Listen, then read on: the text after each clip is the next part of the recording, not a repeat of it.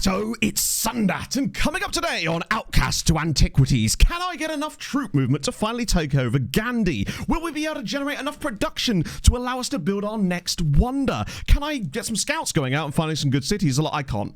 I tried. I just don't know enough things about civilization to make that work.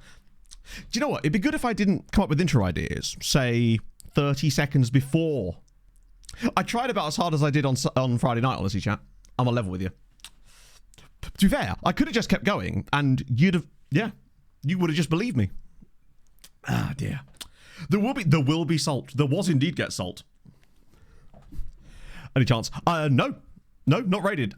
We played Civ on stream on Friday night. The strangest of times it was. Like, genuinely very strange. Let me just turn this down. Oh, nearly pressed the intro button again. There we go. All of us were criticised you. Exactly. The lesson here, chat, is never try more accidental wars. It was a surprise war. We haven't got our youth intake yet. Preview that, sadly, no. On account of we've been live 2 seconds. I know what you mean, Adam. No, we didn't. We were very close to it. I suspect we'll get it within the first 10 minutes of stream today, actually. Never step out of your comfort zone. Always build ground.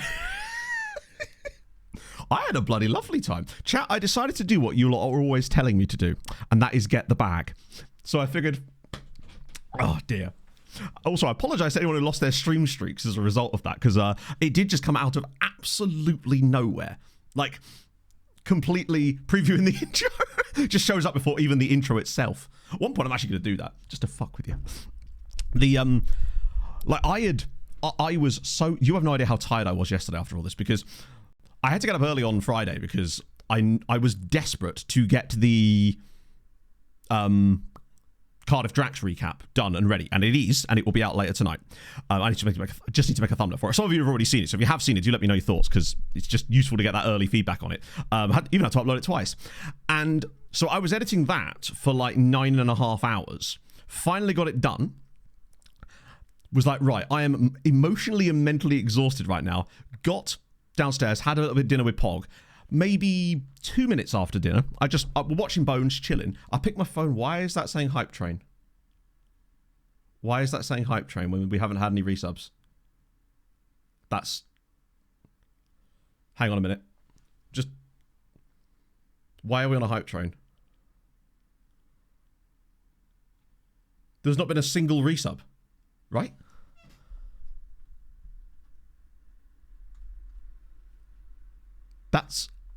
I'm so confused. What? There wasn't any subs. Yeah, but usually it still knows how much the hype train is, right? Eclay, thank you for the 10 bits. It takes 3 events to trigger a hype train. And there wasn't even a single event. The train's been cancelled, chat. I've never seen that before. Is this just like Twitch's new feature? They just put up the hype train graphic and go... like... That is so strange. I've genuinely never seen... Wait. There's Bill's fan with the 30 months. Thank you very much for that, Bill. Or Chris. But still, that's so strange. 30 bastard months, Matto. How the time has flown since we first started in Treaty United. Here's to many more okayest months of FM and Civ. The rail replacement hype train. It's coming very soon. We're building it now. That is so bloody bizarre. Anyway, moving swiftly on from that straight... Oh my god, there it is. How delayed was that? I'm pretty certain that's what actually triggered it, because it does count multiple gifted subs in the same thing as separate events now. I have no idea what to say to that. That was a good, 90 seconds. Very, very strange. Thank you very much, though, Hangarona for the 5 gifted. That is incredibly kind of you. Gazman as well with the 25. Twitch just having an absolute mare today. Let's get off my big face. Mostly so I can put presents. You got to do it. But yeah, I finished dinner. And then, seriously, though, thank you very much for that. It's insanely nice of you. And Tim, thank you very much for the 5 gifted during the Civ stream as well. I'm sorry that I wasn't able to talk to chat anywhere near as much as I normally do. One of my favourite things about streaming is being able to talk to chat. And it's tough when streams like that when you're in a group call for the entire time, which I was having a great time with it myself. But I realise it's not the same experience that you're used to. But yeah, I literally picked up my phone after eating and there's just a message from Zealand just saying, yo, want to play some Civ tonight? And I'm like, oh, God. And it's like, it's Twitch Rivals. And I'm like, oh, good God. Because I've never done Twitch Rivals before. And it's big, man. Misha, thank you very much for the 500 bits as well. That's very kind of you, man. But naturally, like, Pog was just like, go on, say yes. But I'm absolutely exhausted at this point. So I was like, you know what, fuck it. In for a penny, in for a pound, right? I can't get more exhausted. Turns out you can, but I just thought it'd be a bit of fun, basically. So I did that. Declare with me. Pretty much, yeah. And then I accidentally declared war on Tom. You know, normal stuff. Oh, Muno's great. Like, what on earth that was a good group to play Civ with. You're Thank you very much for the 48 months. Anyway, here's some money for another month. You love to see it, Daz. Thank you very much, man. And Johnny as well. Thank you very much for the 33. Some good numbered months here. Tom knows what he did. I know he did. Him and Z waited for me to go to the bathroom and declared war on me. The train of Christmas past. Woo woo. Chug chug chug chugger. Woo woo. I hear you're becoming a Civ streamer now. I am. Yeah, it was a nice little group of us, basically. Like, Yabe wasn't really in the group, in the voice chat as much. She was just locked in. But the rest of us, it's just a good time, basically. I think it helps with situations like that when you know the people fairly well and already have like an existing rapport with them. That's more. I find it takes longer for me to build rapport with people to be able to have banter with people because I'm just never quite sure where the. Do you know what I mean? There are some people, like myself, for example, that you could mercilessly take the piss out of and they will just give it back, but you're just never quite sure. But with Tom and Zealand, I know I can dig in. It's great. No, Misha, I'm absolutely appalling at it.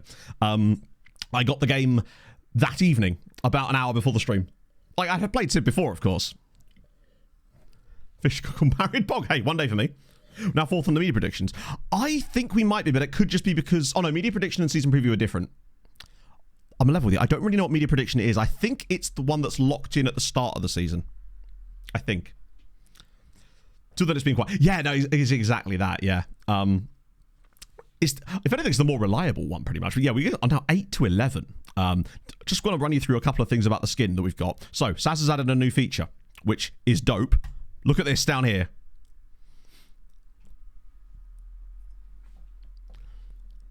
My player, I know. Yeah, I went back to the Playboy lifestyle yesterday, which was sleep in really late, get coffee, quite literally just zone out for most of the day, watch Fulham be absolute shite, order pizza, go to bed.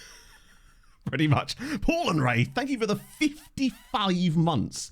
That's insane, Paul. How's it going, man? Lovely to have you here. Yes, the top tactic, is that the 424 one, TSRT? Because I've experimented with that, and weirdly, I found at certain levels it's incredibly inefficient. Most notably lower league. I think you need a certain quality of player to get it to work properly. So yeah, there is now a net debt screen on every single club, which means you can see here that Beveren, for example, are in £8 million worth of debt themselves. That's a B team, obviously. So these guys are pretty good. Antwerp, on the other hand, £66 million worth of debt. So it wasn't Son of the Age, actually, it was Antwerp. They're in a bit of trouble. Obviously, that's their main side. But, yeah, watch out for them, I suppose. Good question, haven't looked. Let's have a gander now. Only 95 million. They're getting there. As far as I know, it isn't currently available yet. Hang on. I don't know what Saz's plans are with regards to public release. And that's entirely his prerogative. My suggestion would be, because I realise that one of the reasons that he may be slightly reticent about it is the providing of tech support. I would potentially, if I was in Saz's position, just say, here's the skin. There won't be any tech support, but do with it what you will kind of thing, right? Maybe. That way it's sort of, people still get to enjoy it, but he doesn't have to worry about the support side of things, pretty much. Fulham were shocking yesterday. I'd say it's our worst performance of the entire season. Just utterly shocking. Hello, Lazio. Hello, hang on, Zapafta. My apologies. Belgium is an absolute hole. Yeah, but that sounds really bad. In terms of finances, there's some very nice parts of Belgium too. Middlesbrough with the no debt. Newcastle with the £69 million of debt. Nice. Oh. Forest just in £260 million worth of debt. That could be problematic for them. Sheffield United 110. Is that because of the stadium? Please tell me that's because of the stadium. Spurs are in £800 million worth of debt. That has to be the stadium. Wolves 100 million, Arsenal 0, Villa 128 million, Brighton. Oh. Now my mother in chat, gloating chat. This is what you like to see. My mum texts me the moment after the game being like, I see we won. I'm like, oh, I wish I'd never told you the game was on. Depends. I've been to Antwerp. The only place, no, I've been to Brussels, which I must admit was a bit of a hole, and Antwerp, which was actually gorgeous. So that isn't The standard debt that Tottenham just have. Right, in that case, probably one to keep an eye on. How are their finances secure when they have £800 million worth of debt? This is some proper, like... They've got a Uruguayan hot prospect. They've got Javier Muniz. So there's that. But that's beside the point. Champions League football. Yeah, but 800 million? It must be like a 100-year loan or something. That's so goddamn bizarre. Okay, well, definitely worth keeping an eye on Spurs in case they, for example, miss out on Europe. Also, are they even in the Champions League? Yeah, they are. And to be fair, they have finished Champions League. Well, not every season of this save, but the last 3 they have. They've had these. This probably is what started the dive. Yeah, Potter seems to have done okay, to be honest. 52% win rate, although he has only played 50 games in charge. The interest alone, yeah. Like, what's the VIG on an £800 million loan? I'd like, if I went into a club like that, just think of what the negative transfer, if the Seraing board took over Spurs in this save, God help us all. So yeah, obviously we've literally picked up right where we left off from last stream, so there's nothing for us to do but progress because we missed it. This is the situation. We are cooking. We are, what's currently 13 points clear of Berrington, 7 points clear of Zebra Elite, with a game in hand, 1 defeat in 15, top of the league. Absolutely flying right now. This tactic and this team has absolutely kicked on this season to an insane level. Also, if you missed it, on Thursday's stream, Sven Smates kept a clean sheet.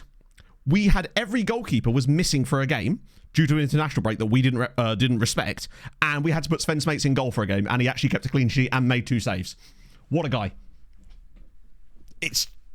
The legend of Sven Smates just grows. And today...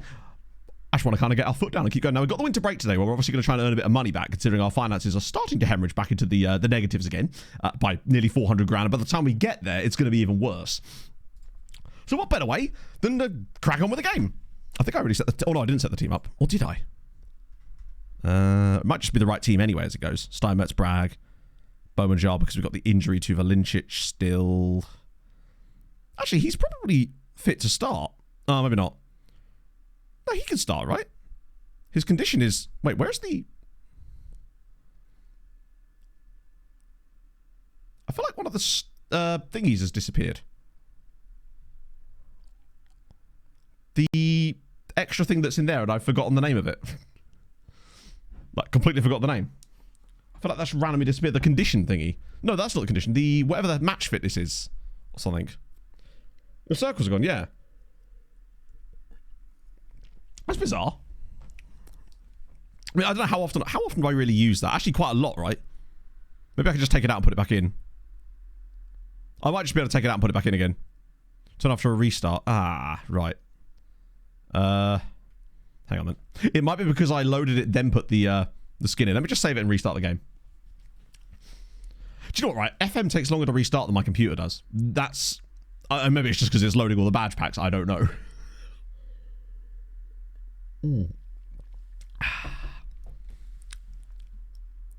It's made out of... But the thing is, right, you put a grayed out goalkeeper in, right, and you're just going to get crapness anyway, so you may as well just go with Svenny Boy. In that case, fuck it, let's just restart the game.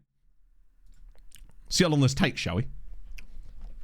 Yeah, I think that's what it is because I replaced the skin by, like, deleting the other one, but then because of that, it didn't have the same name, so it didn't reselect itself automatically, and it means that I loaded a save file, then I loaded the skin, and it refreshed itself, so that's probably what caused it to screw up. So just restarting the game should hopefully fix that. I don't know why I went to full fake school. Oh, it's because it would have just been a black screen otherwise, wouldn't it?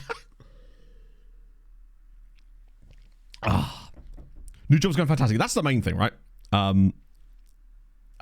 Yeah, but... speaking of that, though, Master Tramps, firstly, congratulations. That's actually sick that you're enjoying your new job.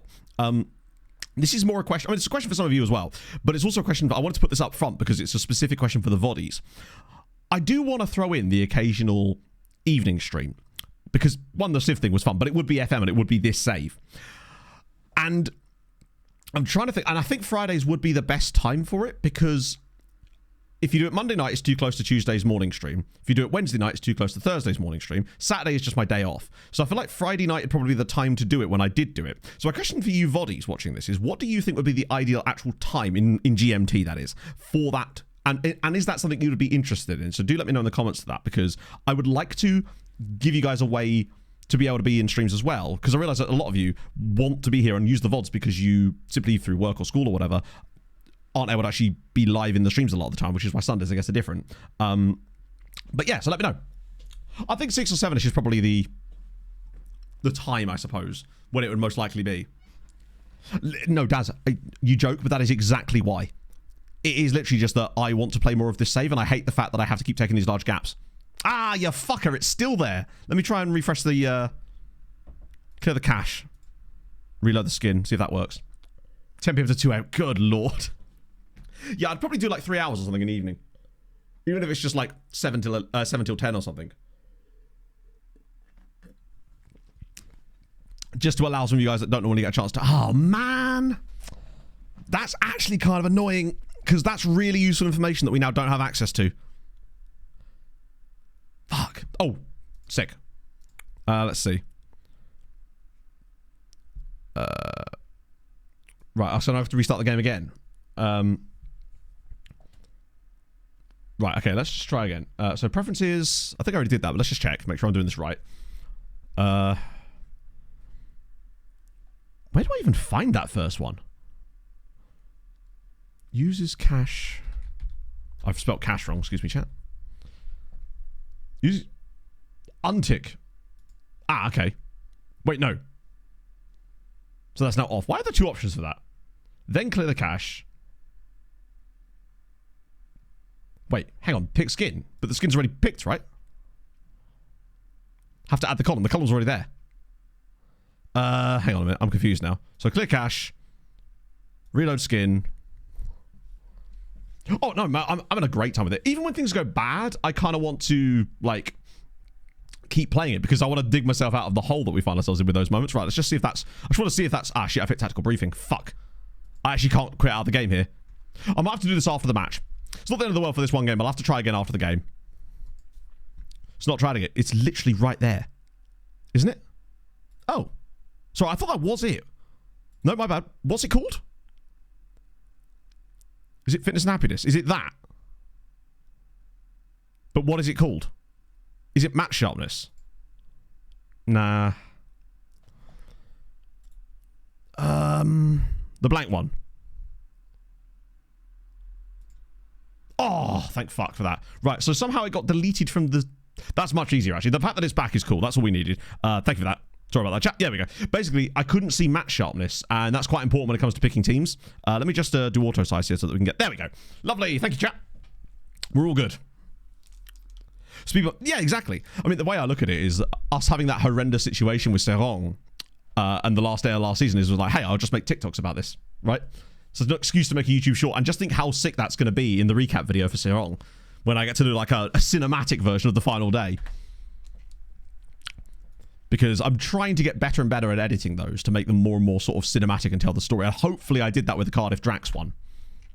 Yeah, I think this is all my fault, I should stress. It's not to do with Saz's skin. It's what's happened is it's because I deleted the old version of the skin, but the new version doesn't have the exact same name because it's like a sort of a version update. And as a result, it put back to the default skin of the game, and I actually had to then change the skin in the game, which then, of course, means that settings don't get carried over. So it's literally my fault. I should have just put it in there and switched it in mid-game rather than deleting the old one. But we're all good. Watch us now just lose the first game of today's stream. I don't know, Clayton. That's really a question for whether Saz, what Saz wants to do and stuff like that. I'm just sort of showcasing it for you currently anyway. Did I not put the right player back in? Oh, I should have put Valinčić in, really.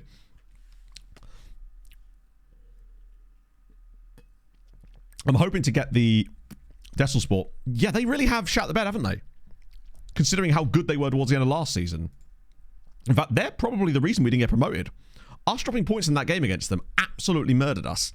And it was the one point that cost us promotion. Although, I must admit, as satisfying as it would have been to win promotion last season, I think this season is going to feel a lot better because it looks like we're about to quite simply trounce our way to it. Now, obviously early days yet, but There you go. I don't cry about heat. But they have certainly fallen off quite a lot. So have we in this game. Watch it just be an entire, like, luck seed type of situation, and we're just going to be absolute crap. These guys aren't bad this year, though, to be fair. So this is another one of these games that I would happily settle for a draw if we had to. Because I think they were towards the top of the league. I suppose this is the problem when you're sort of displaying things like that. I probably will need to make a command for it or something. But I'm not even sure what to say, really, because it's like, if I've got it, you know... Oh, come on. Oh, mid-table. Yes, but they were also relegated... they've fallen off. They started the season quite well, so I just kind of assumed they were still as good. Oh, my goodness me. Matos has taken 2 blokes on. Go on, lad. Take him on a second time, and he's done him a second time. Or back post. Oh, it's glorious. Absolutely superb. Matos this season has just completely come to life on that left-hand side. I think that now makes him our record assist holder in a single season for Seraing. Bear in mind, we haven't even hit Christmas yet, and he's already beaten the record set by Riley Owen. Riley who? But like, he's got body blue in it. Oh, it's glorious. Excuse me, what was that noise? We do.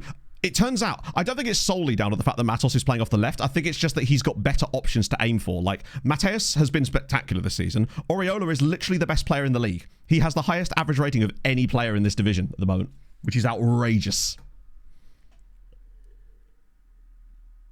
And that wasn't my normal pissy drink either, chap. That was Tesco's own brand sugar-free energy drink. So I have had a cup of coffee, and I've had an energy drink. So what I'm saying is I'm going to fall asleep midstream. Be prepared.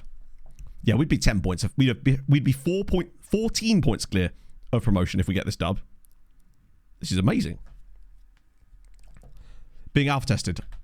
I can say that, but people, it's not going to then stop them asking and saying, how do I then get the alpha test? Do you know what I mean? It's one of these things.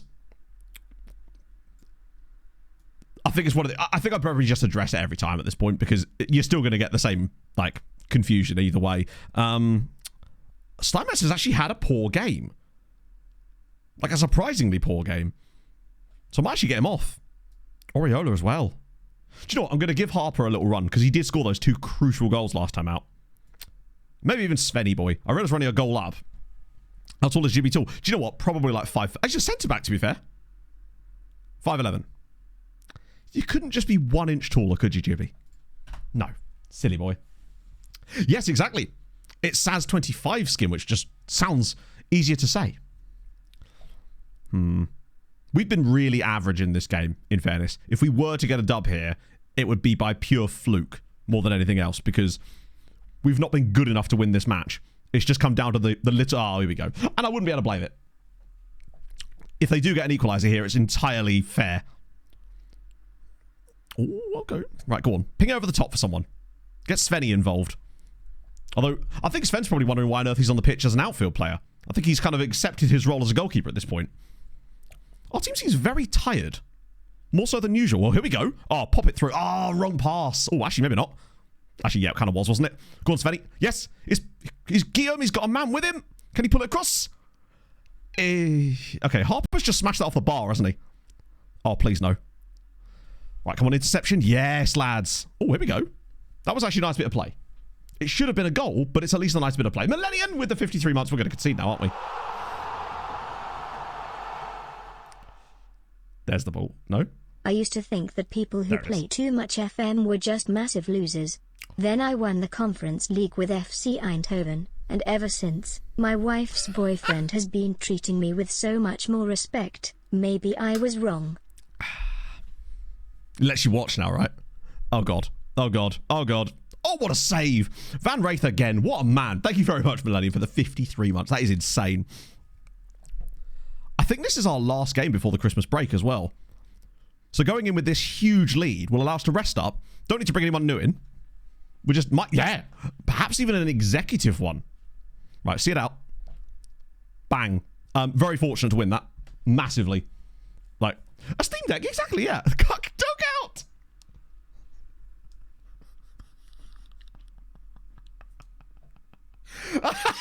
It's got like one of those little water coolers in it. Oh, Jesus. Tremendous. Yeah, the front line was not firing at all today, but that's okay. It's hilarious when we end up a cuck-out. Indeed, yes. This is the sort of results that we could never dream of getting in that first season. But I feel like confidence does play a role, and the morale being so high does just seem to allow you to create chances like that. God, I could really do with a chair like that. I have, by the way, applied to get a new scout because I noticed we actually had a scouting slot available, and I figured, it turns out as well, a lot of the scouts available to us at this level have really good world knowledge. So anyone I picked up, he had like 10 different knowledge of different countries, which was pretty dope. Yeah, it'd have to be sunk under the floor, like to put it in the perfect viewing angle of eye level, you know?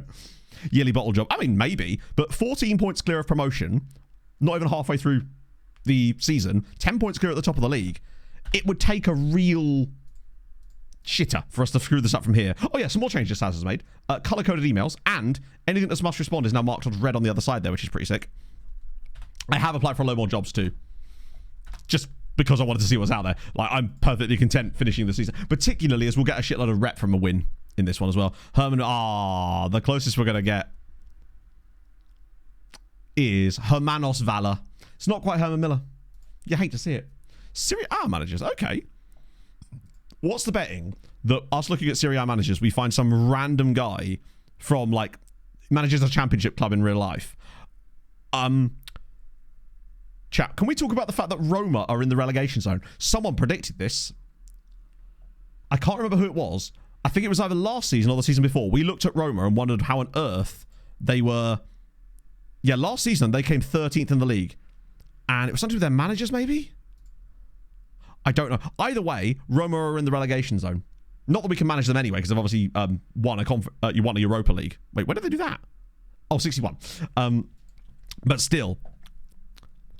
Let's see who these managers are. What is that? Yeah, it could be other. Let me just put the debt screen on here. Wow. So Vincent Kompany's at Inter with the 240 million of debt. Juve have got Marcelino. Remarkably, Lazio have this guy, who I'm assuming is a caretaker manager. Yeah, Paolo Benchiveni Stuffy. Bit less debt for them, though. Lecce have got Alfredo Angeletti. Milan have got Didier Deschamps. Gennaro Gattuso is currently managing Monza. How long's he been there? Not very long, and it's not doing that well either. Napoli have got Julian Nagelsmann. Not a lot of debt either. Armin Zet. Wow, he's scary. He's terrifying. Who is this guy? He's a regen manager that was Bosnia and Herzegovina under-19 manager, then Zrinjski Mostar, and then Palermo went, yeah, sure, why not? Let's appoint this 52-year-old bloke who is absolutely terrifying. He looks like the villain in, like, a silent movie. And he's fickle. Of course he is, yeah. The Balkan Paul chuckle? Love that for him. He's terrifying. I hope we never have to play against Parma. No, not Parma, sorry, Palermo. Speaking of Parma, Cannavaro's at Parma. Roma have currently got Jacobo Spravati, but he'll be moving on soon, I suspect. Salernitana got Veshko Mihailovic, who was at Anathor. He's been there a while, actually. So enjoy Civ. I actually really did. Not the ideal environment for my first play of Civ in like 11 years, but it did make me want to play again offline now that I've got it, you know? So it's something I will definitely be doing at some point. Not sure exactly when, given the fact that I... Oh, Conte's at Sassuolo. Torino have got Rolando Moran. Udinese have got Sandro Perkovic. Atalanta have got Manuel Takac. Bologna have got Christian Schnuli. That's a great name. That is a brilliant name. Schnuli. Also, Bologna are now obviously off the list as well in this save.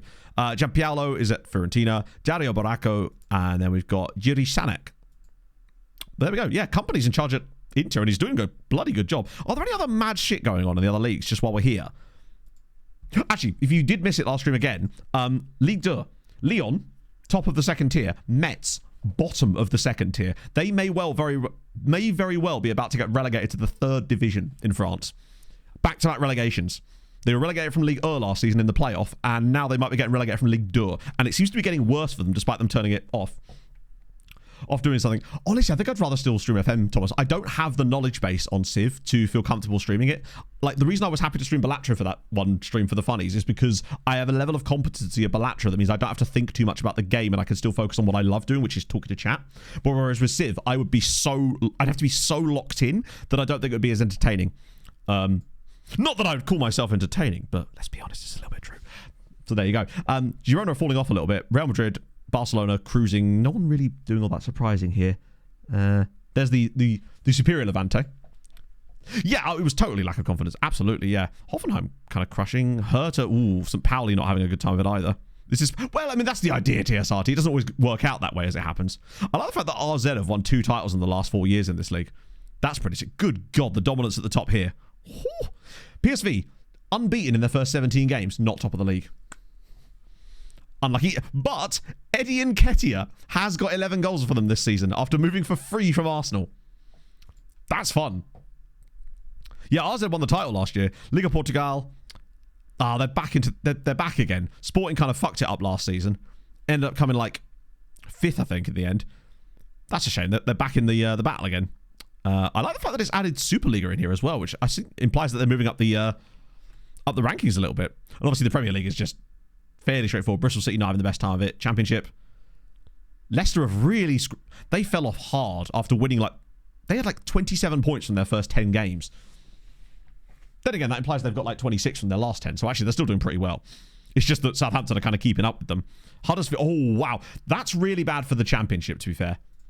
Like, you don't normally see that level of horrendous... Yeah, Salford got promoted last season. 6th place! That would be interesting. See, that's the kind of shit I'm on about. Something like that would be intriguing. Manager tab to the previous screen. Wait, which screen? What, on the main league profiles? Could you send me a screenshot by any chance, just so I can show chat exactly what you mean? Because that sounds sick. Yeah, Palace having a bit of a shit time of it as well. But look at this from Huddersfield. Oh, hang on, my bad.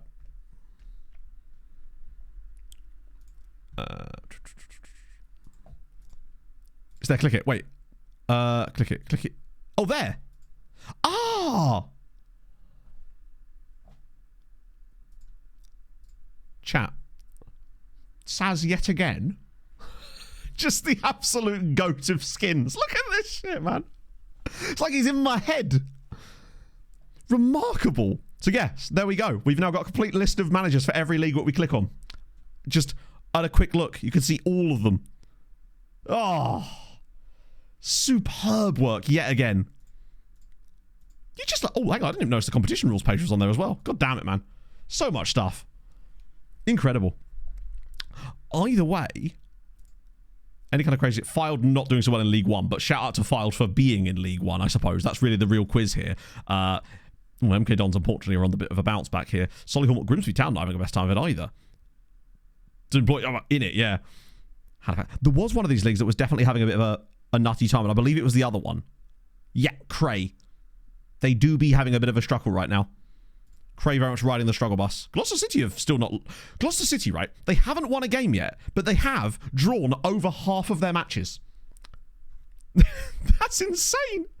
They're actually still in this battle, despite the fact they've not won a game. They've drawn more games than they have lost. They haven't won any, but I hope that continues, because that is definitely content-worthy right there. Oh... International managers. I don't know. Maybe, but maybe by accident. Let's have a little look, because I saw that suggestion of looking at a tournament page, like, or even like Euros qualifiers, like this. No, that's the playoffs. Hang on. Like Euro qualifiers. Ah, it might just be because we're not in a World Cup. We were in a World Cup qualifying window, maybe. Wait, hang on. No, it doesn't do it. It can't pull the information. Career location-wise, do you know, I actually don't know. I genuinely don't know where Cray is. Or it may not even be a place. It might just be the name. But I'm pretty certain it is a place. I just simply don't know. Why am I being told about a guy moving from Waterford to Bowes? That seems a bit out of place with these ones. It's extremely impressive, Cheese God. I really hope they keep that up. Wouldn't it be cool if they didn't win a single game all season, but still managed to draw more games than they lost? Like, that would be TikTok worthy for me. Chislehurst. I don't know where that is. Right, so we did Serie A manager. That was a fun little film. Legend Scott Parker. He should still be available in the game as a manager, right? He'll probably be managing Club Brugge again, right? Ah, exactly where he should be. Manager unemployed. That's what we need. Oh, is it Craig Valley Paper Mills? It might be. So yeah, Scotty Parker managed Mansfield and lasted just over a year, then went to Wimbledon, and lasted just over a year. Yeah, he's exactly where he should be, unemployed. I know Burnley fans might not agree right now, but come next season, they may well do. Soresti. Do you mean... Oh, Sestri. Sorry, my bad. Yep. Both times. I think he did. Oh, they're Serie D now. Although that doesn't really surprise me, given that... Came in summer. Yeah, they're kind of F. We don't have Serie D turned on, unfortunately. I'll actually refund you points for that. That wasn't a big lookup. Yeah, Hannah! Thank you for the follow. So yeah, we've got one more game before the Christmas break, but we should be getting our Youth and Take preview in this little period here. Chat have informed me that it's roughly 4 months or something, or 5 months before you get the official Youth preview. So it should be around the 14th or 15th. That'd be an interesting little test, actually. Was the ones. Oh, that's sick. Greatest manager. Jesus. It was turgid stuff. It really was. Now, I don't think I can actually put friendlies in there, even though it... Yeah, I can't. But we have got the Harold Bishop Memorial Trophy coming up soon. So, and if anything... Ooh. Did any of that... Oh, my God, it actually did help us. Berringen lost. So that means we are now officially 14 points clear of promotion and 10 points clear at the top of the league. I wonder what the record points tally is for a Belgian third tier side, because we are cooking at the moment. Like, we're an insane level of PPG. Like, we're looking as things stand for like an over 80 point season. Like, what are the record scores? So 66 was promotion last year, then 71, 71, 65, 70, 69. Nice. I think we can beat 71. I'm pretty certain we can beat that if we carry on at this kind of rate. Now, we'll probably get some injuries and it's fine.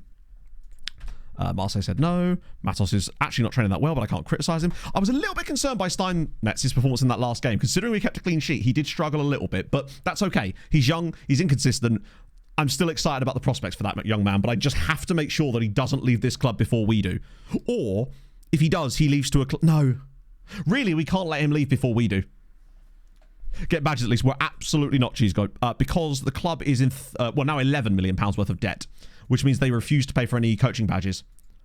Basically, after we got sacked by leaving Sestri in an absolute state in Serie C and then got relegated, we were scrounging around for a job, and then Seraing just offered us one. And to be fair, we have actually steadied the ship quite impressively here. Like, first season, we were one of the best sides in the league. XG just didn't match. Last season, we were one of the best sides in the league. Missed out on promotion on games won. This year, kicked on. We're going to get them promoted. I'm saying it now. If we don't get this guys promoted this season, I will happily recreate my Enrique Iglesias cover on stream. That's how confident I am. We can't manage Marseille anyway. No, I know, but I just do apply all. It's just easier than do it one by one. Like, obviously, we're applying for jobs that we can't technically do, but it's just easier. That's how confident I am. Which is ironic, because... Okay. Wait. Oh, it's Luxembourg, lol.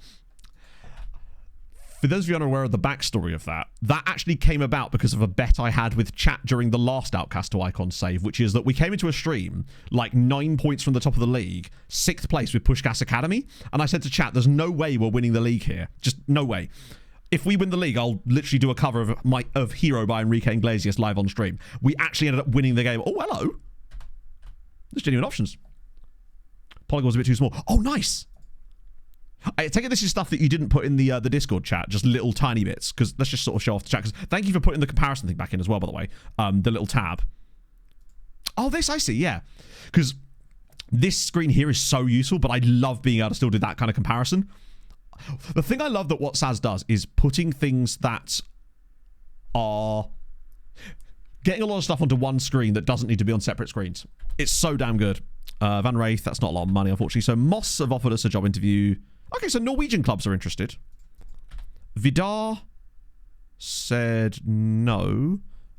We've got these guys here in the Finnish second tier.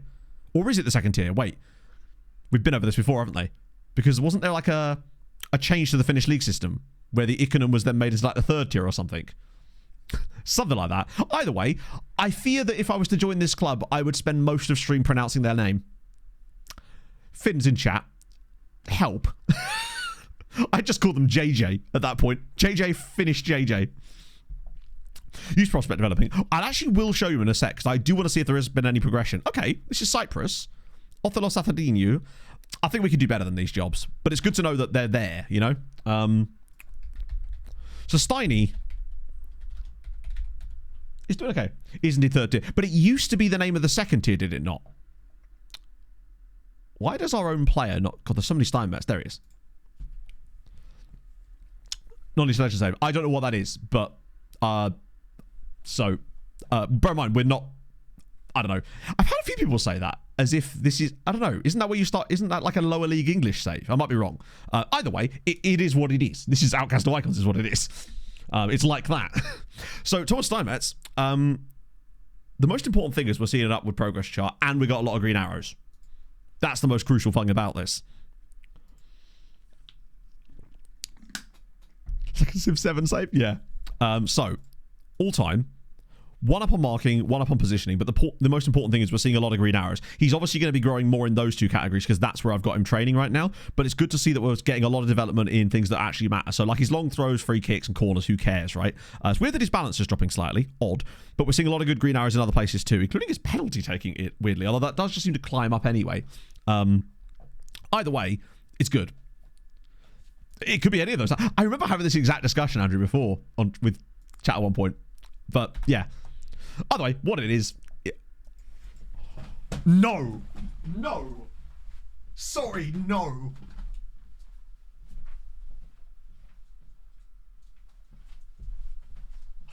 Hang on a second, a minute here. No fucking way. So...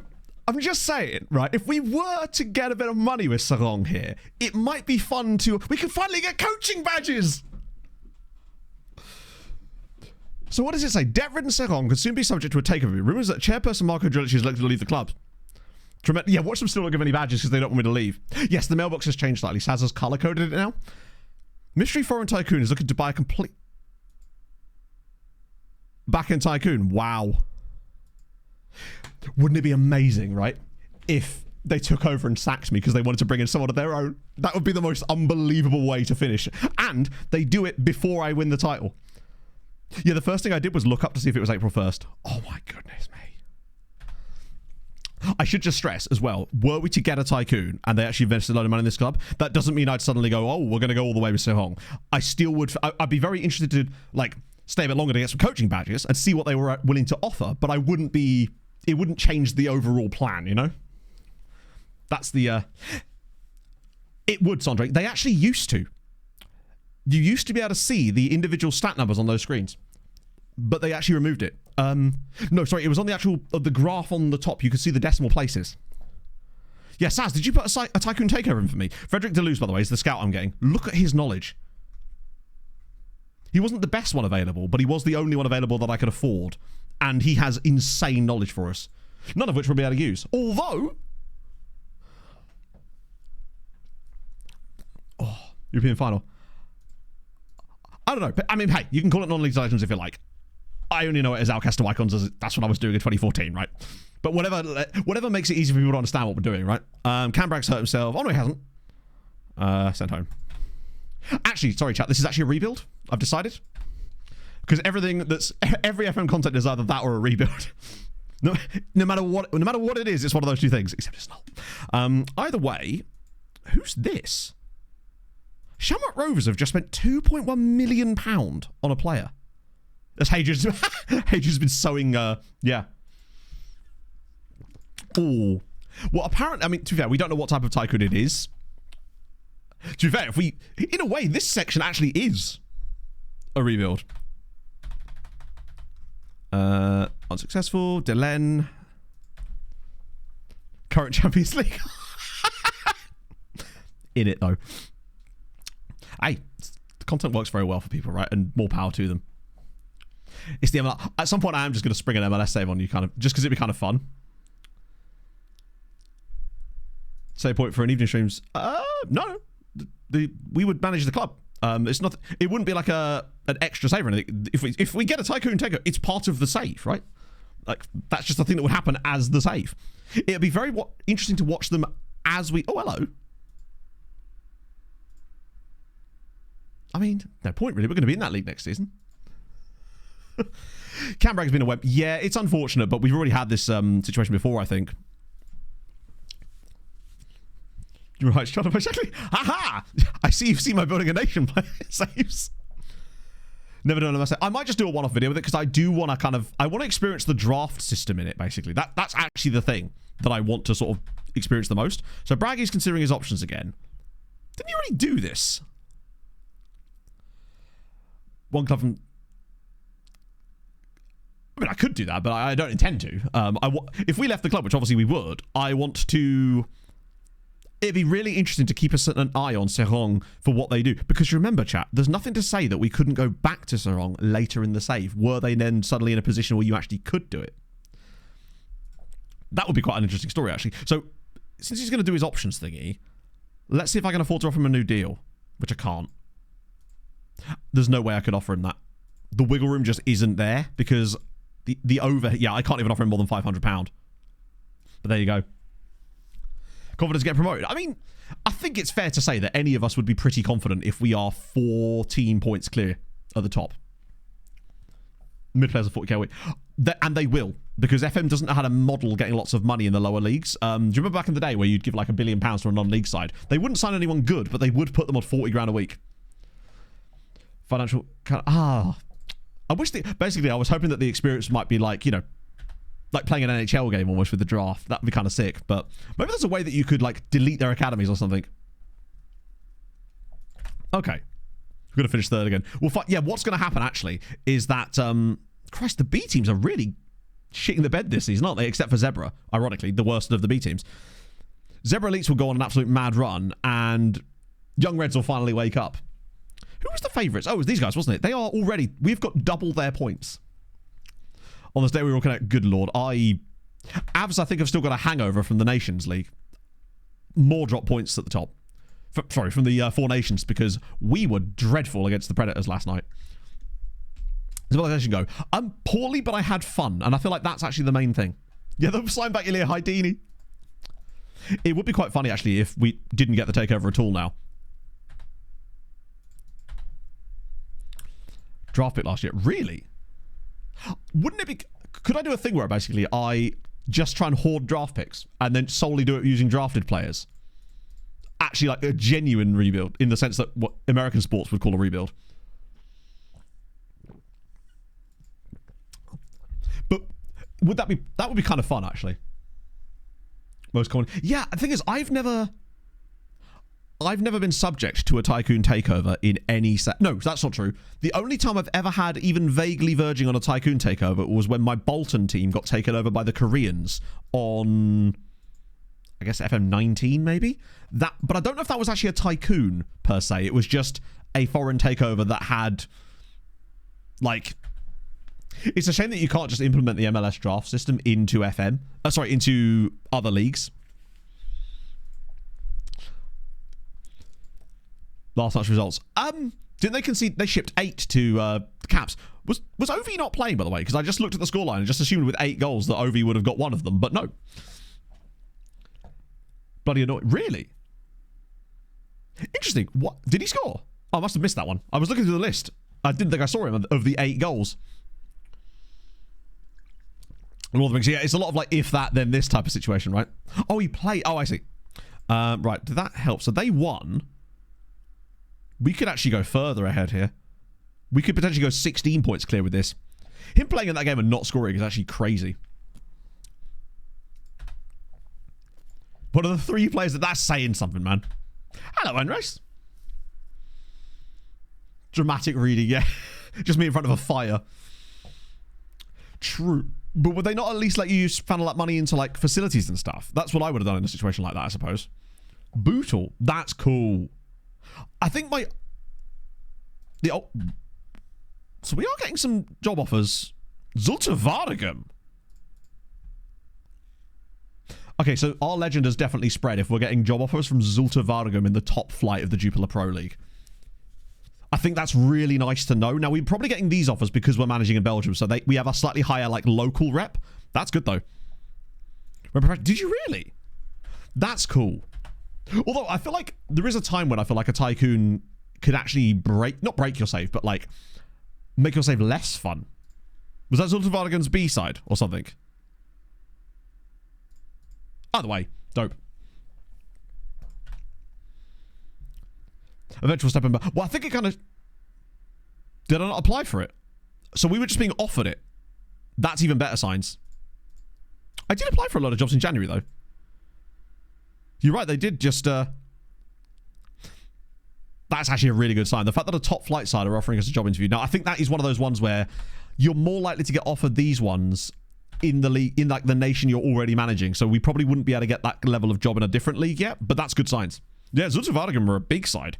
I mean, at the moment they're struggling, but why would we want to leave what we're doing with Seraing right now? We're going to get huge rep boosts at the end of the season. Potentially a Tycoon takeover as well, which could change a lot about this. But again, it wouldn't make me suddenly go, we're going to try and complete the challenge with Seraing, because that would sort of defeat the fun of an Outcast to Icon save, but it would maybe give us a chance to get some coaching badges. Youth team only. Technically, they are manageable in the sense that you can take them over in the save, but I wouldn't in this save because I think Anderlecht are off the list anyway, and their youth team for me would count. Plus, I wouldn't want to manage a B team anyway. Project Gavin McKenna, yeah. Although, his draft year's next season, isn't it? I'm not sure they're going to be able to get shit enough in that time without trading away quite a lot more people, like Sid, for example. I don't know. It depends, because remember, we're going to have to turn pro if we get promoted, which we, let's be honest, are going to. We're going to bring Valincic back in, because he does need to start getting some football again. At the expense of... probably DeBeo, honestly. We've got Slugic on the bench. 2026, yeah, so... The question is whether Chicago or San Jose are still going to be garbage then. Because I'm starting to get the feeling that San Jose might actually overtake Chicago soon in terms of like their actual development, because it seems like there's a better vibe going on with the youngsters at San Jose than there is with Bedard's support in Chicago. Although it does feel like people are perhaps expecting a little bit too much out of Connor Bedard so quickly. Well, we would be able to sign the amateur Belgians potentially as well. Nervous. Why are we nervous? We're favourites. Go on. We're at home. I think if we win this, going into Christmas, we get... by the way, we still haven't had our youth intake preview. Yeah, Anderlecht wouldn't be manageable, and I wouldn't want to manage a B team in this save anyway. I genuinely feel like this might be the most fun I've had on a Football Manager save. Possibly... I'm not sure. Maybe even ever. Picking an NHL team. It's a tough one, because I started watching... hockey about the same sort of time as I started football, so I obviously had to pick. I mean, obviously I would have had to anyway because I'm not American. I basically went, oh, there's snow in Colorado, therefore I like that. But I think it also possibly had something to do with the fact that as a 13-year-old watching hockey and seeing the fact that Colorado had oh god, cool, your Sakic's and your Forsbergs and your Tangays and your Haydukes and your Patrick Wars, that probably helped a little bit as well. You know, I guess it depends on what you're looking for, Misha, right? There is an element of perhaps choosing a team that somewhat mimics some of the characteristics of the club, the football club that you support as well, potentially. Like, you can sort of find equivalencies in the sport, perhaps. That way you get a similar experience, I guess. So, for example, if you were a Saints fan in real life right now, you could say, hey, maybe I should become a Chicago Blackhawks fan or a San Jose Sharks fan, perhaps. That was an annoying way to concede a goal. Or you might just see a player that you think is cool or does something really cool that you like watching, etc. You know, teams play different styles of play that are more or less interesting than others, right? And sometimes it's just like you already like another sport in the States and that same city already has a team, right? Don't just pick the Stanley Cup. I mean, you can, right? Oh, it's glorious. That's a... Did that... I must see a replay of this because I don't think that deflected to him. I'm pretty certain Oriola just volleyed that pass. I thought that deflected off the defender, but I think he deliberately does this. Does he pass this? Oh my goodness me! That wasn't a deflection. He's actually volleyed that ball to Oriola. What a pass! What team is bad then? But bear in mind, Brighton aren't bad. Brighton are a mid-table, upper top half Premier League side. That's the sort of, to me, that's like a playoff bubble team. Like, perhaps, that are unexpected to be, not unexpected to be there, but like Ottawa, maybe. A team like Ottawa, Matt, maybe. Like, Pog literally chose the Penguins because she likes penguins. Hello, Jack. I suspect a lot of people follow the Ducks because of the movie as well. Montreal, yeah, Montreal would be fun actually, because you've got a lot of incredible. Montreal are going to be good. I feel like they're building towards being good. Like, Lane Hudson alone. As a Moneyball team. Maybe. Hockey's a bit more difficult with that. Because the logo, it is cool, actually. Like, Pog literally just went, I like penguins. And at the time, she didn't realise that Boston Bruins meant bears. See, if Hershey were in there... She was fit too. He's a handsome man. Winnipeg or Bournemouth or Forest, they... If anything, I feel like at the moment, the Caps are more like Forest, perhaps. No one expected them to do what they've done this year. She made the right call. He was goalie for the Capitals. No way. Hang on a minute. I'm trying to work out who that is then. He's goalie for the Capitals. Are we talking... Is it Darcy Kemper? No, Darcy Kemper's not the... I'm trying to think of goalies that have played... Grubauer, of course, yes. I was trying to think of goalkeepers that had played for all three of those teams, but yeah, it's Grubauer, isn't it? Because when I was thinking of Seattle, all I could think of was DeCord. That's awesome that you know Darcy Grubauer. Philip Grubauer. Used Brighton as his Moneyball save. Didn't she use Brentford for that? I swear the thumbnail was red. Pick the Islanders. Oh, God.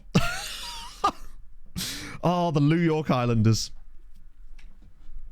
What a time to be alive. Full in the NHL? Absolutely not. No. The Avs are more like... I'm trying to think what the best example would be of the Avs. Like, recent Stanley Cup winners. So, like, Avs or Arsenal? No, not really, because we've won things recently. We've won the Stanley Cup. There isn't really a great example of... They have some Arsenal-like qualities to them, but without the fact we have actually won a Stanley Cup recently. They're basically Arsenal if Arsenal had won that Premier League title 2 years ago. That's the best way to describe them. Like, they have some elite play...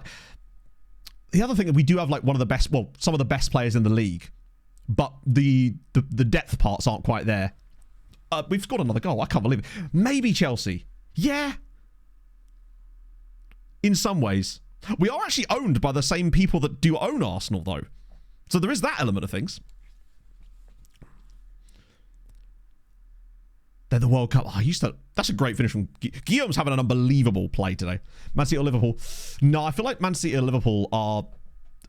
Honestly, the best description of someone like Man City would have actually been someone like Tampa a few years ago. Less so now. But like, I feel like John Cooper kind of gives me... Would I call John Cooper Pep? It's another poor performance out of Steinmetz, though. Because the Kroenke group that actually own us as well. Yeah, because it was Matthew Benham, and I can't remember is it Tony Bloom as the Brighton guy? Right. How have we turned this around? We are just... Is Sully? Maybe, yeah. So who's Cooper, then? Like, Klopp? Perhaps. Yeah, Nate McCarr with another goal. To be fair, not anymore. Like our goaltending situation has definitely improved massively. Now that we've got the lumberyard at the back, it's definitely better. Shit, no, but they're not though, are they? They'll still end up coming third. Or at least will they come third? I actually think they probably will, even if they've still got some problems. Someone like Minnesota, possibly. They have like a couple of standout players, but just aren't quite... Are having an above average season as well. And injuries have kept some key players out. Is it coming fifth? I do get the feeling that City will just end up getting enough points to just finish above teams that you wouldn't expect them to. Oh, Christ, not again. So about that promotion, now we'll be fine. It worked fine last time, right? I mean, they've absolutely underperformed. I mean, when you see them come up against an elite side, it does show that there is a huge gap that suddenly seems to have appeared. And they do still seem to be good for a wobble, but I just feel like they'll just randomly get enough wins slowly but surely over the rest of the season and end up being kind of okay. No, I think a lot of people in chat don't watch Hockey Crab. It's just sometimes when the hockey chat turns to hockey chat, I'm happy to engage in it because I likes me some hockey.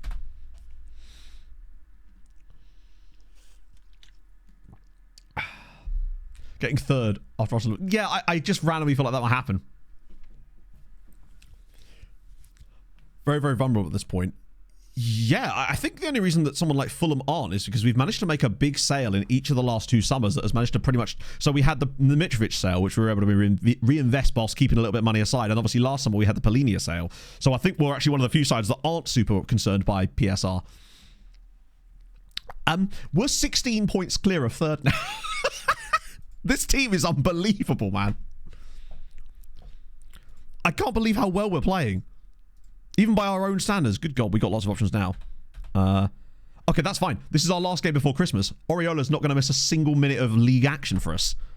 If he's going to get an injury, that's the time to do it. Surely we are now top of the XG league, right? Oh, we are comfortably clear. Like, we are overperforming still, but we are miles clear. I wonder where we are in goaltending. Goaltending? Goalkeeping. Sorry, chat. Too much hockey there. -2. So, Van Wraith has really kicked on the last few games. Forest. I still, part of me thinks that Forest might just slip behind. I think they might still get top 5, but I think it will be behind those. Although Chelsea have certainly been a bit of a wobbly time lately as well. So, yeah, Leeds might actually be in a position where they can go, right, let's be spendy spend. Oh no, don't you dare. The game is taunting me, chat. I saw A and I went, yes, and then it was a striker. So, can you play as a number 10? That's my question. To be fair, this might actually be an even better youth intake than last season. He will miss the Christmas...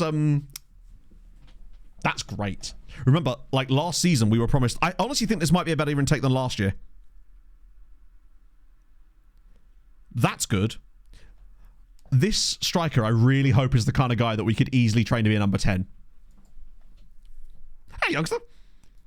That's exciting. Also, 17th of December, so it's not quite to the... Unless we get it on, like, the thingy. Or a winger. Yeah. There'll be one... Oh, pardon me. There'll be one or the other. I'm hoping it's the number 10 option, though. Just because it would be nice to actually get a homegrown player that we can root behind there. God, if we were to get another absolutely goated homegrown talent, it makes this really difficult.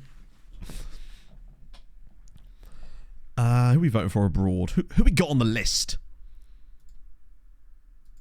Amadou and Bayern. Okay, Doku's there. Pascal Stra... Is it Bayer? I usually just vote for Charles de Catalara because I just enjoy saying his name. Just like I did last year. And I'm going to do it again. Damn it. And to be fair to him, he's actually had a really good season. And just because I feel like I want to vote for the guys that, you know, they're not doing so well, but that's okay. I want to give them a bit of confidence. So you're going to get some votes from me as well. Still not Smakes. Smakes is playing in Belgium, unfortunately. Yeah, I do instinctively... Does anyone else do this? This might be one of those, like... If your player is on this list, do you or do you not do what I do, which is where I instinctively vote for the worst players on the list to take points away from the team, the guys that might potentially stop my player from winning for it? Generally speaking, that's what I like to do. I'm that guy. You have Welsh guy. I think it might have been from Hangarona earlier. It's the law. Indeed, yes. Could be quite familiar when he comes through. So the issue is basically because you can't set... There isn't a strikerless tactic that you can have as a default on any coaches, and as a result, there's always going to be a striker that could potentially come through your intake. So we've got a head of youth development that's basically as good as we could get, but at the same time, it's also still a problem. But yeah, it's a shame there isn't like a strikerless tactic that's kind of built in a little bit.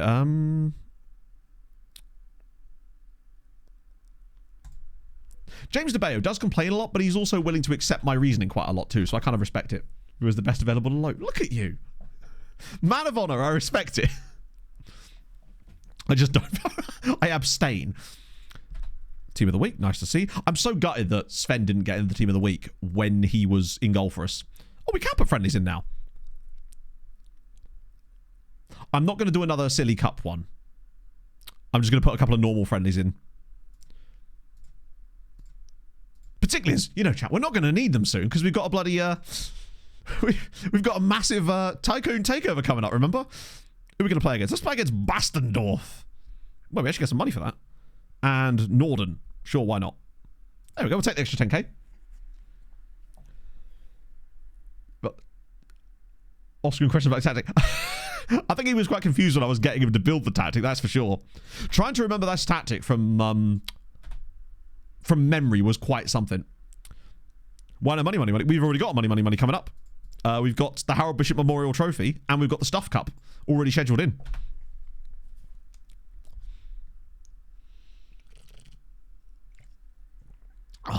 a network saying, yeah, you just end up with some random guy that's playing in like the Zimbabwean league, winning the trophy every single time. It's good. It's what we like to see. Won't be replaced. I love that he's happy by that, even though he literally has been replaced. It's great news. I do feel a bit bad about the fact that we're going to lose Van Rafe no matter what happens. Farps have offered us a job. Love to see it. Okay. I kind of just want some updates about this damn takeover. Welcome in, Leo. This team is in the 3rd tier of Belgium, which is where we currently are managing as things stand. God, I've got so many glasses on the desk right now. I've had my pissy drink, I've got my coffee drink, I've got my water drink, and my second water drink. Is Venezia part of one of those cups? I guess it must be. So it's all now. We'll get shitloads of injuries in these.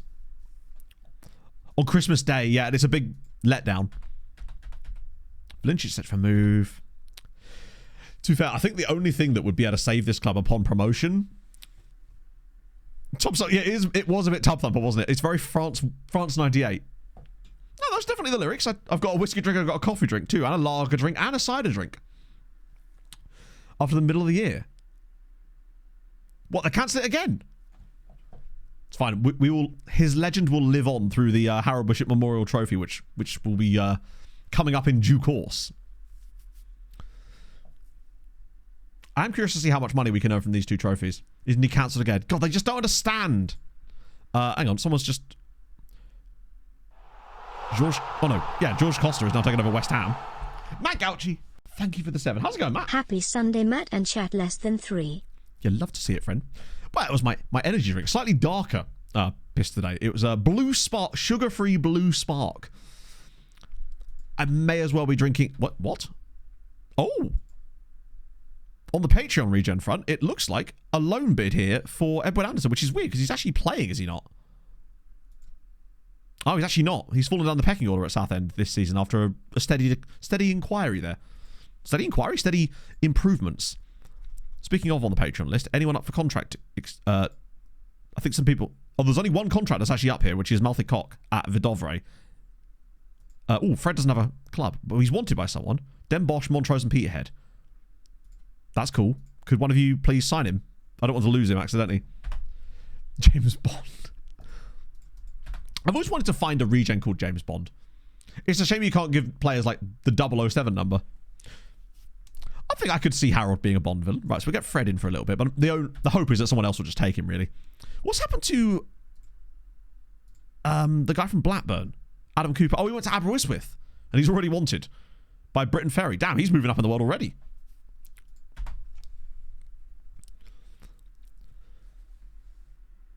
Are you around the Reacher? That's a big guy goes around, right? To be honest, at the moment, Pog and I are just still burning our way through Bones, nearly towards the end of season 5 now. Just having a nice time. One thing I was thinking about is that a lot of new TV, and I will watch it obviously, and over the last 5 years have watched plenty of these new TV shows that come out on streaming services, but I feel like they don't seem to have the same rewatchability as your old police procedurals from 2007. I never feel the desire to go back to them most of the time. Watching Severance, I have not seen Severance now. I'd like to, but I'm not going to put down Bones in the meantime. Burning through Bones sounds hardcore. I know. Sounds exactly like the show, damn it. Jim Bond. Wasn't there a football-related dude called Jim Bond as well? It's one of the things I love about having all these leagues switched on, Paul, that it actually creates those kind of situations. Where you always seem to have 2, like, nation-appropriate clubs and then one random team from absolutely nowhere else. What show was Harold Bishop on? I can't believe you don't know. Wait, Berringham have lost their manager. They were doing well, which means he must have been poached by a second-tier side, right? Has to have. Oh, he's been there. Wait. Yeah, he took the Vesely role. Fair. I've never seen Succession either. We've got a lot of gaps in these schedules now. It's nice. Before you get, yeah, I'll get to it eventually. That's literally it. Yeah, I will get to it eventually. Although what I will say, the fact that it's Apple TV makes me think that it's trust exactly people that are saying it's good, because they, for me, are, of the streaming services, the one that has the best track record over the last few years at producing banger after banger, frankly. There's been so many good shows on Apple TV over the last couple of years. It seems that their percentage of good to shit is extremely in favour of good lately. So fair play. Like, Shrinking, for me, is one of the best shows I've seen in the last few years. Ben FM, thank you for the follow. And now, to celebrate Harold, some Harold Bishop Ultras. And a 5, and a 4, and a 3, and a 2, and a 1, and go! Like you did.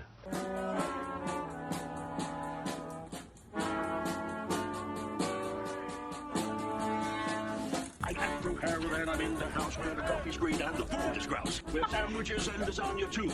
Ice cream sundaes for me and you. I got through Harold and I'm in the house where the coffee's green and the food is grouse. With sandwiches and lasagna too.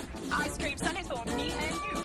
I try not to lose my temper with myself. Oh, goodness sake and shit and balls. The minute you get uptight, you're dead. I think it comes down to taste as well, right? Like, there are certain things that I think it's because I use TV as an escapism thing where I just kind of want a bit of fun and, like, that's why I quite like your buddy cop police procedural shows a lot of the time, because they are just kind of mindless fun, and I think that's actually something that I find quite relaxing and almost like a blanket to put on. It really is, PJ. Yeah, exactly like that. Like, Silo as well. Another absolute banger. I'm trying to remember, was Dark Matter? I think Dark Matter was Apple TV as well, actually, now I think about it. And that was obviously, I mean, I was always going to like that, to be fair. I mean, one day's episode, you've missed out, Misha. You've missed out. You've missed out on Harold Bishop. It's crazy that we're only getting like 10k for these two friendlies, but this next cup's going to earn us like 100 grand. I think the reason is, because you notice how I've not watched Slow Horses, but I have read the first book. Yeah, I haven't actually finished Silo Season 2 yet. Because again, just watching Bones, frankly. Dark Matter was really good. The book is better, but then it's easy to say that because most people say that, right? There's very few times when you watch a TV show and go, yeah, it's better than the book. Ted Lasso, I enjoyed the first 2 seasons. I thought the third season was an absolute mess, but still had its enjoyable moments. Murderbot Diaries. I've read the first Murderbot Diaries. Sorry, is it called Code Red or something? It's quite short. I've read one of the Murderbot Diaries books. I can't remember which one. That's the Martha Wells one, right? I don't know, actually. Right. Cool. Yeah, I've never watched Slow Horses, but Titanic was better than the book. Do you know it's based on a true story? Crazy. Starmax Progress. Here we go. Registered Sisters book, though. Do you know I actually haven't? Starmax is training okay. Wanted by 13 clubs. That's scary. Oh, God. A league... hang on. Sorry. This makes me think that he's actually legit. This is the League side that are saying that he has significant potential and could break into the first team sooner than How the hell are we going to hang on to him? Can I praise his training, though? Yes. Good.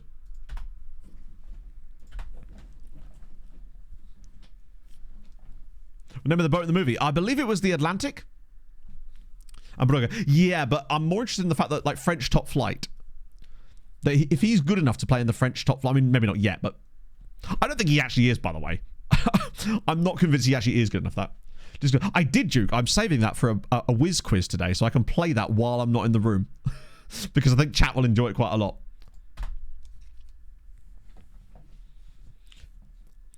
I mean, I was reading this other book the other day. I think it's by Douglas Johnston called, like, The Space Between Us or something. It's basically if Arrival was set in East Lothian. That's the best way I can describe it. And unfortunately, it wasn't very good. Not because of that, just because the writing was a bit boring. Wait, Xavi at Middlesbrough? Is he? Hang on, is he? Well, there's one way to find out. We can use that wonderful screen that Saz was telling us about earlier. Managers, Premier League, bang. Tuchel at Brentford, Gallardo, Paddy McCarthy, Arne Slot, Kieran McKenna, Lewis Enrique. Wow, Kieran McKenna's rep is so low compared to the others. Yep, that is Xavi at Middlesbrough. To be fair, in this save, the pathway does make sense because he went to Villarreal, then went to, like, Saudi for a bit. So I can't imagine it's done him the biggest favours as far as, like, progression on the European front. And, yeah. That'll be fascinating to see if he can keep Borough up. Xabi Alonso at Newcastle seems to be doing all right, yeah. Despite their £68 million worth of debt. I'm not sure if we'd even be able to keep hold of him with a tycoon because the problem you get in those situations is that they do the whole needs to play at a higher level nonsense. The good thing about, though, Everton on there, on account of them not being in the top flight, I believe. El Giorgio, thank you for the follow. I assume Everton must have been relegated again. I think that's happened multiple times in this save already. Everton have not exactly had the best time of it. Oh, they are in the Premier League. Leighton Baines is the manager. Tell a lie. They have been relegated in this save, but they actually got promoted immediately, then finished top half. So yeah, that, I like that, though. That I enjoy. They've had some fun managers in this save, actually. Potter, Peter Bosch, Michael Carrick as well, who did win them the championship, and then now Leighton Baines, who's only just taken over, literally. Who's Carrick managing these days? Nobody. Okay. Local French team. Ooh. I would say what team's that, but you don't want to dox yourself there. He's got the bag, and now he's going to try and bring himself back. Yeah, exactly. Yeah, who even was that Wolves manager? They don't have a manager. They don't show. Oh, is he the was Leighton Baines the caretaker? That would explain it. Roy Fleming multiverse? Dublin Slovakia. You love to see it. That's one thing I would like to win in this save sooner rather than later, is some kind of cup. Like, we've won that one league with Cardiff Drax, but no cups. Although we should have won the bloody Welsh Cup. That's one of the more annoying things, is not winning the JD Welsh Cup because of that stupid game against Barry Town. Because if we'd have got to the final, we would have 100% won that cup. And they'd have been in Europe, and things might have been different. We may not have had to go to Sestri. Albi's just a fun... Why is... Oh, because of all the friendlies, isn't it? Nice to win 8-0, though. With... Giao scored 4 goals. Our left back got 4 goals in this friendly off of an XG of 0.9. Jesus, nobody really created anything in this game except for him. Shout at him. Hello, Dan. How are you feeling, man? Unfinished business. I don't know if we're ever be able to fix that in Wellesley, because I feel like we might have already outgrown the Welsh. Because remember, we were managing the Welsh top flight, and I think as a result of the way we are lately, we've kind of already outgrown it in some respects. They did have booty. This is very true. That's true. I suppose our pathway through Sestri is the reason we've ended up at Seraing and where we are right now. I've always enjoyed Leighton Baines. Lego players. Do you know they have HP? It's crazy. But I feel like their incessant need to keep telling me is a little bit much. They're a bit needy, you know? Meant to be there. Jesus Christ. Is it far away, Cheese God? Fuck me up. Yeah, I'll tell you what, Dan. I think watching that first half especially, because I thought that the refereeing in the first half was appalling, but then we decided to match that appallingness for the rest of the game ourselves. The worst I've seen us play all season. Food menu items. Yeah, that's Leighton Baines you're thinking of. Furno's got a new deal. It's coming up in the world. Albi Cathedral. Biggest... Oh, link me. I'm curious now. But that was definitely the worst we played all season. They matched their freaking... Literally, yeah. So Edward Anderson's gone to... Oh, thank God for that. But it's fine, because the Harold Bishop Trophy is coming up. Who is in it? So it's Venezia, Hajduk Split, and Real Zaragoza. They're not ready. Smates is training better than anybody else. What a lad. How's he looking these days? Still... He's not even that bad. He just seems like he has no ceiling. 3 games in 3 days. It's the Harold Bishop Memorial Trophy. The finance... well, the finance is the money we get from the trophy. I don't know if it'll be televised, this one. Doesn't come in until after it. Want to get some trial in? No point. We can't afford anybody. We have no wage budget available. Like, we're in negative wage budget, so no trial. Oh, you mean for the cup? Huh. That's a good point, actually. Right. To be consistent. We are inconsistent, but at the end of the day, we're also Fulham. So, I think we're still consistent. We are inconsistent and have underperformed, but he's got us into a state where we are right now, and I don't think any other manager would have done so at this stage. His potential is limitless. He's got 1,000 PA. That's a cool building, but Edie clear. Don't you come at me with cathedrals, chat. I don't remember what I was doing. Oh, trial easy. Yeah, the problem is there's... Do you know what? I'm going to let them play. I'll just listen to my assistant of who he wants to play for these games, and it will spread the love around a little bit. I'll have to make sure that we, in between each game, though, go... Oh, crap. And actually change it, because it doesn't set you the match thingy. It doesn't do the thing where it asks you for the lineup before each of these games. It does it for the first one, but you don't get the second one now. So I have to make sure I change it before the next game. And look, my assistant has this annoying habit when I've tried this before of just randomly picking the same team. That's the Harold Bishop Memorial Trophy. And we won the last one, incredibly, just by having, like, good championship size. Oh, no, happens twice. That's the Stuff Cup you're thinking of. Not to be confused with the Harold Bishop Memorial Trophy. Very different tournaments. It's just our way of trying to scrounge some money up in the middle of the season, pretty much. Wait, is my camera actually frozen? Oh, no, it hasn't. That's the game. Take control of it. I might have to do that, actually. Local page is massive. You gotta be. You gotta support local or something. It's a good cup name, I agree. Yeah, I'm gonna set myself available for managing these games again so I can control the lineups a little bit more. Space will just play every minute. Where we at? Yes, there we go. These friendly matches. At least that'll let me pick the teams. Ooh, that's a lot of players up for contract renewals at the end of the season. Damn. Can I try and offer him one? Nah, he's not doing it, is he? We might be able to get some of these contracts done if we get the takeover. Oh, God. Oh, good God. Speaking of takeovers, no shitting hell. Hang on a minute, chat. Embargo. Wait a minute. Right. Embargo. The board placed an embargo on transfers that will result regarding rumors of a possible takeover. Seraing promised takeover bounty. Predictions, because it does tell you the bounty in here. No, it hasn't gone through yet, but it's looking like it might actually go through. Okay. What do you reckon? 50 mil. 300k. South Korean investor Sam Kim Min says he would make £42 million available. What the fuck? £42.5 million in the Belgian funds.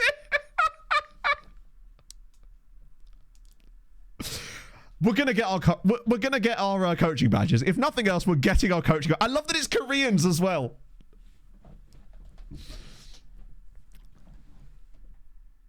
That's insane. Watch them still put a negative transfer budget in there. That's ludicrous. Nah, it's not. I already talked about this earlier, chat. Even if this happens, we're not gonna suddenly go for it here, but it will allow us to get some coaching badges and see what we can do. Because remember, an AI club with a takeover, then with an AI like manager and a takeover could be very, very interesting to watch later in the save, because they actually might be a team that we could come back to later in the save who may actually be in a European position at that point. Right, let's just go. Let's see what happens. Because sometimes tycoons can like not ruin a save, but they can kind of. Do you know what I mean? The struggle is part of it, but it's obviously okay to accept success as well. But it would be so easy to just go, oh, cool, then we're just going to do Seraing for the rest of the save, and that's not really that fun for me. But it will allow us to hopefully get a coaching badge, which is tremendous. And it would make our time at Seraing at least worthwhile. And it might allow us to tie down Steinmetz to a longer contract there at least. It could always fall through for sure. Is he an ex-footballer? No way! Sam Min Kim. Who did he play for? Tell me everything about this guy. They could also do nothing too, but I think we can set them up for success at the very least. That's the plan. If they sacked me day one, it would be hilarious, because they can do that. Because I think if they are going to sack me, it probably would have already said, because it usually says in the email that like when they take over, they would like to appoint X person. New club. Yeah, I would cry about Heat, but the problem is I don't want him to leave them before I get a chance to sign him with a new club, so he has to be relatively secure here in the first place, and then pick the next club that's willing to move there. So, yeah, it could change. As if the writers just scored 2 goals against Venezia and we're once again winning. It would be hilarious. Oh, is this the guy? Kim Sang-min? That's so cool. Or he just has the same name. But I think the game does like to choose, like, former pros, does it not? Although it currently actually still plays, or it might just be that's not updated, in fairness. Worst manager replace me. I mean, to be fair, it'll be some random guy from the Belgian third tier or something. That's usually how it works, because the reputation still won't be there. I'm very intrigued by this now. I can't believe this.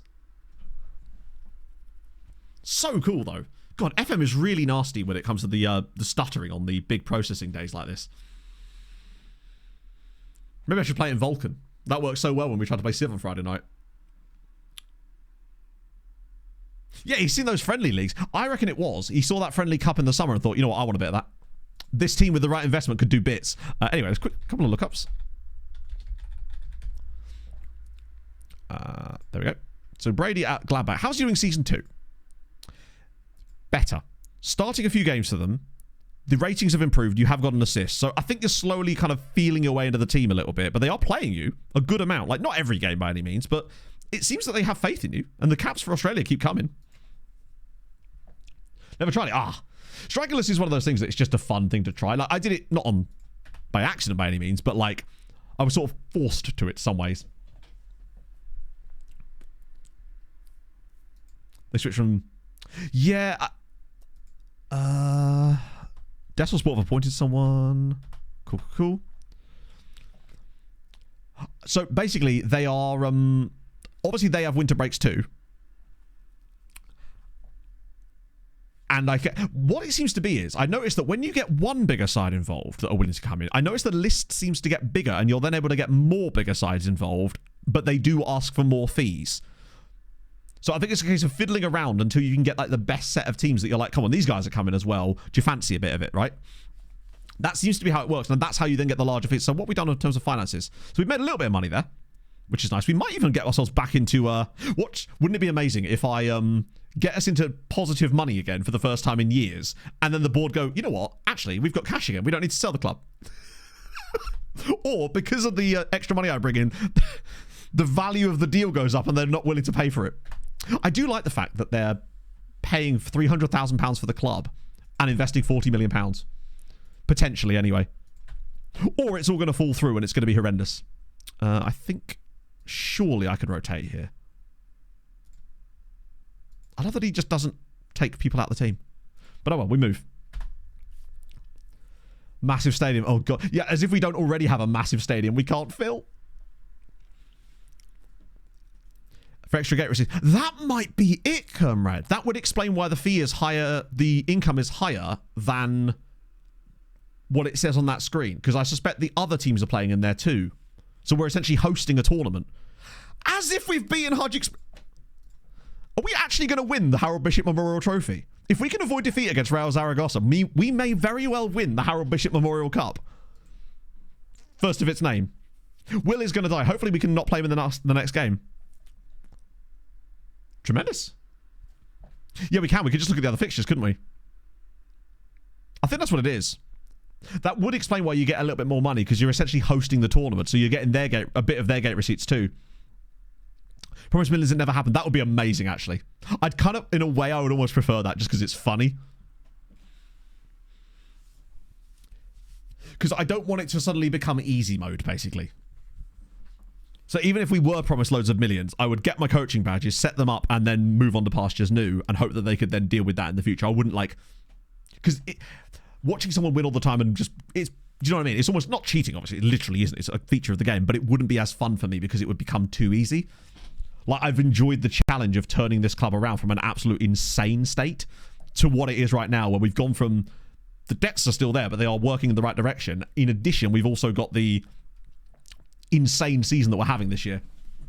But that's the other thing. It then also sets up the progression of us potentially coming back in for them in a couple of years, because a club with this much money in a league that has this much debt could absolutely clean up, and with the right signings could easily become a Jupiter Pro League side themselves that might well be a team we can come back to later in the save. Mellow results on the pitch. I think that's... Well, to be fair, we were going to probably leave at the end of this season even if they got promoted, just because we were going to be in a situation where turning professional could bankrupt us. I would absolutely put the save file in the Discord if... yeah, there's no reason not to, is there, really? But yeah, I could do that. Every budget announcement? Well, of course, yeah.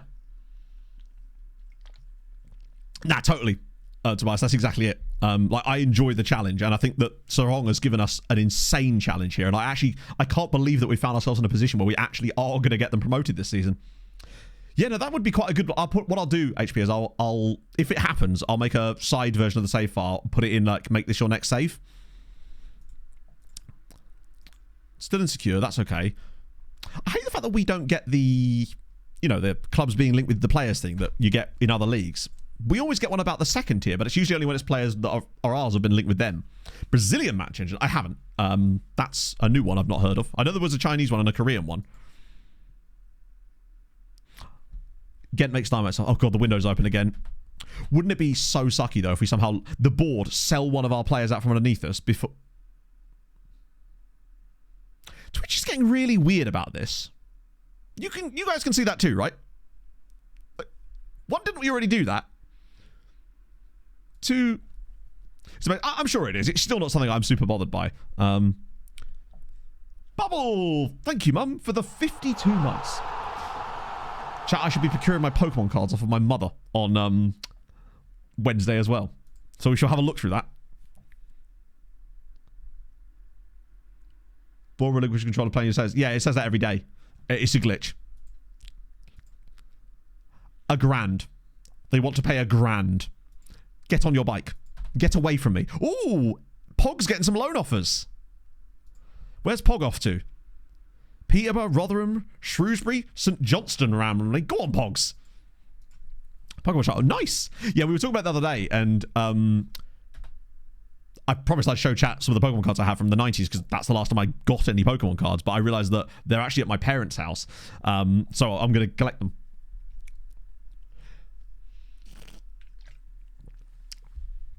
Insane help coaches go to staff search and choose head of youth development, offer them coaches. Oh, okay, interesting. I can't praise his training again, can I? Because we've only just done that. Okay, this is the most horrible thing that could happen right now, chat, would be if we... Does she speak Scottish? I don't know. We'll have to ask her when she comes in chat later. The worst thing that can happen is the board sells Steinmetz out from underneath us for absolutely no money, and then we get a takeover with a tycoon. That was so bad. Aren't even expensive ones. Oh, really? I might actually have some of those, James. If I do, which ones do you need? Because I don't know, obviously, off the top of my head, but if I do, I might be able to help you out with that. Because I have a lot of the base set stuff. Every time we come back to this screen, I just keep expecting it to say... I also love, by the way, that we're top of the league, A+. But the fans, C+. Like, what? How can you not be happy with the job I'm doing right now? I'll save this for the minute. I just want to see what the takeover does. Let's go to university. Oh, no. Like, I've got some crazy shit. I still have original sealed Pokemon comics signed by Veronica Taylor, who is the voice actress for Ash as well, somewhere. Full heal, Pokeflute, and double colorless energy. I honestly don't know if I have those or not, but I'll have a look when I get them back. For a Kit Kat, it'll be the same day. I can feel it.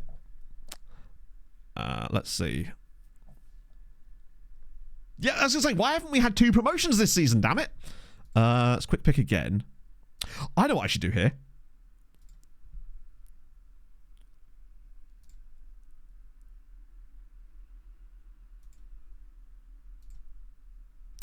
Maybe not.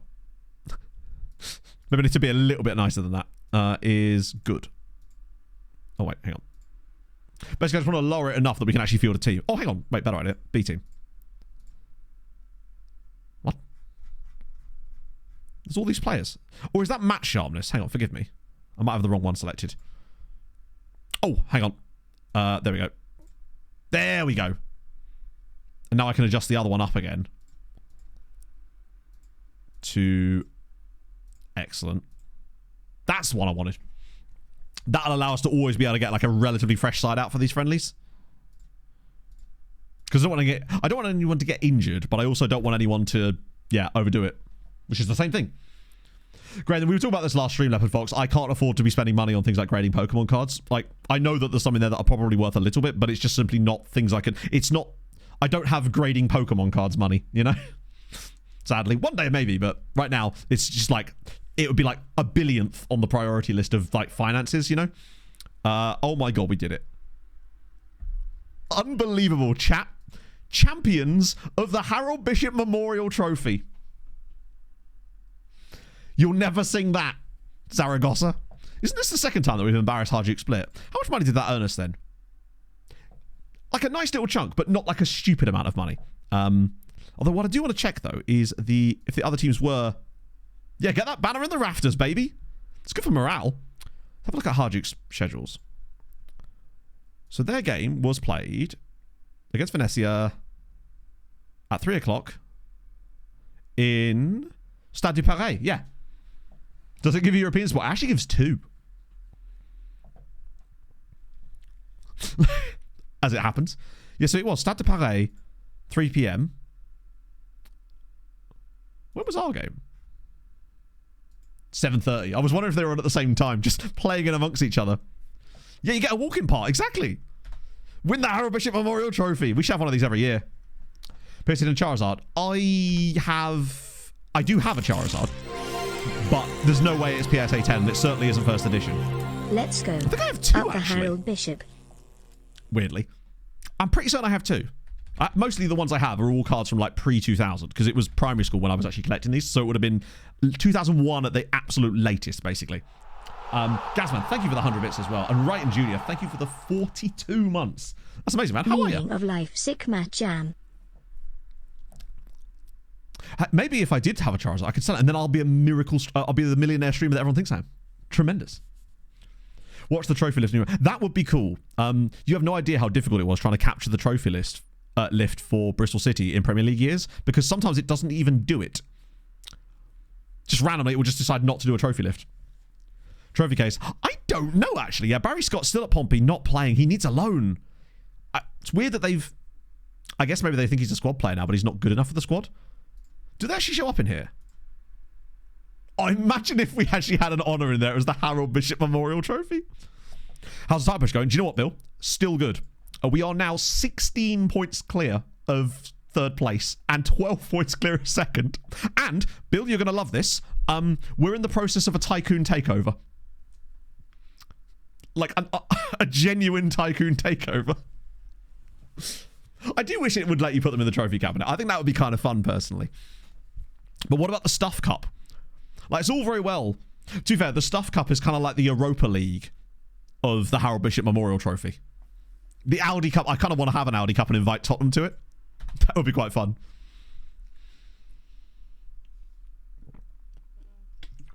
I must say, though, the fact that we're actually capable of winning these friendly cups is surprising. Oh, God. More loan offers for Pogs.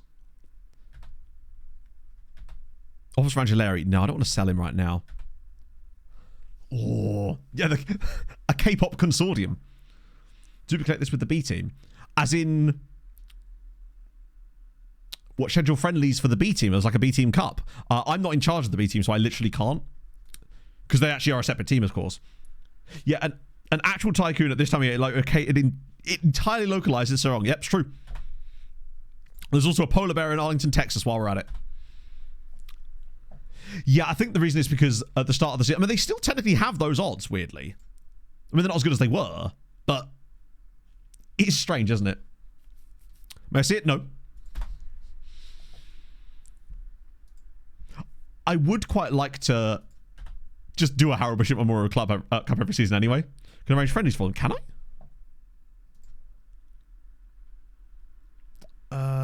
I don't think I can even access the B team per se, or is it in Dev Center? Like on here, you reckon? Arrange friendly.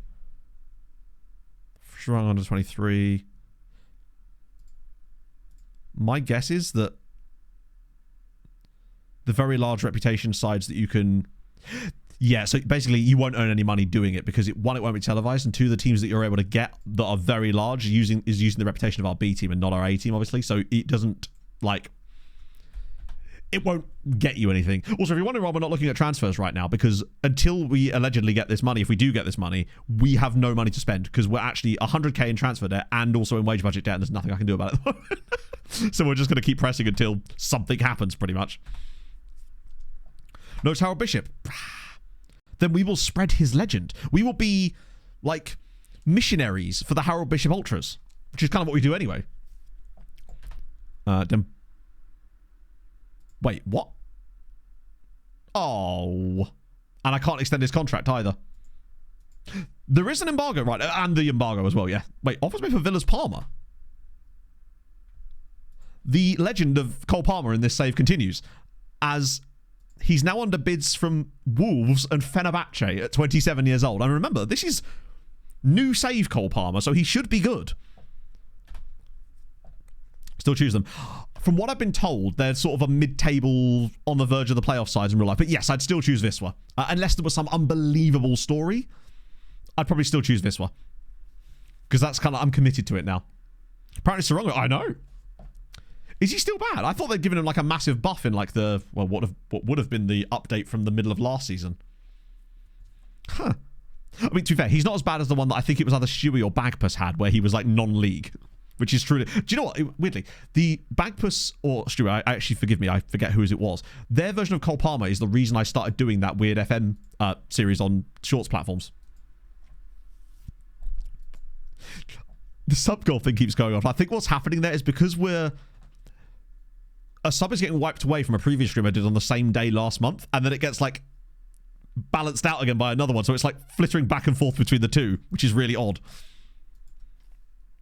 Yeah, I'm not saying that. It's an automatic thing by Twitch, but it's because it keeps flittering back and forth because I must have streamed at this exact time on the same day a month ago, so it like does it dynamically. I've never had it do that before. Oreo's back in training, which is great news. Schalke could be getting Dovbik as well.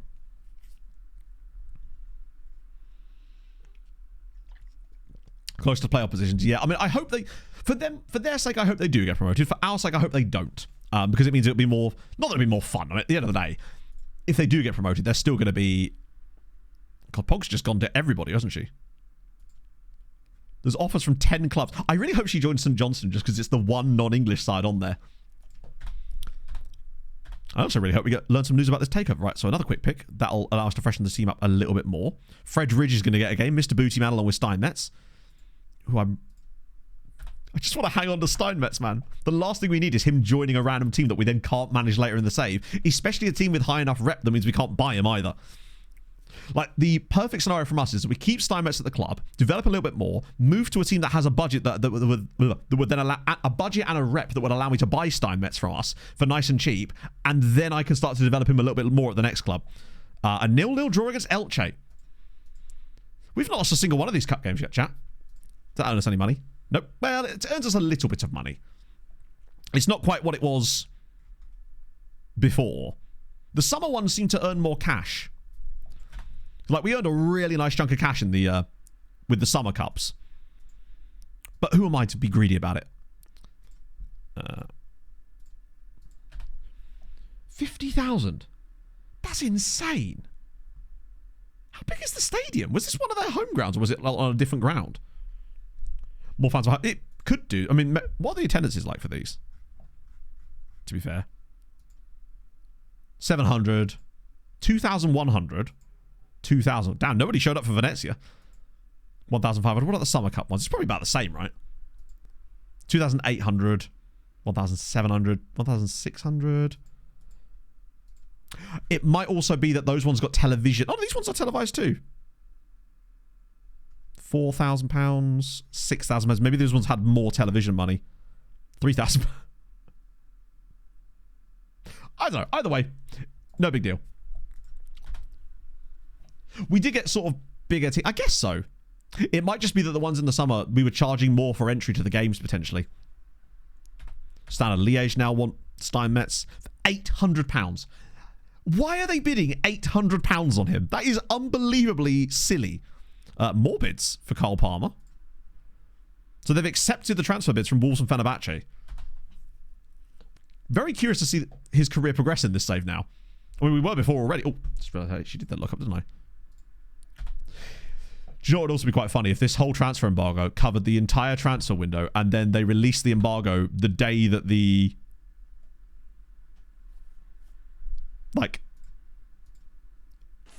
transfer window finishes, so we wouldn't be able to sign anyone anyway. Not that it matters, because I actually don't think we need any signings this season to continue this promotion push, truthfully. Wixie, thank you for the follow.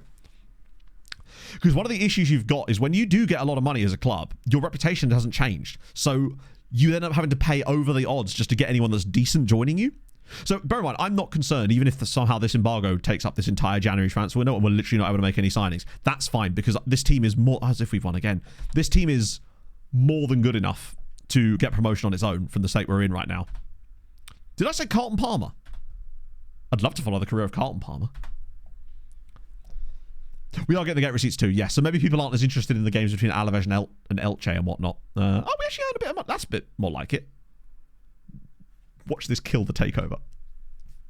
It's certainly, I think, a good way if you're in a club that's hemorrhaging money to just earn a little bit of extra cash each season. Like, it's not like we're making a profit doing this. We're still losing money, but at the very least, we're digging ourselves slowly out of the hole. Not that it matters, after all. It turns out I could just wait for the takeover. Oh, every single time.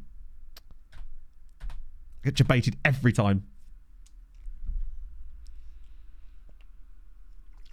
Another new deal for Allison. He must be getting on a little bit now. Or I'd have thought so. Maybe I'm just confusing him with how old he is in real life. No, he's 37. But still incredible as a goalkeeper. Another extension for him. I mean, to be fair, if you got these attributes, why wouldn't you keep going, right?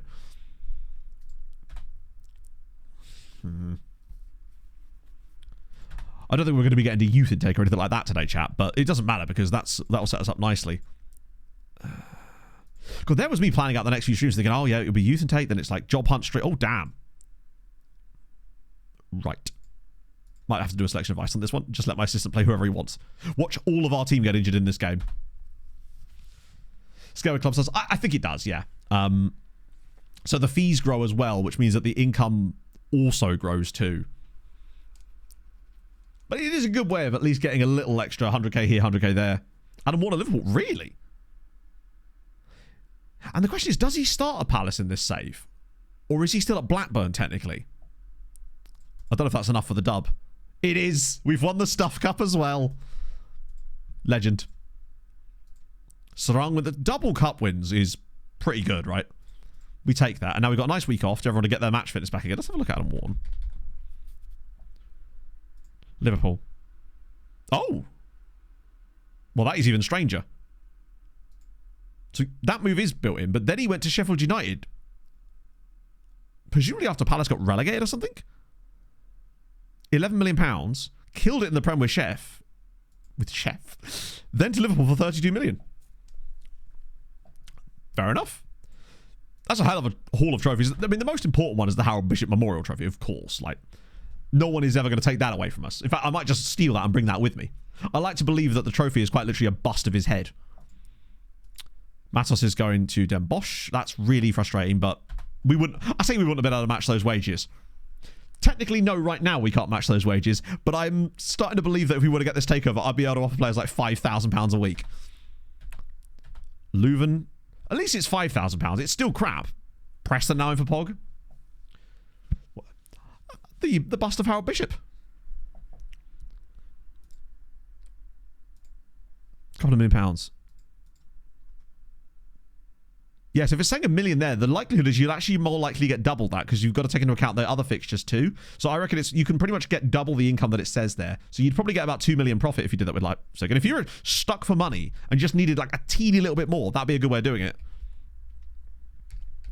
Particularly if you're in a league that sort of erroneously has no prize money for whatever reason. I just find it easier to go to the club than actually his page. So I hope they're coming along even better right now. We are now, I would say, a legitimate shoo-in for the title. If we don't win the title from here, it would be a disgrace. So there he is, at Radunia. He has gone straight into their first team, in fairness. Though, to be fair, he was playing for their first team before we loaned him as well, which is what I find even weirder. But yeah, he wouldn't even get into our starting 11 these days because of how good the guys we've signed lately are. I am familiar with over 600 Keywicket, thank you for the follow, or Keywicket. Steinmetz, he's actually having quite a poor season over the last few games. We've been seeing a lot of 6.5s from him, but there is still business coming because he's still being bid on. Standard Liège have offered us £850 for him. And I'm considering taking it. What could we do with that £850? That'll get us well out of Besa. That was an application, wasn't it? Hey, Keywicked. How's it going, man? I do like their badge. It's decent. We're not going to do it, of course. The drive to Greater Forth. Oh. Good for him, I say. Matos is training poorly now all of a sudden. I might be able to criticise him. Yeah, good lad. I do like having that as an option in these menus. Right, now we can start turning these down. See if he kicks off. Nope. He's too timid. He's scared of me. I'd be scared of Roy as well. One Josh Allen Bender. It would. It's a shame that Josh Allen chose to retire in this save. It makes me sad. European Running Championships. That's dope. I do need to pick a race to try and sign up for or something. Kiwi, that makes sense. Yeah, I I struggle with names when there's just loads of like letters together. I end up saying them wrong when I'm trying to say fast. And Kiwi's a really nice, easy name to say as well. Right, let's actually have a look. I do want to have a quick gander here, just in case. Get rid of anyone that's at the bottom here that's not super important. Dan Singh, though, amazing. The fact that there's actually a player called Dan Singh, finally, after all those lookups over the years. Pontedera. Oh, really? So I can annoy him as much as I like then. Good to know. I actually listened to that song the other day, Ultimate. On Friday night, I think it was. Well, save we do. So the save we're doing is Outcasts to Icons. What we're trying to do basically is win the Champions League with a club that's never even been in a European final. But we start at the bottom of European football with no coaching badges whatsoever. And I have every single league in Europe turned on. Currently, we're in the Belgian third tier. But it's soon to be the Belgian second tier because we are 14 points clear at the top, which is good news. I'll leave these guys in here for the minute because I want to make sure that we look at them when we've actually got money, which is crucial. Because I don't want to approach their agent. Because I wonder if they've changed their tune based on the amount of money we have. Because I do wonder if in the background the game knows that you've got shitloads of money and players are more likely to want to talk to you if you've got a bit of that cash. But they also may offer. They may want more money. Charleroi, why would I let you do that? Now, what I would say is I always turn down these trial offers and yet get annoyed when other clubs turn them down when I'm offering for their players. Search filter for when you have team reports, scatter teams. Yes. So the report filter that we use is... Let me just get rid of this for a second. Obviously, I haven't used it on this save because we can't do team reports yet. It's called... One second. Team report new. It is in the filters pack. But basically what it does, when you actually select it, is this. So basically it will just display any player who's between the age of 15 and 23. You can obviously change that. But the most important bit is this. So this will only highlight players that have come from team report scouting specifically. Because basically what it's then showing you is players that you have scouting knowledge of, but haven't actually scouted, even though you have, essentially. So that's, yeah. Oh, also that. The other thing about the save is that if a team reaches a final during the save, they are also eliminated from contention. So if a team was to reach a European final, as has happened multiple times, we have a spreadsheet that allows us to keep track of things, basically.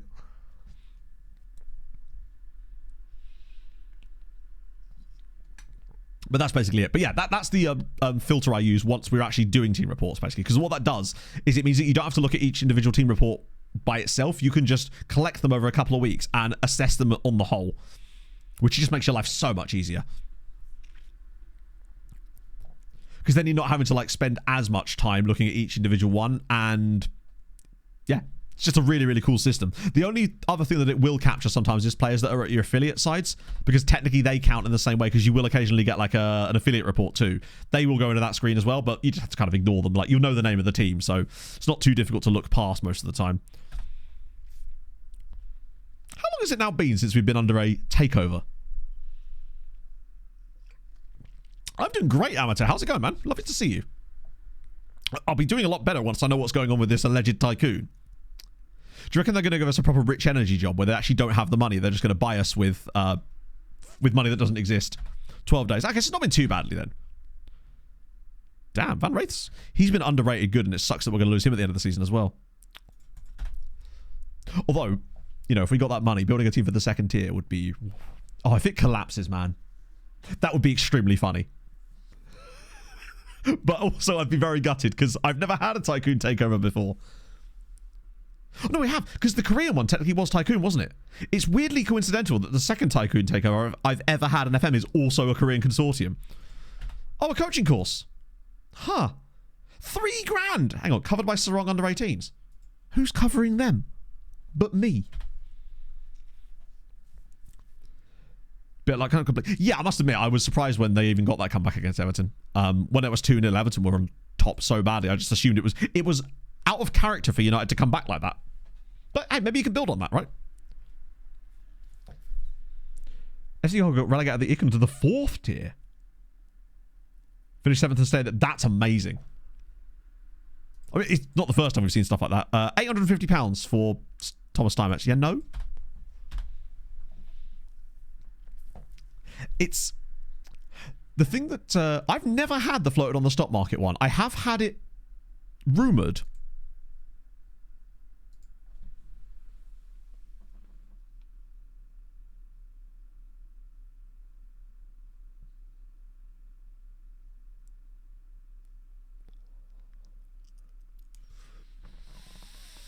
Oh dear.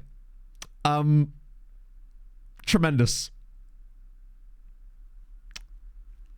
Oh, mate. The reasons for the breakdown talks are not known. Why are they not known?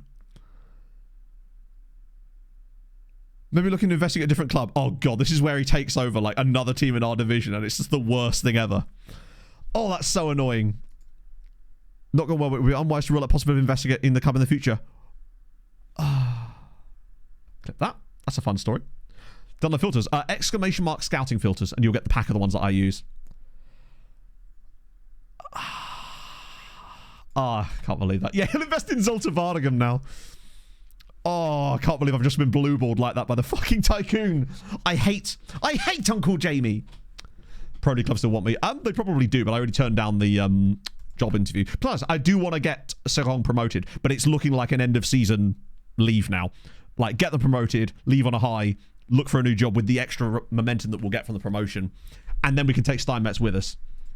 But the worst thing about that is the fact that we're not going to be able to get a coaching course now. Although, actually, the club is in better financial... It's not though, is it? Like, I'll still ask them anyway, though, because we've got more time on our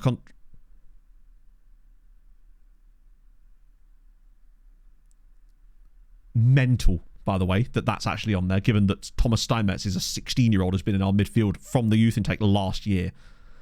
But sure, let's ignore that. Also devastated by my ability to crow the club's reputation. Like, what am I supposed to do about that? To be fair, I'm doing a pretty good job of that right now. Okay, selection advice. Let's get this team set up again properly. Oriola's back. Matos and Matet. At least they've got that right. Bragg and Beaumajal. No. Steinmetz is in. Since the board don't know what that means. We'll switch these two over again. Valencia's is back in. Yeah, stop wasting their time, man. Turn those off. Svenny back to the bench instead of the goalkeeper. I do feel a bit sorry for the lad, but what can you do? Right, that'll do. God, that was... Oh...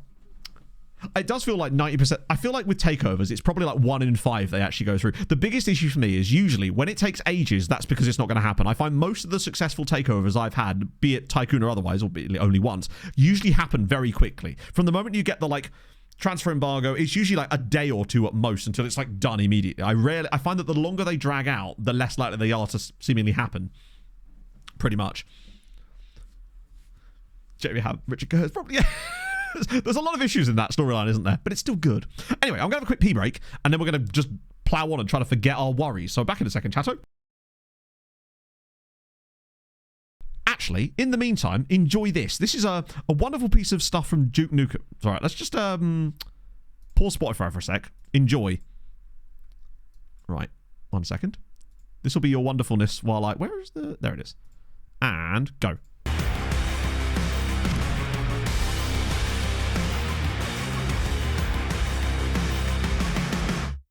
That was Hyperdrive here on Royalty Free Radio, the only station dedicated to the songs people leave by the side of the road.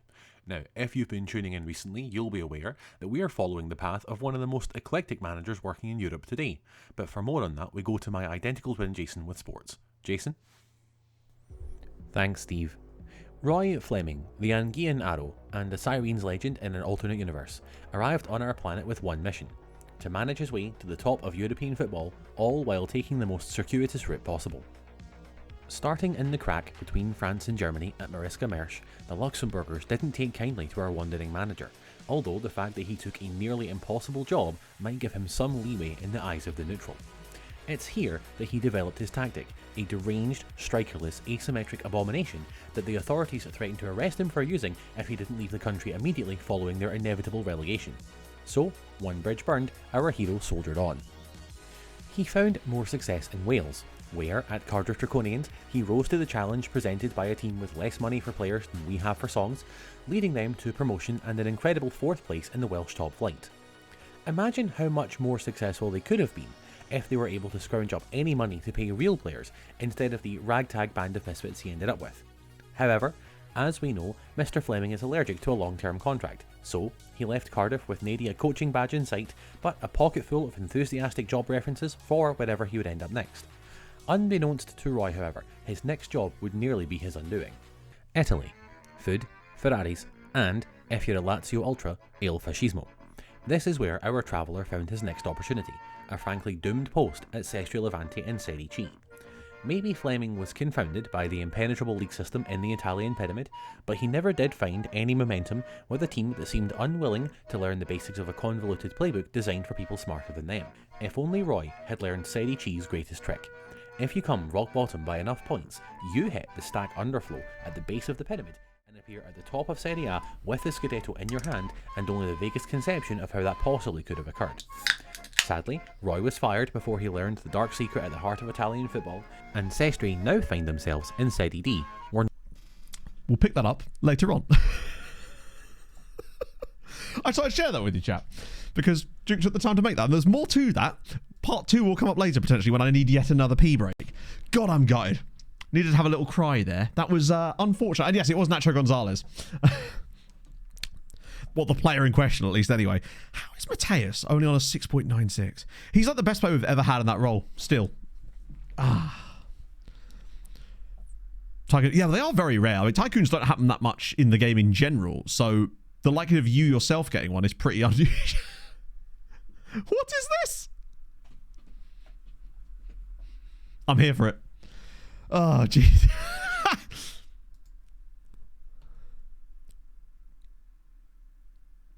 They've actually done it. Wow. And what season is this in as well?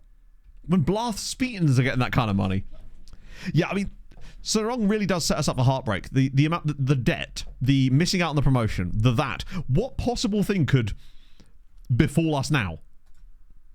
I'm starting to think that there's going to be some way that we're going to guff up this title. Yeah, they've been in real trouble in real life, aren't they? Like, on... Oh, they get more lucky. I think that it's hard-coded, so it's just locked in. I don't think that the takeover would have happened on any of them. I think it's just like one of those things where it kind of already knows what's going to happen, I think. Yeah, they'll find a way to force Stealth Steinmetz as well now.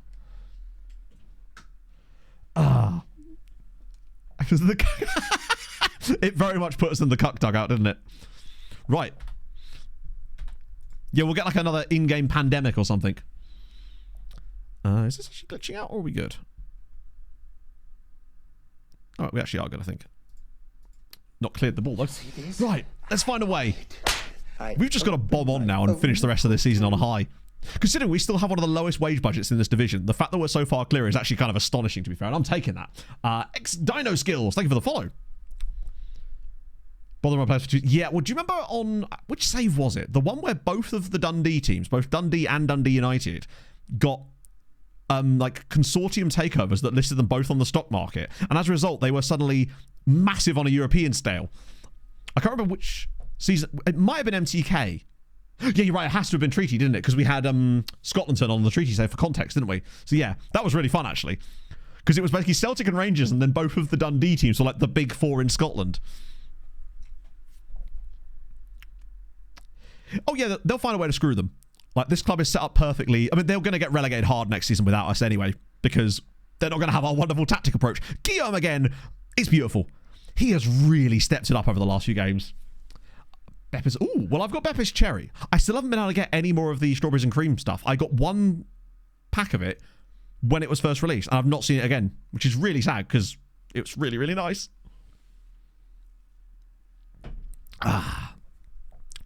Well, in that save, it was just Celtic, Rangers, and then Dundee and Dundee United, basically. Wraith Rovers. You're right, there was definitely a Wraith Rovers takeover on something too, wasn't there?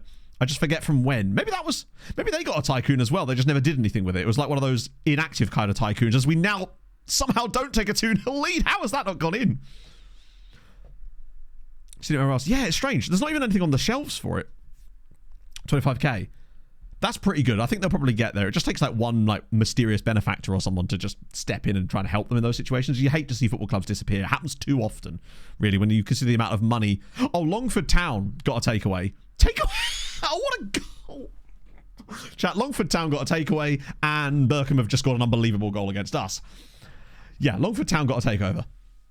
They did nothing with it. It's kind of like Van Wraith. That's a really good goal. It's weird that you see the free kicks go in on keeper's side in FM.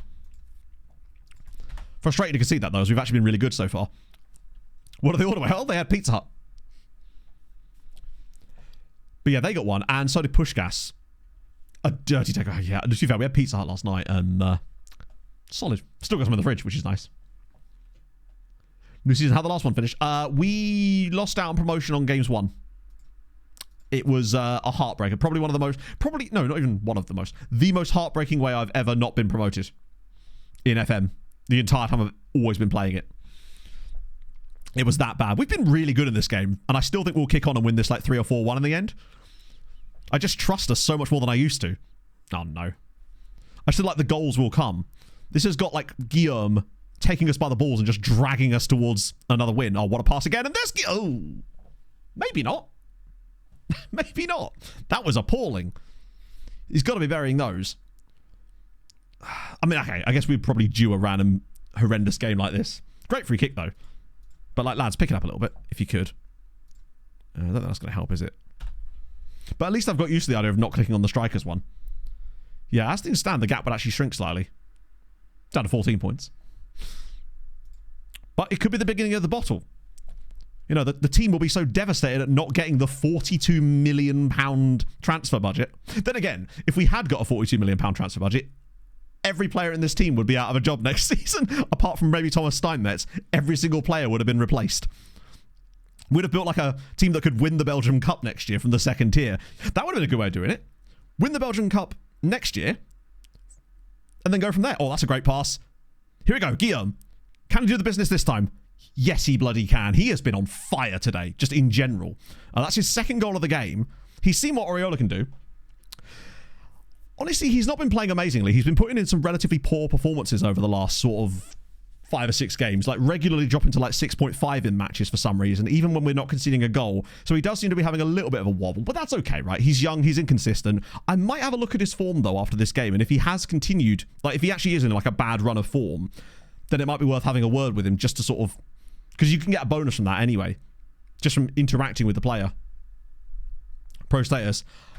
I assume it would have done, but the fact is we'd be getting pro status next season anyway, because we would be forced into pro status upon the promotion to the top flight, which we'd probably get. Let's keep Angeleri in business. We are only a goal up here. Hello, Ryan. I'm well. I'd have been a lot more well if that takeover had gone through, but in a weird way, part of me is kind of glad that it didn't. Although the one thing I would have liked is that coaching course. That's the thing I really wanted out of it, was the coaching course. And it would have been fun for the narrative of the story as well, to be fair. It's another kind of narrow victory on the cards by the looks of things, but that's okay. Yeah, Babachel's done well off the bench. Third at football. Yeah, I don't know. I feel like Oh, hang on. Sven Spates! Oh, it's in! Mika Koskela does score an offside goal. Promotion gets you second tier. That is correct. But it would have also got us it would have also guaranteed professional status. Board said no to the course. They haven't actually said no yet, per se. I don't think they have anyway. But they will. They 100% will. It's way more fun, yeah. I like the challenge of things, and we've actually done pretty well, despite having, I think, the 3rd lowest wage budget in this league. We've turned them into a absolutely dominant force. Yeah, so the takeover happened all in the course of today. So we were promised the Tycoon takeover. It then said we'd get £42 million in transfer budget, and then it fell through. Tremendous. Oh, here we go. Go on. 3rd goal. Kill this off. Give it to Bowmanjar. Oh, just close. 7,000. Yeah, I mean... But I feel like the way that we're playing this save, it still makes it enough of a challenge to be fun. Like, me sort of forcing myself to play this tactical style, the jobs that we're taking, it's not like a case of just min-maxing our way all the way to the success. Like, our reputation is far outstripping our coaching ability at the moment. It would just be nice to get one course. Oh, it was a massive... I was so excited. I love saying it out loud just because I feel like I have to roll all the R's. I think it's just because the AI doesn't really know what to do with that kind of thing. They just simply have no clue what to do with the money that they get. We're 15 points clear of second now. We are 5 wins above. This is great. We'll send the assistant for that one. Our media handling is so high, it doesn't really matter too much at the moment. Massive smoothness. Great, mate. Thank you for the follow. Hope you're having a fabulous Sunday. If you are new to the streams and you've tuned in today for the first time and you've had a nice time, then consider following. I'd appreciate that. And those of you on the YouTube side of things, yes, there will be a video out tonight. Yes, it's the Cardiff recap. And I'm quite proud of it. Best budget laptop for FM? I haven't got a clue. I don't even own a gaming laptop myself.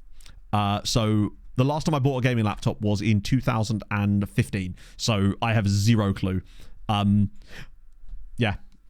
I'm sure someone in chat might have some advice for you, but I simply do not know. Oh, hello. Nah, not for that kind of money. Also, Oostender in for him again. He always says no, though, so we should be okay.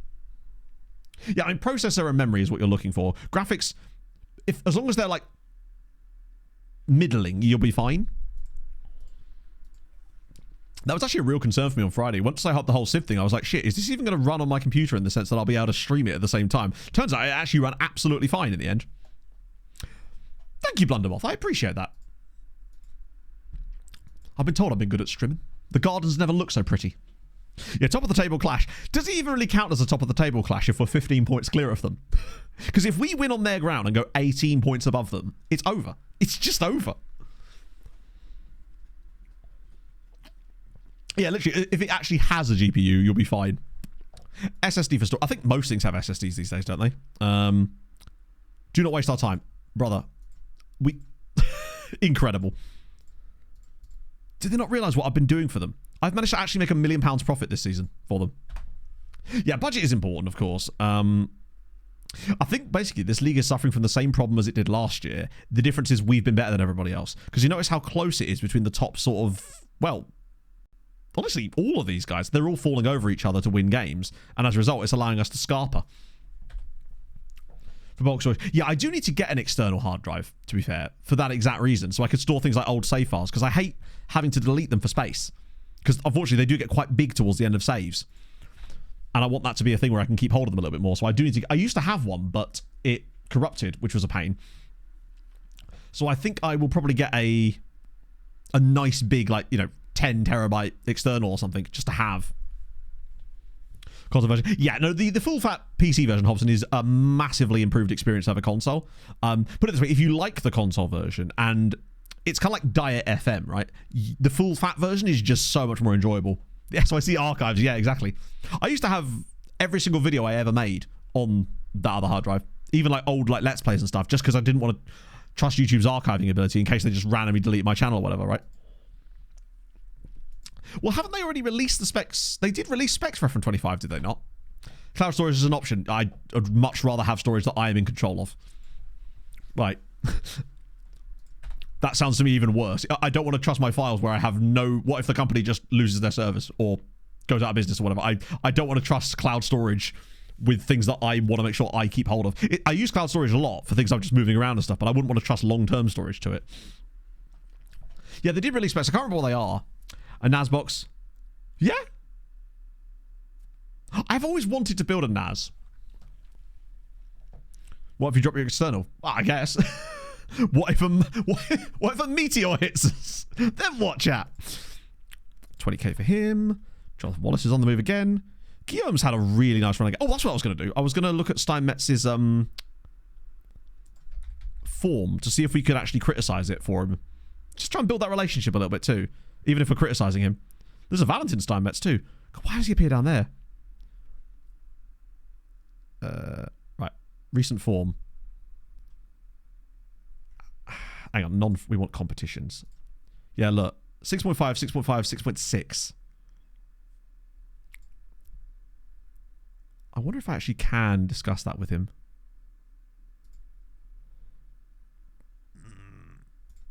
Okay, good. I was worried that with it being 6.78, it might not be good enough. Yeah, I've lost save files in the past too. It sucks.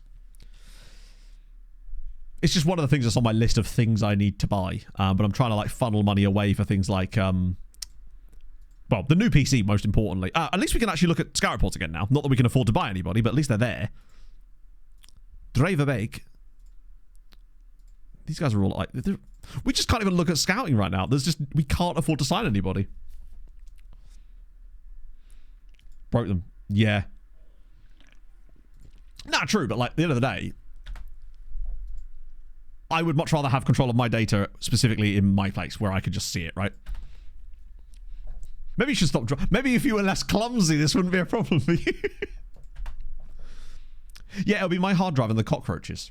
So when the aliens come down, they'll have cockroaches and they'll have old FM saves because that's the only thing that'll be on it. Yeah, I think, to be honest, the hard drive itself, sorry, it didn't corrupt. What actually happened is the molded cable just became a bit flaky. So if I recall, I have backed everything up in another way because I had one of those like external hard drive, the little cradles that you can slide the actual hard drive in itself.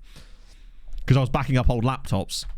Not backing up per se, I was looking at old laptops just to get like small amounts of data before I condemned them, Joshua Hambush is off to Peterborough, it would seem, on a loan. Also, wasn't someone was released by their club, weren't they?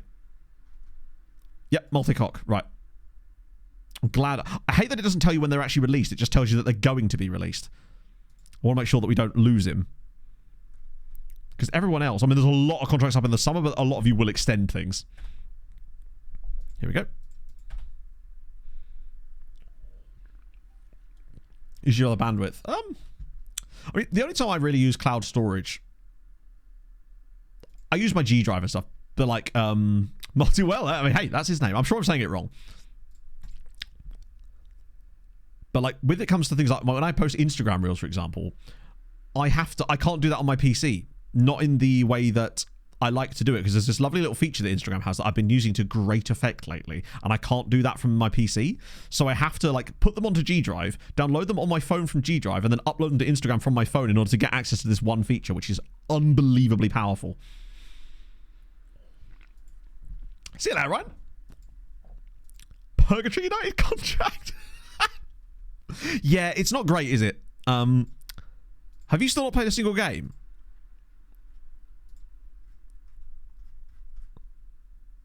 At least you've got Radiant's Ham there too. You have? Oh, that might have been last season, actually. Oh, no, it was in the Carabao Cup this season. Oh, no, you did get a lead. You got a game in the league. It was a cup again, wasn't it? Yep. You've played 2 games for Leeds. Oh, one of the Prem there as well. It was a substitute appearance. What makes no sense to me is why they're not loaning you out, or why no one's interested in the loan. Because, like, you're probably not Premier League quality, but surely, like, League 1, League 2 clubs should be interested. Unless it's just because the wages are too high because you've made that move. Hello, Jack. How was karting? Yeah, if we get through that next game, then it's a nice little running. Oh, these guys got promoted. No, these two are Dessel Sport are crap, and Euro Louvrier Centre are obviously newly promoted as well. Okay. Who? Maybe the reason the board are getting annoyed at me actually about that is because I do keep letting random youth players leave in these sort of situations, but I just don't think they're going to get into our first team anytime soon. But it does look for me as though now that Tycoon takeover has fallen through, we're probably going to end up just... God, he's training really well now, actually. Probably enough time has passed. Yep, nice. I think we will be looking at that move in the summer, basically. Get Seraing promoted, find that move to a club that we can take Steinmetz with us. Because as much as we're applying for all these jobs and mostly getting relatively minimal interest, I think the reason for that is because we currently have a job. And I think if we were paying a bit more attention, we'd notice that a lot of the jobs that were saying no to us are actually saying things like, well, if you could get them to waive the compensation, then maybe we'd approach you. But as it is, I can't really do that. It's one of the situations where it probably is actually easier to get a job when you... Like, for example, this one here. Wow. Okay, that, I think, right there should tell you everything you need to know. Ankara Demirspor in Turkey. Obviously... wait, they're bottom of the Turkish second division. But that's still Turkish second tier. That's a 43rd ranked league. And they would be willing to offer us an interview now. Obviously, we can't do it. Same with these guys here. I mean, I don't think this is a massive size. Slovakia second league is like 78. So we can definitely do better. But that's... Wait, they actually offered us a job interview. That's Azerbaijan. Which level of Azerbaijan is this? 32nd. That's top flight Azerbaijan, albeit not for very long. But it's definitely progress for me. Which makes me wonder if we've gone up another step in rep just because of all the wins we've been getting lately. I was kind of hoping that having Frederick on these trials would eventually mean that someone else would take a bid on him, but they apparently haven't. Which sucks. Oh, Christ. Let me just do that. There we go. Right, okay. Wow, every game is on the same time, nearly. He's now completed his trial.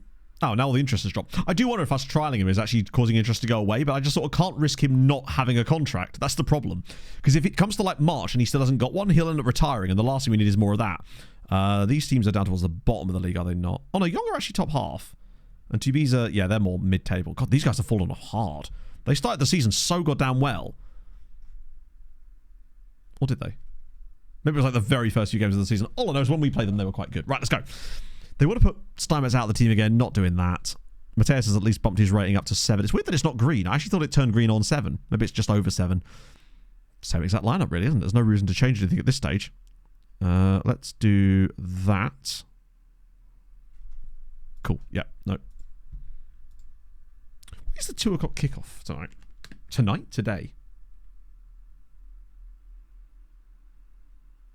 Oh, Newcastle Forest. Oh, damn, it's City Liverpool. I didn't actually realise that. That feels like the type of game that City will just randomly win.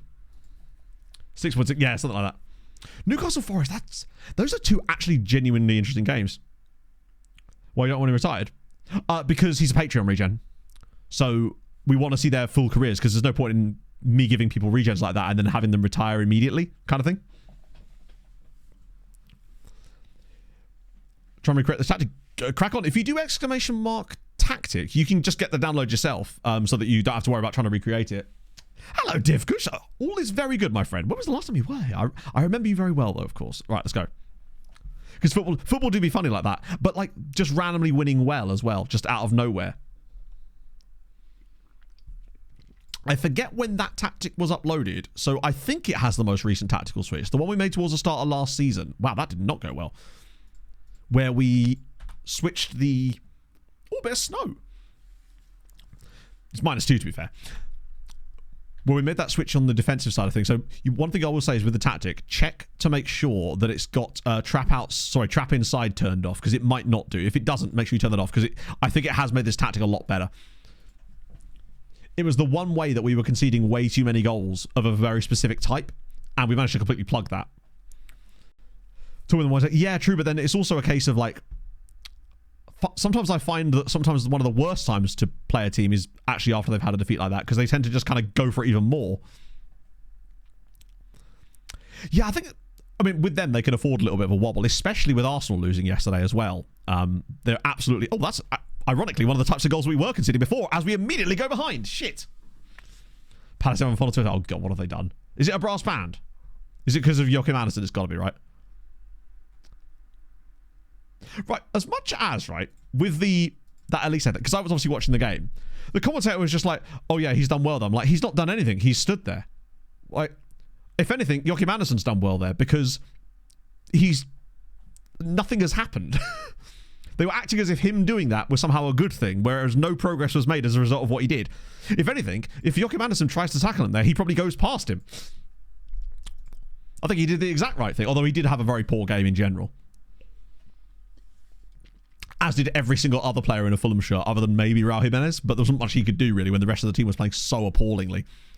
Oh, Christ, that must be offside, right? Oh, as if it's a penalty. Is this the moment where the league suddenly gets run away from us? Because we're about to go 2-0... Then again, it's Van Reyth in goal. No problem. Don't even worry about it, chat. Van Reyth's going to save this. He saves every penalty. Okay, never mind. Custom actions, I am not. No. This getting this question a lot late, which is, I guess it means that it's becoming popular in the FMC, but no, I'm not using any custom match engines, nor will I be. Liverpool 1. I don't know about that. I feel like it's one of those games that's got goals in it, just because of the way that both of those two teams play. The cup, that would be lovely. Yeah. I think we kind of have to go for cup right now. Yeah, Zebra Elites. I mean, it still brings the gap down to 12 points, so it's not the end of the world, but... No, I've constantly see, like, you know, those various accounts that just steal content from people and Reddit. When those things come across my timeline on various things, I'm seeing a lot of stuff about it as well, basically. I praised the West Ham striker in the halfway. Like, I did not know.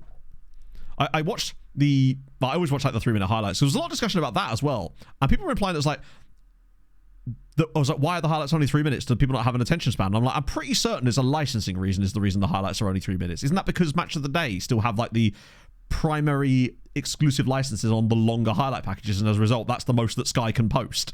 Mateus! Oh my God, he's missed it.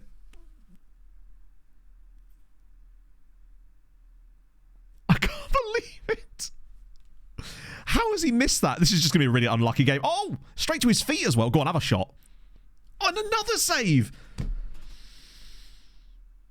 Jesus. This is not going to be our day. We've just had 2 unbelievable chances.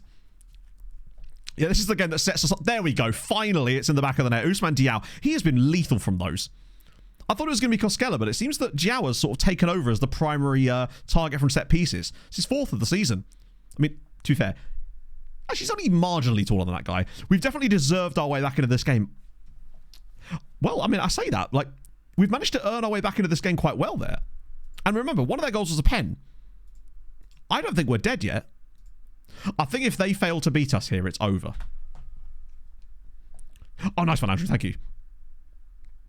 It's from yesterday. Yeah, it seems like they had some okay chances. That Amari Hutchinson goal was really, really satisfying to watch. Just the way that it comes at him so fast. And it's this kind of sweeping motion. I love goals like that. That just all seem pure and instinctive. I think it was Hutchinson. Oh, Christ. God, I'm so glad we didn't get rid of Bourmanjar. In you come. Steinmetz is having another poor game. I wonder why. This feels like a chance for Jenkins-Davis, to be fair. But it is weird how badly, all of a sudden, Steinmetz's form has gone over the last few games. He's like, before he was like regularly good enough for a 6.8, 6.9, whereas now he's hemorrhaging in a much better team, oddly. I wonder if it's just because he's getting less to do in these types of games. We're actually quite unfortunate to be 2-1 down here. We've played relatively good stuff. If we get a 2-2 draw, I think they're cooked. Oh, the Kulishevsky one. Another bit of, well, he definitely isn't consistent yet, but it's been like, he's consistently been bad over the last little spell of matches, unfortunately. Right, here we go. Matos, go on. Oh, there we go. Come on, Sergio. Yeah, he's just gutted that the Tycoon didn't take over. Exactly. He was really looking forward to that new contract. 2-2, beautiful. From 2-0 down. Delegate your set pieces to your staff or not? So I do my own set pieces. Well, I say do my own set pieces. I forget whose set pieces I'm even using now. It's a different one I've been using. So I don't delegate the production of the set pieces to my staff. I delegate the takers for the most part. Yes, the Tycoon fell through, unfortunately. Oh, please no. We've done so well to get back into this game. From 2-0 down, now we're going to concede another penalty or something, aren't we? Wow, that was really bad. He should have scored there. I'm still going to persist with Steinmetz, though, because his development and game time is going to be more important, and I think he can turn this around. And it's a bit of a low-pressure season for him in many ways, because obviously we are top of the league. We are miles clear of everybody else. So it's an opportunity for him to play his way back into form in some respects. Good lord, that's really good to play there. Yeah, the bottom three this year, it's a shame that they're getting so cut adrift, because it's basically making the relegation battle sort of non-existent, especially with Wolves winning it. Because they beat Bournemouth, didn't they? With that happening as well, I mean, what is the gap now? It's probably still only a few points, but the problem is teams like that don't win. That's why they're down there. Southampton really have been... What I will say is, the next time Fulham play Southampton, we will 100% draw 0-0 against them. It's just what we do. Is it 5-0? Oh, slide him in. Surely not. Surely we couldn't go from 3-2 down to... Oh, mate. Even Man United 12 points. Exactly, yeah. Still getting used to them being mid-table. I say mid-table. It's not even mid-table, is it? Yeah, I mean, the thing is, for some reason, it doesn't feel like Southampton would do the same thing. Although I must say, it does suck seeing the same teams that come up go down. Wouldn't this be 2 seasons in a row as well? Oh, hang on a minute. Surely not. Who's that taking that set piece as well? Is that Mateus? Or is that Matos? Oh, it's Jenkins-Davis. Imagine we win it in the 93rd minute. Come on, buddy. If we do this, if he scores here, the title's basically over. Oh, dear. That's an appalling one. Well, it wouldn't be the first time that's happened to Saints. Spurs are not in a relegation battle. They never were. They've won 3 in a row, haven't they? I mean, but even before that, they simply weren't in a relegation battle. The financial gap does seem to have grown over the last couple of years. Pretty much since the season that Fulham, Forest and Bournemouth came up and all stayed up comfortably. I don't think Forest was super comfortable, but they still, you know... That seems to be the last year, and since then it's just like the rope has been pulled up. I do like the way that Pompey have managed to turn themselves around. At one point it was just looking like they were nailed on relegation, but the way that they've managed to turn the season around has been really impressive. Yeah, Spurs have certainly started to improve. Like, it's too late to do anything, but at the very least, it'll be interesting to watch them for the rest of the season. How about 15 million? Ipswich have spent a lot of money. Like, I think, are we ignoring the fact that Ipswich has spent a lot of money? I mean, they had to, but they have spent a lot of money. They were in a position where they could, but like, I think of all the teams promoted, haven't they spent the most money easily? And they've got some great signings out of it. Some really astute signings.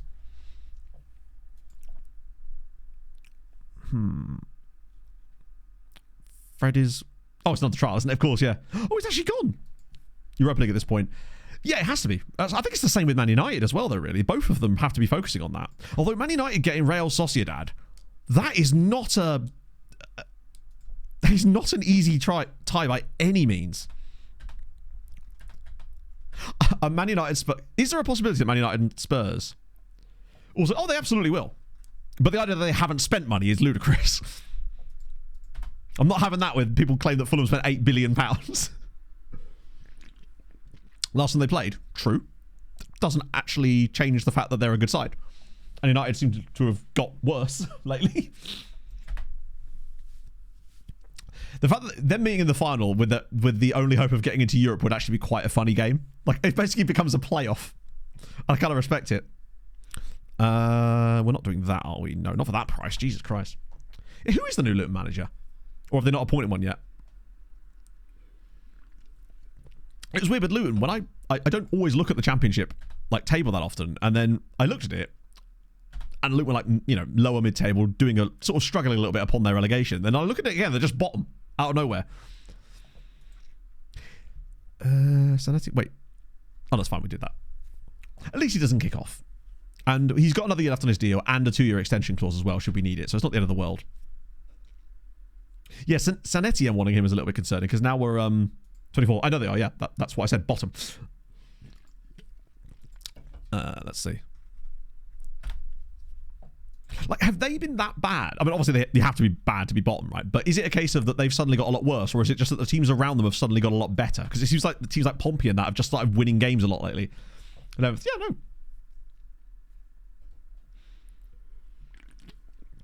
Okay, but are we saying that there are much... I still say of the teams that United could have got, Real Sociedad is still one of the... they're still a decent enough team that you could... Man United struggle to play against teams that are in the relegation of the Premier League, so, you know...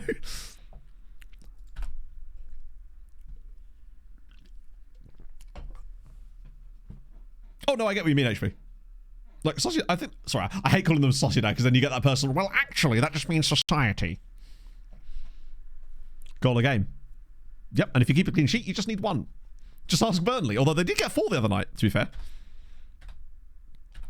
It's £10,000, or at least it's slightly better. Hey, there you go. Finally some movement.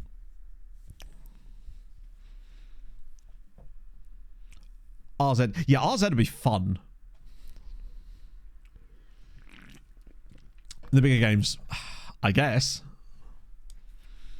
I mean, to be fair, the win at the Etihad especially was extremely impressive. But, God, it sucks that they lost Diallo for the rest of the season.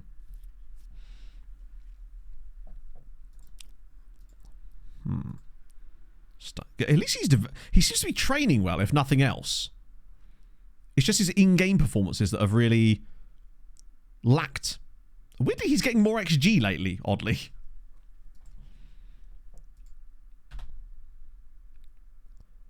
I do think that one of them will just win the Europa League. Out of energy. Jalap is such a fun player to watch. Second nationality, no. Which was interesting because he has obviously got the German surname, the Stonemason. You can be... Speaking of unbeaten and playing poorly, let's just check at Gloucester City for a second. I want to see if they're still on that incredible run. And by incredible, I mean incredibly awful. Oh no, they won a game! I will not stand for this. Have they still... Oh, they've now officially lost more games than they've drawn as well. That's a shame. More chances, but yeah. Part of me, I mean, back in the day, obviously, the teams dropping down, it was one of those things where it was a double-edged sword, because it meant that if a team was able to win the Europa League and they'd have to go through those sides, it made it even more of an achievement. Like, if Fulham had won the Europa League that year, that would have been insane, because we were playing Atleti, who were, of course, one of the drop-down sides, and knocked out Liverpool themselves. Or were they one of the drop-down sides? But they did beat Liverpool on the way. Spal. But I must admit, I do feel like the drop-down thing was a little bit annoying just because it meant that it's like, hey, you're bad at this. Just put you into a slightly worse competition. I like the drop-down prior to the tournament beginning, like in the qualifiers. That I actually think is really fun. Particularly because it's really useful for building a nation. So Lucas is like, that makes sense, right? Sunderland now in for Andrew Cooksley.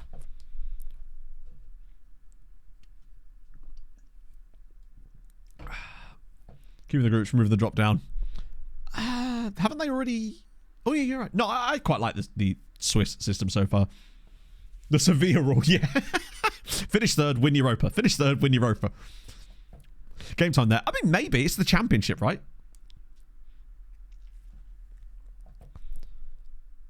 I'm really glad we got through that Zebra Elites game. They did do a very good job of it, to be fair. It's actually crazy the record they had over that period. Right, better that.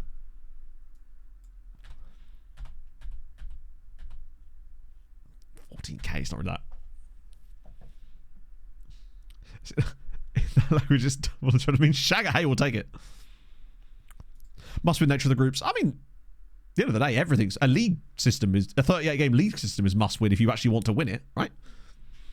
I think that if you want to have any chance of actually progressing, you're still going to have to win. I think it's been pretty fun.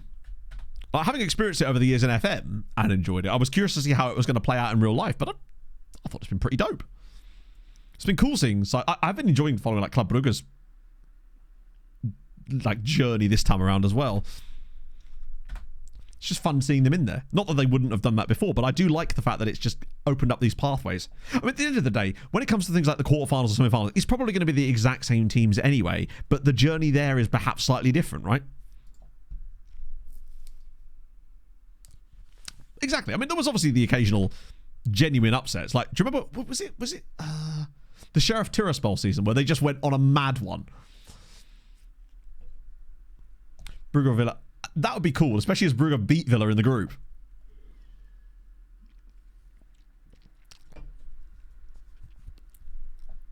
It's good to take them off and they're like, actually, I think I played well. Yeah, it's like, mate, I watched you. QPR in now for Cooksley. God, as if Fulham are loaning players to QPR. What are we playing at? You better not choose QPR out of this. Go to either of the other. Actually, Swansea, Sunderland, QPR. Oh, well, QPR are in League One, so you at least play football there. If nothing else, you're probably going to get some game time. Yeah, Apple will get to the quarterfinals was pretty cool. I just love it when you get those random stories.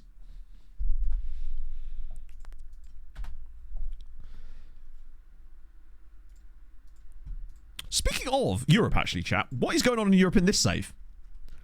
Any massive shocks? Tell you what, to see Ron in 13th place in the Champions League is pretty impressive. Any other mad shit? Real Madrid down in 20th. Casapia down there in 34th. Tell you what, FC Copenhagen, 7 losses out of 7. This is not the Copenhagen I'm used to in FM. I think the biggest surprise there is just Real Madrid being that absolute ass. What about Europa League? Chelsea. I swear Chelsea just live in the Europa League in this save. That top 8 is like stacked as all hell, except Strasbourg, randomly. Just in there and absolutely cooking in 7th place. Yeah, Copenhagen, FC Copenhagen usually are incredibly good in my saves, because they generate such incredible youth players, and they're usually a really solid side. I've had them get to like the Champions League quarterfinals. Yes, you can bookmark pages. The skin allows you to see the bookmarks a little bit easier, basically. But you'd always be able to do that in the base game. It's just the game kind of hides it from you. But yeah, Control D is the shortcut for it. Eyupspor in there too.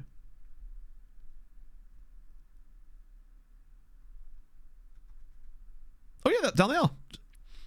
Shout out to them. Any massive shocks aside from Eyupspor? I thought it's Famagusta in there too. Karabag Mura. Alma City, that's Netherlands. So how did they manage that? Wait. They won the Dutch Cup. That's dope. So they didn't even qualify through the league.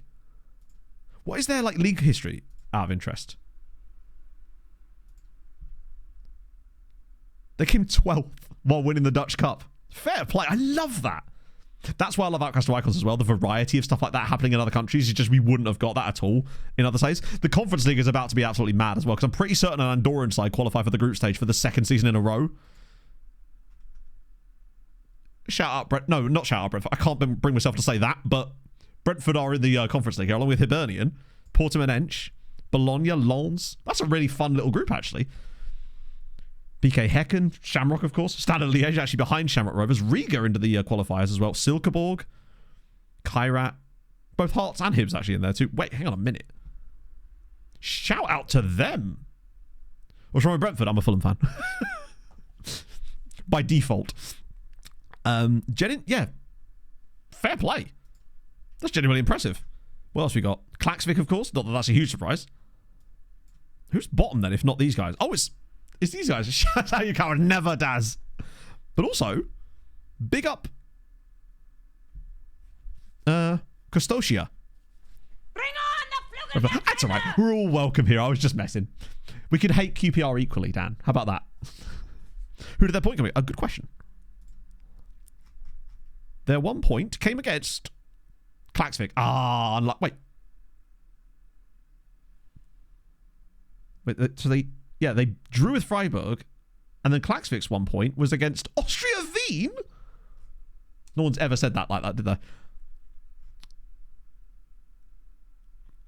These guys, their 1 point was against... Do you know what? Shout out Brentford. I'm willing to shout out Brentford all of a sudden. I've changed my mind, chat. I feel so much better immediately.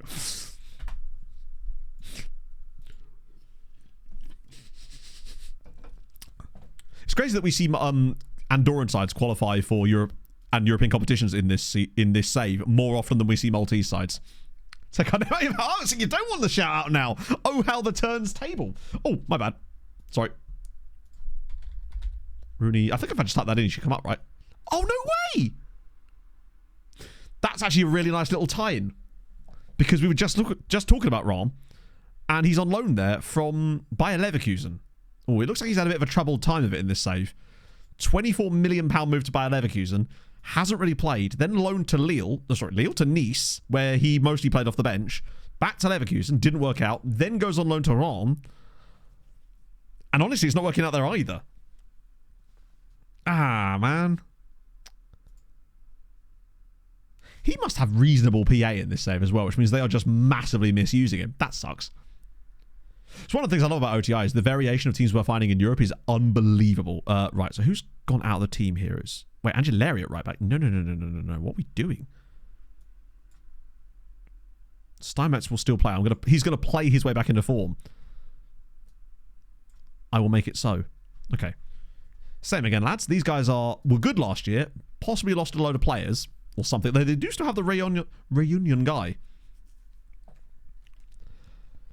They must have done. It's funny you mentioned that, Comrade, actually. I was looking at some old TikToks the other day, and one of them was actually about that time when one of our players got suspended from the Champions League for getting a red card in the Irish Cup final. The one that the Irish Super Cup between the winners of Northern Irish League and the Republic of Irish League.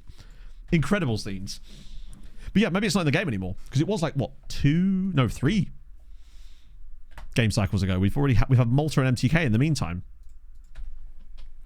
That was very annoying though, because it technically counted as a European competition, I suppose.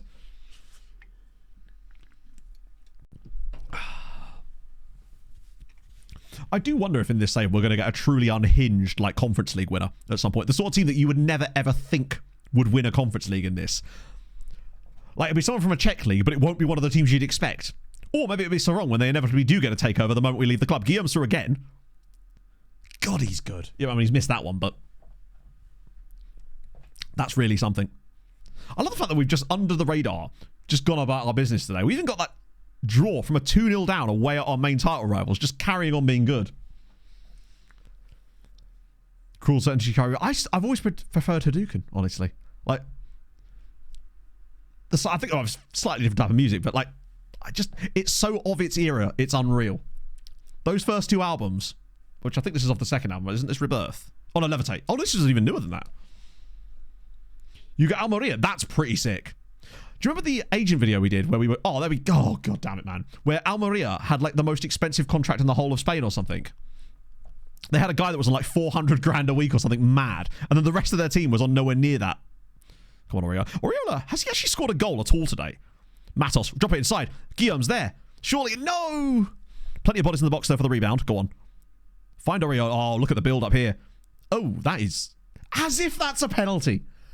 He's taken the ball so cleanly, it's unbelievable. I would be kind of glad to get to a league in FM that has VAR, because I feel like you see way more refereeing mistakes in these lower leagues like that. Guillaume from the spot, bang, yet again.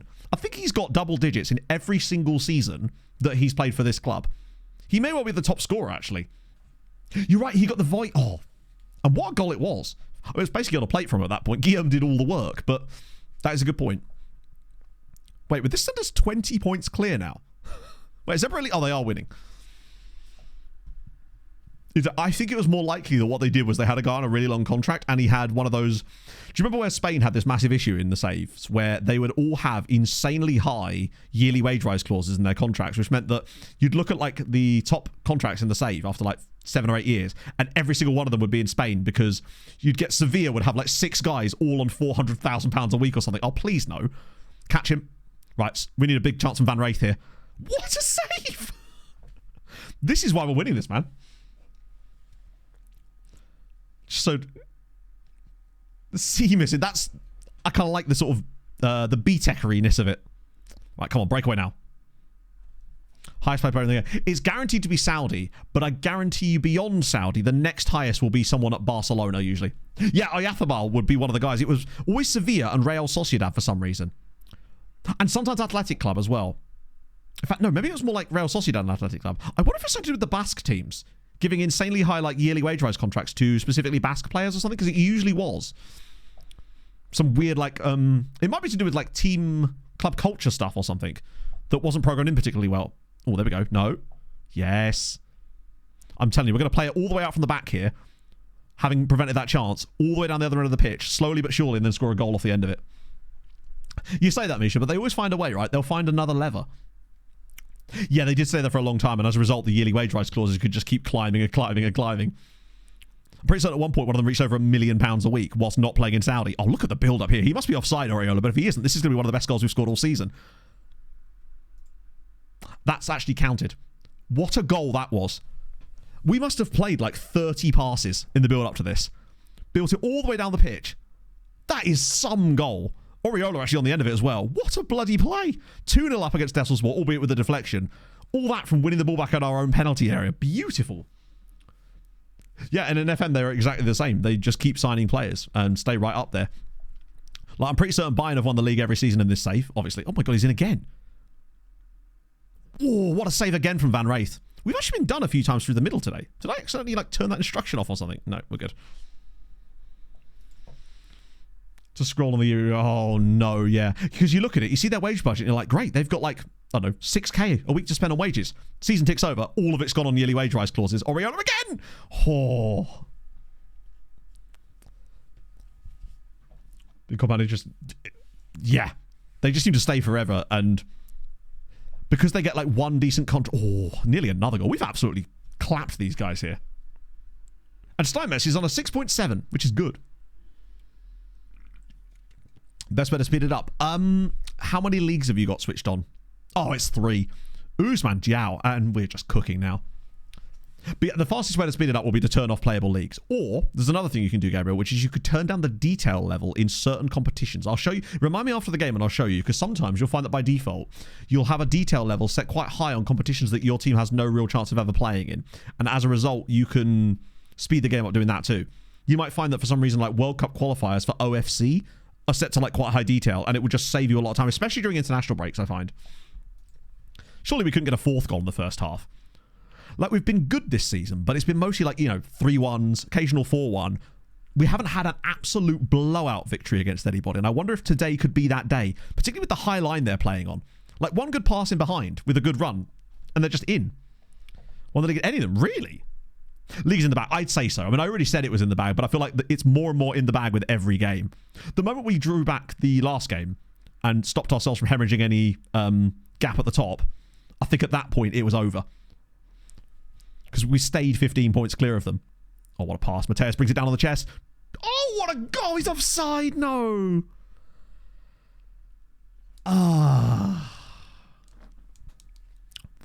So I'm not sure exactly, again, because you sort of haven't answered the question. So which leagues have you actually got switched on? That's sort of what we need to ascertain so we can work out how to make it faster for you, basically. Because you can't put view-only leagues on leagues that you're managing in, for example, right? You can in the lower leagues of that nation, but you may not want to do that. I'm just trying to work out the best sort of approach for you. God, that's such an annoying goal that he didn't get that given to him. Unbelievable strike. Steinmetz being injured is less than ideal as well. Although it might, maybe a little rest out of the team, honestly, because of the injury. Oh, there we go. Koskela makes it 4-0. Beautiful. Literally, because we're not actually playing for set pieces, they will take that into account because we don't have it in part of the tactic. But what I would like to know is, how do they know that? Surely the information as to whether a team is good from set pieces is how many goals they score from set pieces, not whether it's ticked on in the tactic. And how would the board of another team know what's ticked on in my tactic? It just seems really oddly immersion breaking for a game that sort of tries to pride itself anyway on immersion. God, look at the press. Who was that? Guillaume. Just the first line of defence is Guillaume, of all people. They're unlucky not to have scored a goal or two in today's game, honestly. Bongello actually looks like a really good player, but Van Wraith has been equal to him at every single turn. Did you brought him? And how'd that work out? I don't know if you saw last stream, Blue Moon, but we had to put our winger in goal for a full 90 minutes on Thursday's stream because every single one of our goalkeepers was unavailable. 2 of them were on international duty and one of them was available for a different game that day. So we had to put a winger in goal. Kept a clean sheet. Just doing bits. They're so pushed up. There we go again. It's Sven Smates. Go on, Svenny. Oh, dear. I mean, I've come to expect exactly that from him, but it's still disappointing when it happens. He lets me down at every chance he gets. Yeah, it's the Dender game, I think. If they were to lose that all of a sudden, it would be 20 points. Like, I'm just trying to think. There's 34 games in this season. I'm trying to think how early we could potentially win this title. Like, are we talking pre-youth intake win? Yeah, I think it's Sven just avoid shots is definitely it. The under-18 keeper was set available for the under-18s because the game was on the same day as it's nearly 5-0, but not quite. Yeah, he's much better in goal than he is outfield. That is what we've learned. Because Skeller is, well, if he's one off of a suspension, it ain't going to matter, is it? How's it going, Route 1? Keep a high line. To be fair, the best thing you can do is just avoid them facing any shots, but he did still have to make 2 saves in that game too, which made it even more fun as Oriola's shot is now well saved. We have truly clapped them here. And the best part is, we get to play one of the worst teams in the league in our next game. Like, these guys were really good last season, and they may be doing poorly, but I think their team is actually still quite good. The confidence is clearly not there for them. Actually, to be fair, the guys we play next to these guys, they're nearly promoted. Having a good time with it. Right, okay, we've got this game sewn up, so there's really no point in risking injuries to the team we've got out. So we'll get Giao off because he's tired. We'll get the writer on for Oriola, just because I want to give him a bit of football if I can. And Usman Giao from team. I mean, I'll tell you what, our Usman Giao is pretty good. I probably should get Matos off, actually. I'll put a random guy out there if I have to. Whichever the first is. It would have to be the right job. Like, I never say never on things like that because something stupidly interesting can come up that we basically have no choice but to take, pretty much. But I like to try to move from league to league and then not revisit. But, for example, say we'd got that Tycoon takeover earlier in stream, which I'm still very annoyed about, but it is what it is. I would have potentially have come back were they to have got themselves into a much more interesting position later in the save, which with the money they were supposedly going to invest, could have happened. Although I'm still keeping an eye on the other teams just in case that investor goes and plows a lot of money into there instead. But the first plan of action really is, now that we know that we're not going to be getting the Tycoon in the summer, leave, take Steinmetz with us. Oh, imagine if that was like a hip injury or something there and he was just out forever. We're 10 games unbeaten now. I mean, we've only lost, was it 1 game? 1 defeat in the league in 20 games. What was that? And that was a game we didn't even deserve to lose. Pop back for redemption. Yeah, just for the funnies, right? Hang on. W God. Sorry if I've said that incorrectly. W God? Thank you for the follow, nevertheless. That's very kind of you, friend. And Ruskin, thank you for the gifted sub as well. That's super nice of you, man. Hope you're fantastic today. Matos has the most assists as well. And we're still winning. We're winning both leagues, which is the most important thing. We're winning the real quiz, which is the XG table, and the actual fake league, which is just the league itself. No one wants to actually win that. That's boring.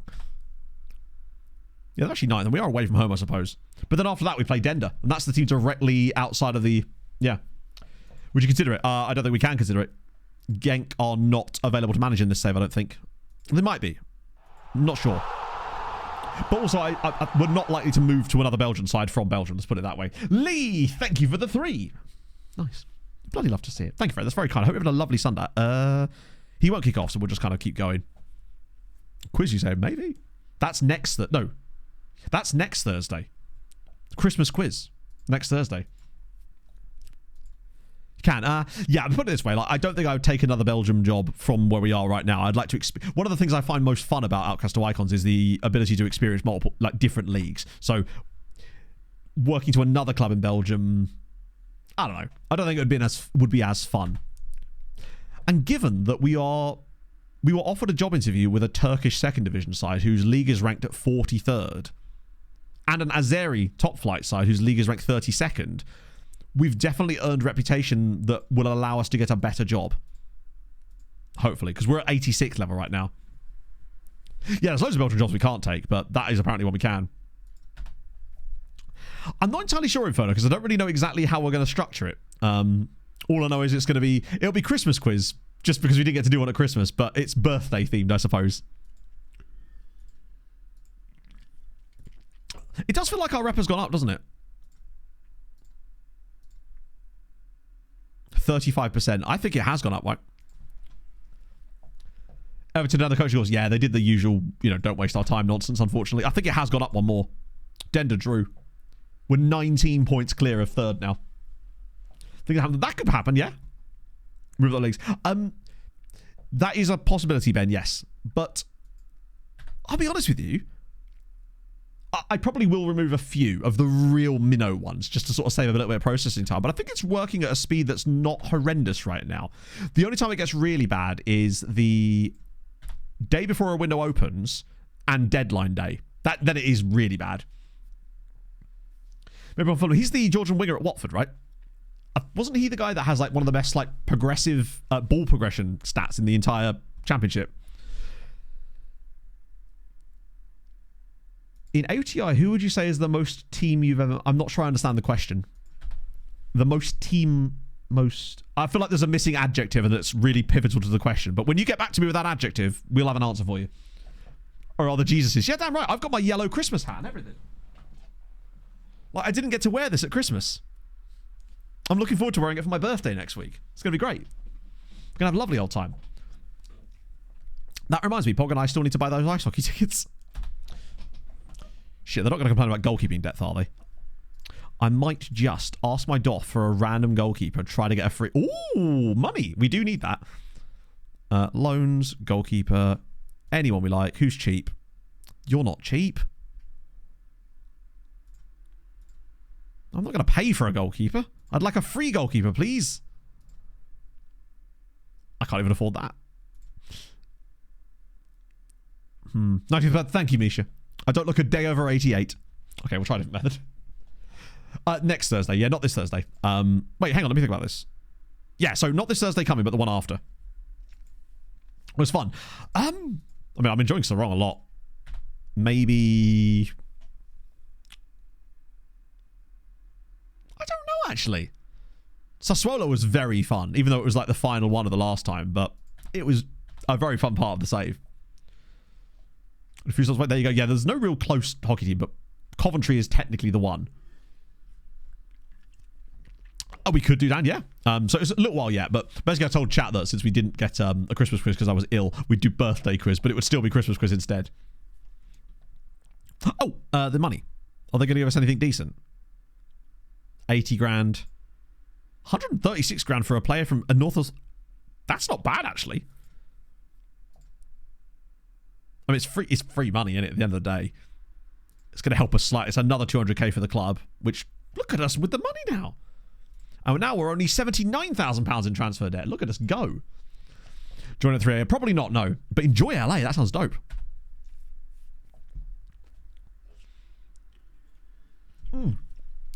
The detail of a Clates, my man. How's it going, friend? We got debated in the ultimate way. Penis is better. I don't disagree. Show me. No, I'm not going to say what you want me to say. You leave my penis out of this. Thank you for the raid, man. Hope you're well. I've got to catch up on some stuff in a minute. Yeah, so nearly 800k still. Which is mad. Oh, here we go. Say it. I won't say it. I can't be made to say it. Penis! Get in there! Lovely finish. I'll let it play again. Oh, penis! Wait, is his name actually Yuri Penis as well? Not specifically... God, it's the perfect trifecta. I'm typing in Yuri Penis. Let's see. There's bound to be loads. Obviously, Shaquille Penis being one of them. Dion Penis. All right, let's see what we got. We've got 200,000 players in this save. There's bound to be some bangers in here. Dion Penis, Asaya Penis, Virgil Penis. Oh, Virgil Penis is decent. Guillaume Penis, then just Jonas Wind. There's actually not a lot of penises. There is, though, penis skins. Could I interest you in Irvin's penis skins?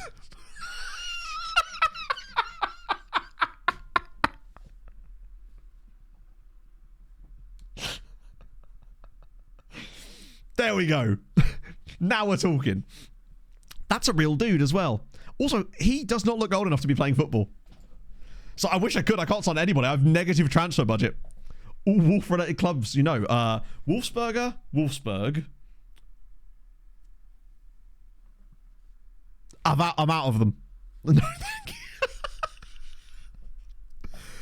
Yeah, I mean, I wish we could sign him. We have no money, like literal minus £70,000 in transfers. Oh, we actually have wage budget available now, which is good. How did that happen? Who left? I guess Wolverhampton counts. Yeah, I can't believe I actually forgot Wolves. I'm just too much of a football hipster, you see, chat. You see AFCON's happening. Ooh. Yeah, to catch you guys up though, just joined from Glaciers chat. We got debated by a takeover. We actually got a tycoon takeover. The board embargo went through and everything. We were promised £42 million and then it fell through at the last minute. Spineless Empire expansion. I'm sure you'll find some more wolves. What about that team in I can't remember which nation it is, but it's spelt wrong. It's Wallowes.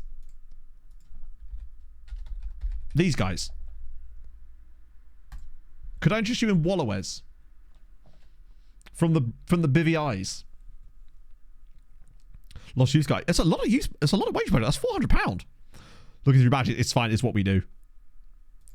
Like, also, I think there's a wolf on the badge there. There's a very distinct wolf there, or a wall, I guess. Right, what was I doing? AFCON. That's what I was doing. AFDICON. African nations. Bang. The third place playoff is happening, but what about the final? It's Senegal versus Mali or the Ivory Coast. Standard, right? Yeah, if you want a good time and check names, just go to Guam. Enjoy the rest of your day. I mean, I know the typo, but when you hear the story behind the typo, it makes it even better in a way. And highest paid player. Oh, the highest paid player in the game. Good point. It's got to be Saudi, right? Hasn't it? I can't see the highest paid player in the game because I don't have the scouting knowledge.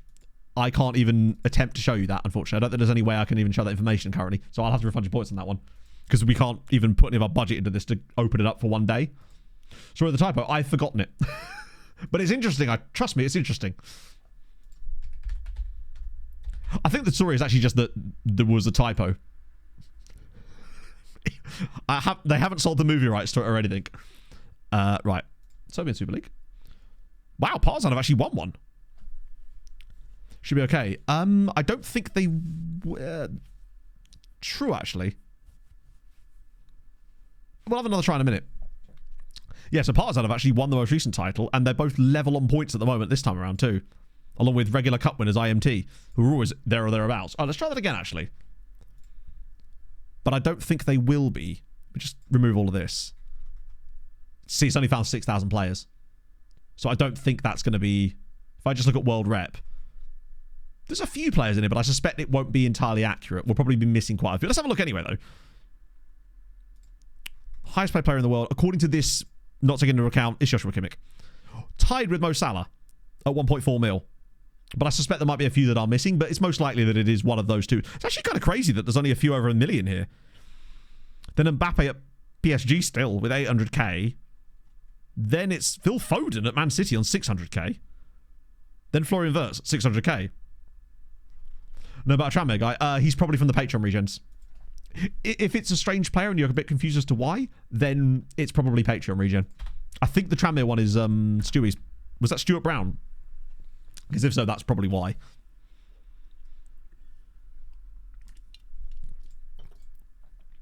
$1.6 million a week, yes. Ah, Christ, we're going to lose some of these players, but we've got literally no choice. Another Don Bosco team is kind of fun. I'm trying to work out when the earliest we can win this title now. So 6 games, match day 28, we would win it. This season is mad. Probably one of the most dominant seasons I've ever had in a non-top flight. Usually you don't get the space for that in these kind of divisions. I wonder how much of it comes down to us signing an entirely new defence on the final day of the summer transfer window. On barely any money either. Do this 1.6 million a week. I mean, you buy a lot of 1 penny sweets, I guess. Like a lot of 1 penny sweets. Not that they exist anymore either. Drop history. Yes, I can actually. 1 second. Once it's because it's on transfer deadline day. Tranmere. Well, you're still at Tranmere as far as I can tell, Stewie. Also, Stewie, was it you that had the Cole Palmer random career, or was that Bagpuss? I got confused earlier. 83 million a year. Yeah, certainly would look like it. God, where's that salary cap when you need it? I've done that. I actually have an offline one of them, Gabriel, with Beaconsfield, and it's very, very difficult indeed. It's supremely difficult. Yeah, they got the cards you could grade, yeah. Finished 6th. Hang on, they sacked you for finishing 6th. Christ, what was the expectation? Right, what was I looking up? Now that we're off of that. Oh, yeah, the job history. My bad. Let me just quickly check these. That's fine. 100th game in charge for Seraing as well, which is pretty dope. Right, let me just look at the job history. There we go. So this is actually our third. This is the only time we've ever spent 3 seasons at a club. So yeah, it didn't go well in Luxembourg. Went a lot better in Wales. We don't even talk about what happened in Italy.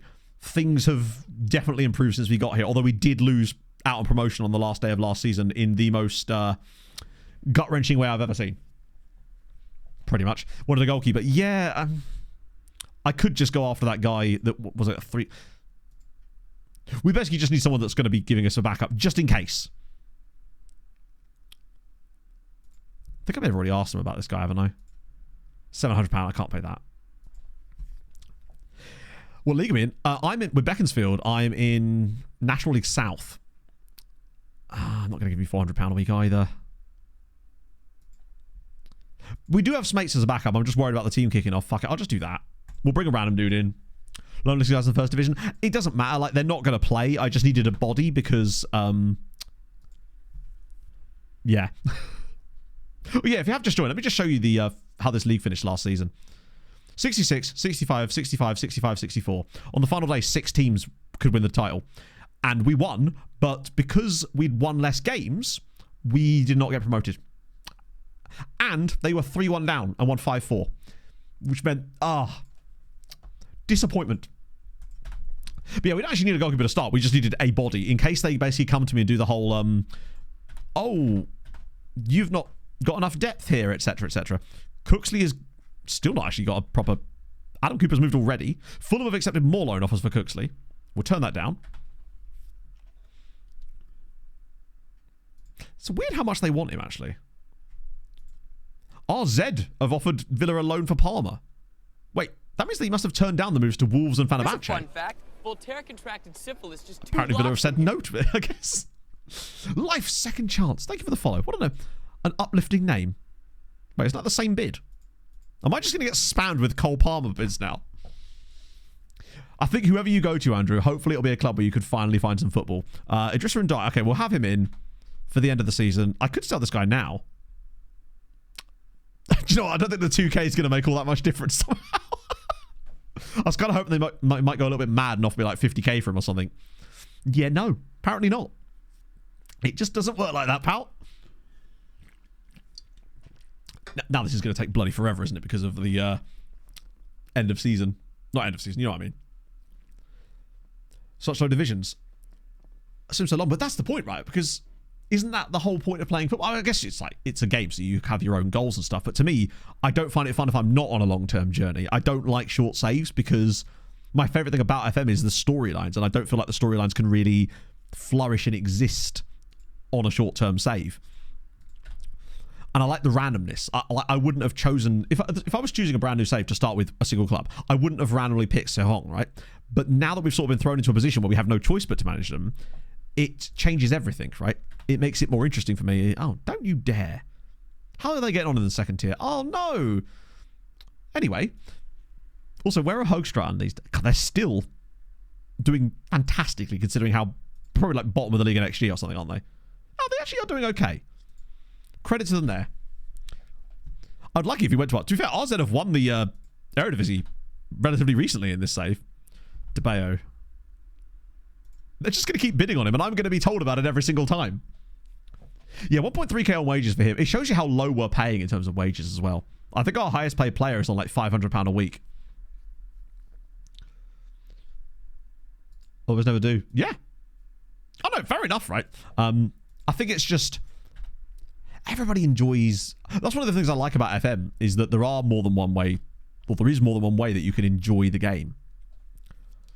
For me, I like a long-term mission, and it's the slow build. Like, when we came into Seraing, I didn't think it was going to be... Oh, we actually joined them. Happy Sunday one and all. Mr. Cellophane, thank you so much for the 3 months. Hope you're having a fabulous Sunday. Defending corners. Honestly, your best bet is probably just to download a defensive corner setup. The one thing I will say is I always make sure to have a guy on the edge of the area, because I found, especially at the low league levels for whatever reason, they love playing the ball to the edge of the box, and we were conceding so many corners from it. Wanderer Skylight, thank you for the 16. At IKEA in MK. His name is Hunter. How are you, Matto? A Blauhai, that's the shark, isn't it, Wanderer? Right? I was going to get one of those for Pog, since I couldn't get the Whale of Love. I thought that was a person then, 31st of January. Transfers cancelled. That's fine. Love it. Another depressing called Fred Friday. That's amazing. There he is. Or there's also Friday Yubong, which is just more of an instruction than anything else. There's Fred Friday. He's actually on loan from Betar at... Where is he playing? Is that the second? No, this top flight. Youth Intake Preview. Do you know what? Youth Intake Preview was actually really good again. We're promised another A-rated Youth Intake. But unfortunately, the one good player from it, or not one good player, the best player from it allegedly is a goddamn striker. Which is so annoying.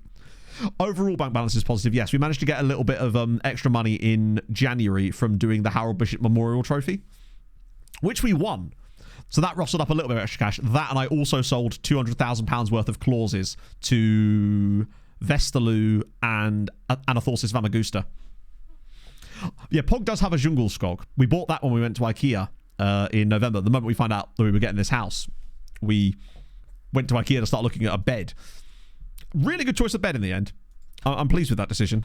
Oh, we're out the window and I was expecting us to not... Finally! Someone wants a bit of Fred Ridge. Love to see it. Morbids from him. Malmot are now in, but 2k again. Transfer some... Do we want that? It probably is for the best that they do get a striker for when we leave, because we'll take... Unless he's so good that we can retrain him and bring him with us as well. What the hell was that screen? I think it just glitched out, right? There we go. Fred has finally got a contract. He's moved to Stirling Albion in League 2 of Scotland. But in the promotion... Wow, Bonnie Rigrose. I'm not having the best time of it right now. Chance of asking that. I mean, I've already made a bet, Mr. Enforcer, that if we somehow bottle the league from here, and by that I mean the title as well... Not just promotion. I think promotion's in the bag. Then I would do a recreation of the Enrique Iglesias cover from 5 years ago. But since then, we've only... Yes, good lad. What a guy. He is looking better and better here. At least it's not like...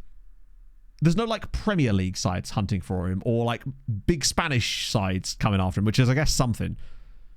But the progress is looking really tasty at the moment. Wait, what's that? Oh, that's the marking. Okay.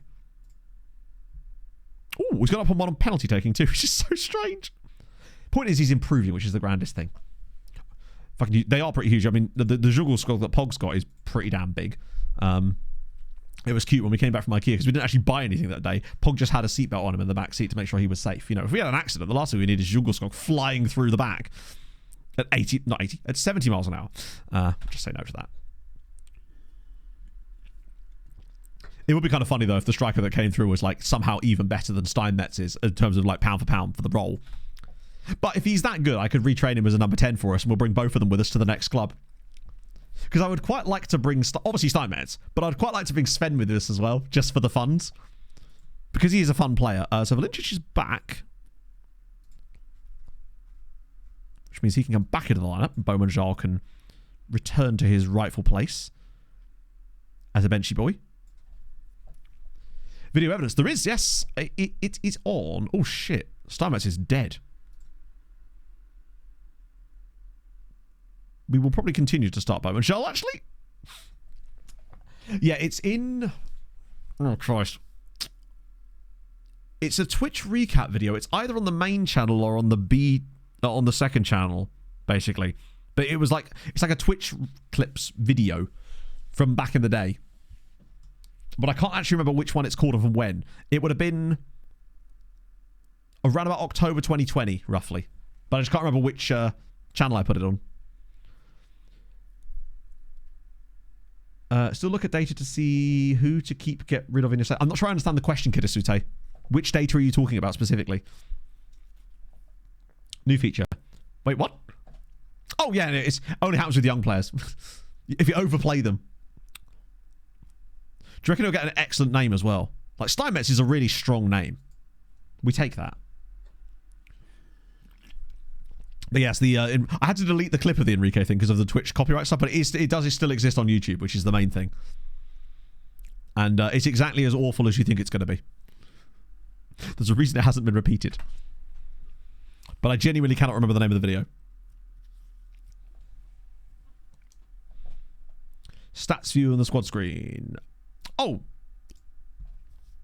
I mean, usually the players I'm getting rid of are players that aren't playing, generally speaking.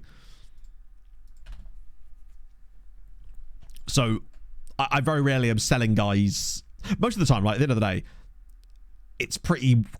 I tend not to use that much data to work out who I'm going to sell. It's usually pretty obvious who's not been good enough and who has. So I tend not to need to, for the most part. Is this the video? Yes, the lost Twitch clips one. That's the one, yeah. I think it's the entire end of the video. Well, it was posted. Yes, we do. Can you remember his name? Or even who he went to? Is this... Oh, yeah, they've got Bo Muller. He's about to... And he's playing right back as well, which is even more strange. He had an absolutely woeful time against us last time around. At least he was playing as a centre-back there. I think they've got a... Kavlash... Okay, cool. If we were to only lose one game all season, that would be really something. But it would be very frustrating because the game that we did lose, we absolutely didn't deserve to lose. They got 3 set-piece goals and... I can't remember the last goal. Was it like some random defensive error? Who am I considering not selecting? Yeah, pretty much. Like, I still find it useful to look at sometimes, though, because I do sometimes find little interesting tidbits about the way that a player is playing that maybe thinks that if there's 2 players that are kind of similar in terms of output, sometimes you can find a little extra marginal gain on a certain player just by... As if that's a penalty, man. Just by comparing certain stats. Like, I noticed that we were getting a lot more dribbles out of Matos on the left-hand side now that he's playing on the left instead of the right. And partly it's because it's a slightly different role. But he's just doing better than Riley Owen there. I think that's part of the reason why Matos has been so much better this season. We got the rep roll. We really did. Yeah, I hate these penalties. The amount of penalties that we win this season through that. I mean, we can see them as well, but obviously we're just more of a dribbly team. Is it 8:19 on the video? Yeah, so 8:19 on the video that Asher sent is the Enrique Iglesias cover. Thank you. A lot of reverb involved there, Viva. It was me with the reverb assist. We do have higher rep, obviously, because this club was in the top flight in this save at one point. So we thought we were going to get the rep roll energy in the first season, but it really didn't come. If anything, it was the opposite. We seem to be getting it this year, though. It's nice to be on the other side of it for once. I mean, what would this be? This would put us, temporarily at least, 22 points clear of falling out of the promotion spots. How many points have we even dropped this year, actually? Jesus Christ. We've actually only dropped 6 points all season. This shouldn't happen in the 3rd division of any nation.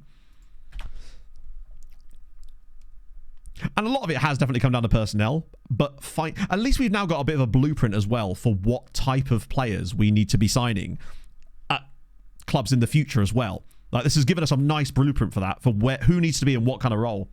We're not lost. Oh, 9 points. Yes, you're right. Sorry, I was thinking draws as 3 points. But you're right, it is 9, because it's 2 points for each of the draws and 1 for the loss. Yeah, still, 9 points is pretty good. 66 won the title last season, yeah. And the record in this save for number of points is 71. And that's happened twice. I don't know what the record for the Belgian 3rd Division is in real life, because obviously it would have stretched back further than that. In addition, it's probably changed its rules multiple times anyway, as Cameron... Bro, what a strike! Cam Bragg makes it 2-0. What a goal. He hasn't scored that many, but that's nice. The defenders really came through, yeah. They have been a huge impact on this team, not just from going forward, because they've been scoring us goals from set pieces, which we weren't doing last year, but the amount of clean sheets we've kept. Van Wraith has been sensational in goal, in addition. But yeah, I think it was 66 points won the title last year, because 2nd, 3rd and 4th all got 65. So we're not even that far off of the number of points that won the 4 more wins, which we could get with 9 games to spare at this rate. Giao has been insane, which is crazy considering he was like the most understated of the 3. Like, we were excited about Bellic and Koskela, but then when we actually looked at Giao, I wouldn't have imagined him having a full season at inverted wingback for us. That's what surprised me, how good he's been able to be. Because I think originally we were aiming our set pieces at Koskela, but obviously I've not been touching that, so I assume that Giao has just developed from an aerial standpoint so much that they've just started aiming them for him instead. Mateus now, driving forward. Surely it can't be 3. Oh, it actually might not be. I would have liked to have seen a few more goals off of Oriola this season. Imagine if that was given as a penalty as well. I'd take it. It's not quite Robbie Swinburne numbers with his 17 goals for Cardiff Drax, but... Oh, no. Van Wraith again. I think he's getting better and better. Maybe... if he hasn't got a contract yet, we could join another club and immediately sign Ishmael Van Wraith on a free transfer from Seraing. Bring him with us for absolutely nothing if he doesn't sign another deal, because he still hasn't got one yet. Let's get Sveni on. And Scriver. And honestly, Palumbo. Now that we've got a 2-goal advantage, I think it's safe to do so. Steinmetz can have a full rest. Yeah, I mean, I don't know if it's possible. The chances are he will probably sign a contract with another club before we get the chance to, like, leave. But you never know, right? If we leave not long after the promotion and everything is secured, then maybe if he still hasn't got a club by then, we could take over someone else and actually get him in. Hang it in La Louvre. Oh, what a strike. And again with the save. The country bowlers. That would kind of suck. I'd like to hope that because we've got a relationship with the player, that might help us in some respects. That's why I'm trying to make sure that I'm praising Steinmetz training and stuff so that he likes me more and would be more likely to join us. I don't know if that's actually going to work or not. Either way, I hope he has a very successful career, but it would be really nice if we could manage him again. Although I'm a little bit concerned about the fact that he's not been developing amazingly, but he's still only 16, and maybe I'm just expecting too much from such a young player. Like, everything is set up for him, but I just wouldn't want another team to come in and absolutely ruin his development. Yeah, I'll get Jenkins-Davis in. We'll get Harper in the midfield as well, just to get some fresh legs here. I don't think there's any more like midweek match days this season anyway, but still, the fewer injuries you can get, the better. The rep boost. So the rep boost, I think, will come in immediately. I don't know. All we know is that we're at 35% rep right now. Oh, please don't lose the clean sheet. Oh, he's going to. Juan Quiros gets one back, I think. Nope, it's offside. Clean sheet confirmed. Start at 17. Yeah, and I'm not sure when he turned 17, because he was 16 when he joined us, so it's definitely going to be probably like February, March kind of time. His birthday is on the 31st of March. Damn. God, he was a young 16 when we signed him too. Like, when we actually put him into the team, he'd only just turned 16. Fair. But being exposed to a full season of first-team football in this division at this stage of his career is probably still pretty good for his development, right? Soft. No, not soft. Soft. Softy Kyle. Thank you very much for the 3 months, man. He's the next gen. Oh, he's going to 100% be on the next gen list. He has to be, right? Oh, yeah, he's born on the day, isn't he? That's amazing. He's going to... There's no way that he's not going to be on the next gen list. Considering he's decent for the looks of things and he's playing. Unless it's because of the division he's playing in, then maybe that will hamper him slightly, but I don't think it will. Send the assistant for that one. And now, where's that? Dender up next as well. High enough rep. I agree. Especially as his performances actually haven't been that good. Has he actually contributed a goal or an assist this season? Not that it matters. He's not playing a role that requires that, but I'm just curious. No goals for sure. No goals, no assists. He's registered no goals or assists. Admittedly, he's had barely any XG himself or XA, so I wouldn't expect that from his role. But I feel like at some point, because we've had other players that do play in that role and are able to offer stuff like that, so I feel like he's just too young to really be getting stuck in as much as perhaps Bowmanjal if he plays there. It makes you think we could have actually been even better if we'd just put Bowmanjal in, but like, come on, it's more fun, isn't it? Yeah, there'll be a lot of players around the league as well. Good point. So he's no longer worried. That's great. Confirm the random signing of the goalkeeper that... Wait, isn't the window shut? Oh, no, I guess not. He's actually pretty decent. He's still no Van Wraith. Too early to call the next KDB. I don't think he's that type of player. He's more like a kind of... I like to believe that he's going to be more like a Rajan Angolan type of player. That's my vibe. That's the vibe I'm getting off of him. More box-to-boxy, perhaps, when he starts to get a bit more athletic. I'm trying to think of what, like, a really good... Yeah, Witsel. Oh, we rejected the contract. Okay. Who is Jacob Roberts and why am I constantly being told about him? He's not a Patreon regen. From the Maymays. But what was the Mame? I've lost track of the Maymay. I do love the fact that promise can be fulfilled by just replacing them with a different player. It shows, though, that the game is aware of that information. So the gap's back down to 19 again. Because Dender did actually manage to get a dub. But we play them next. So that could bury them as well. Hopefully involved in a little bit less of that. Yeah, you'd like to think so. But his on-the-field activities, less than his off-the-field activities. He's only 16, you know? He's got to try these things. Striker chosen over some of the... Oh, I see. Oh, you're right, yes. Wait. Well, speaking of... I just saw Mets in the news there. Which makes you wonder what they're up to these days. What? Oh, they lost. Okay, they're still bottom. They have managed to pull it around a little bit, though. Oh, what's the end of my girlfriend? You be careful, Dan. Once they run out, there's no more there. I think they might actually end up staying up in the end. Also, Leon have now lost the title lead. That's actually kind of bizarre. Mets are still in trouble, though, but they do. I thought his name was William Strangler then for a second, but it's William Stonger is their manager of choice. That they could have had us. So taking your throat's feeling a bit better, Dan, because I know how long it takes. I mean, how long have you been suffering from it now? Feels like it's at least 2.5 weeks or so, right? Mitch Official, thank you for the follow. Right, Zebra Elites, their game in hand is against bottom of the league Beveren. They should win that. It's possible they might well sack him. I mean, if they got relegated again, they probably would sack him. And then maybe by then we'd have earned enough rep that we could potentially snuggle on over to Mets. And it's the kind of side that would probably have the budget to sign someone like Steinmetz. And Sven's mates. And maybe this striker that we potentially might get. Wait, what? Van Wraith happy to stay? Wait, he's exploring his options, though. I'm still going to be able to offer him a contract, am I? I hate that. Once again, two more of FM's mechanics that aren't talking to each other. Says he no longer wants to leave the club, yet will not let me offer him a new contract. So he clearly does want to leave the club then, doesn't he? So annoying. Bit of that. Sick. Yeah, they did win. So the gap is still 15 points to second, but they're starting to pull away a little bit themselves. Yeah, if we win that next game, it could be over.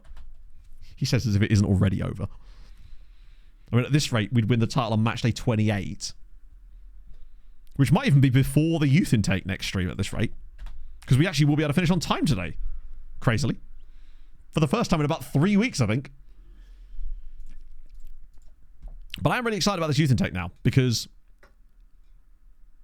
the striker, you know, what happens with the striker happens. But it's the B-rated fullback that we've got in there too. They could actually be potentially really decent too. At this rate, we'll end up taking it. Do you reckon we could get like a bundle deal from Seraing after we leave?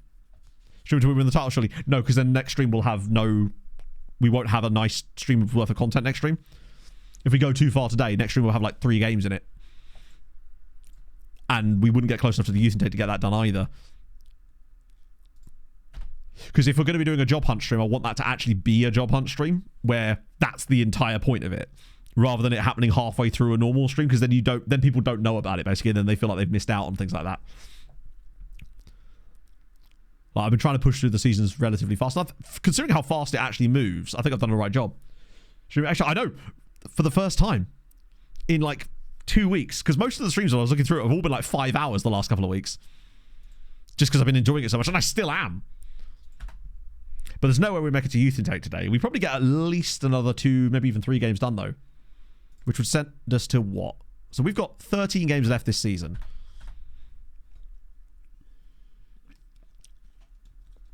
I mean, there is a chance as well that the youth intake could completely lie to us as well. Like, it didn't last season, but there's every... Oh, I probably should send him home, actually. There's every chance that it might change its mind.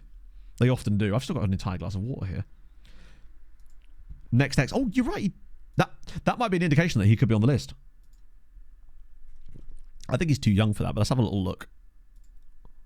No. He's just a young midfielder. Which is interesting, because isn't there usually one that's slightly better than that for a media description that we used to use? Is it promising? It's not even considered promising. Maybe he's too young for that. Likes me, though, which is crucial. Actually, that is really useful. Favourite personnel. Very close. Hold you in the highest regard as a manager. That's really good news. That's the sort of thing that could potentially really help us. Having him, like, hold Roy in high esteem. 118. Ah, that makes sense. There's a lot of things in FM that rely on time like that. Like, for example, I mean, for all we know, Steinmetz might have appalling big matches, but we wouldn't be able to find out for another 6 years. I would hate the idea of a 5-star poacher or something. Like, he'll be like slow as all hell, just has insane finishing and composure. He'll be like 17 finishing, 17 composure or something. Oh, yes, no very pace, soon. no passing They are ability, building it now. can't cross a ball, etc. Kev, thank you for the follow.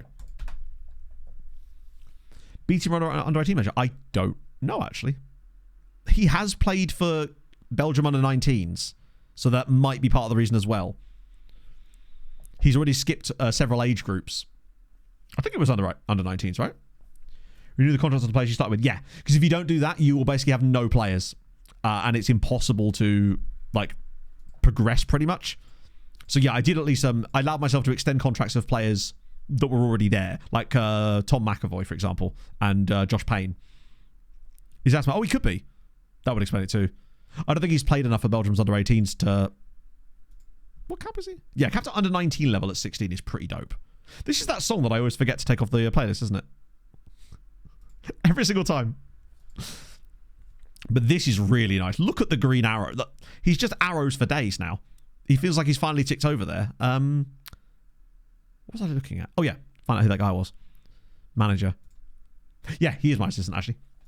I thought maybe there was a chance he could have been the assistant or something. Yeah, the progress graph is good. That's what sent him from 2-star to being 2.5-star. But he is still making decent attribute progress. Decisions has gone up by 1. Positioning's up by 2 now. That's penalty taking. Hang on. Yeah, his positioning has gone from 10 to 12 in... Well, basically since August. That's really good news. Got a 44-year-old strike. That's always part of the fun. Right, you've got to wait for that first. It's a lot of good arrows. It feels like the arrows are starting to really dig in now. Like, we had a few arrows on him in certain positions. Yeah, he had 15 tackling when he came through. That's why we were so excited about it. Not just the tackling. That's great and all. The thing that really makes him goated for me... Where is he?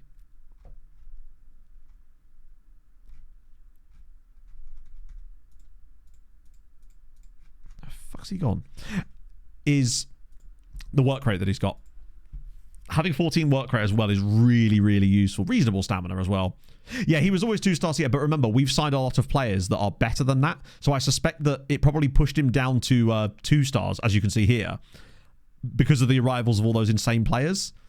So he has still grown in CA, I imagine, by quite a nice chunk this year, just from the football he's played. Like 18 first-team appearances is a nice chunk of games for him. And 2 up in positioning in under a year as well. Like, his marking and positioning are going to be stupidly good. And that will then allow him to flourish in other positions. It's just important to remember that, like, CA is always... Wow! That's a big result for Beveren. I mean, they're still going to get relegated, but they've got a guy called Eros Esposito. So that's fun. He looks quite decent, actually.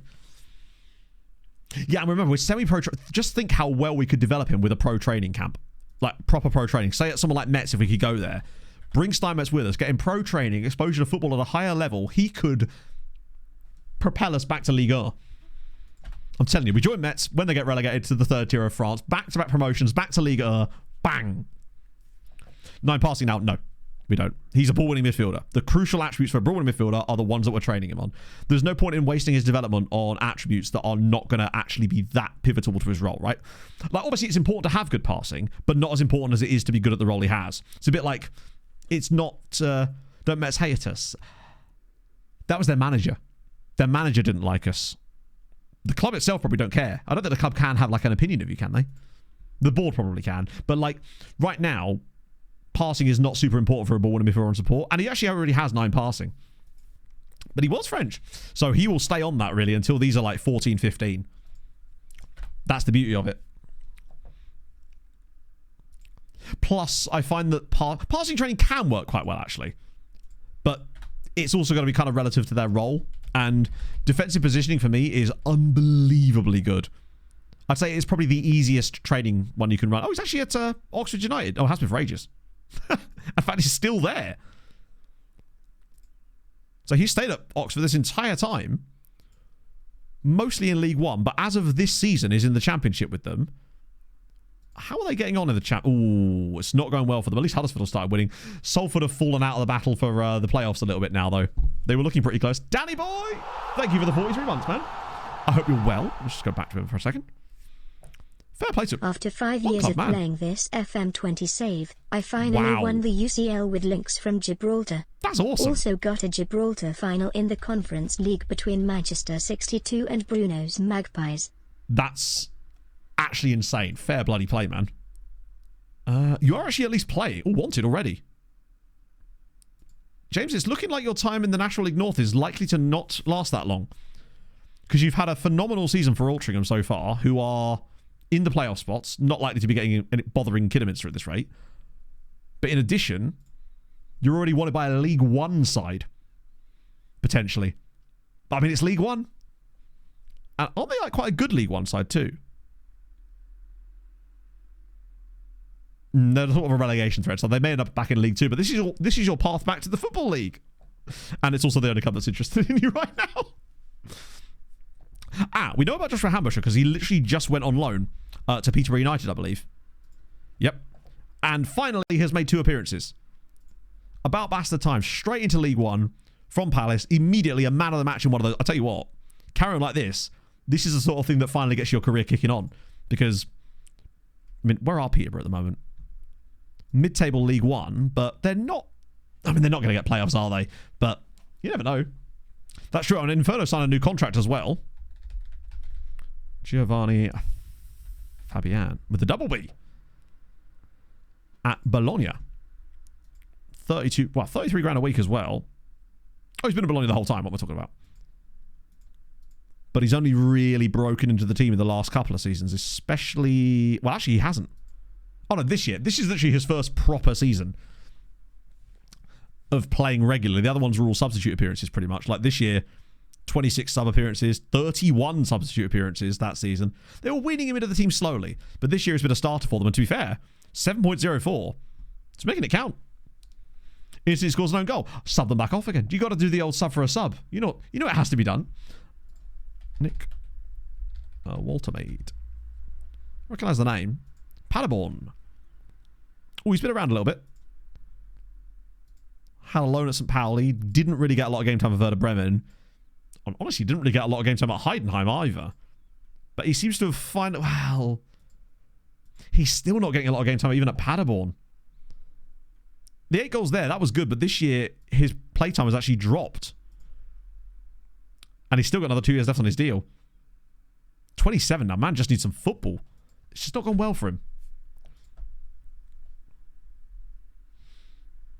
Time to drink from my giant glass of water. Yeah, by the time we get like 15 seasons into this save, which is going to come faster than you think, it's going to be Some of there's going to be some strange ones. I reckon we'll see like a random League One club, or like an existing League One club will be a Premier League side, and that's the fun of these. Or like some random team will come up through like through the non-league properly, all the way to like League 2 or something. Okay. What's this?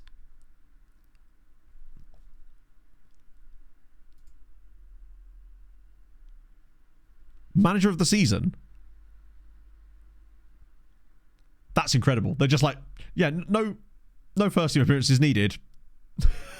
That's insane. I guess that's the problem with that right there, is the issue with like club culture stuff. Because I would hate to lose a job because of stuff like that. Yeah, it's Adam Lafondra. Notable football manager extraordinaire. To be fair, I mean, he's been obsessed with Football Manager for as long as I can remember. Like, I remember when I first started playing FM and doing content around it, one of the things that was so notable was how much Adam Lafondra played it. Oh, there's always... I feel like every single year there's a Barwell-type season. I mean, this year it was looking like it was going to be Gloucester or Cray. But as it is... Oh, Desselsport have just lost another player.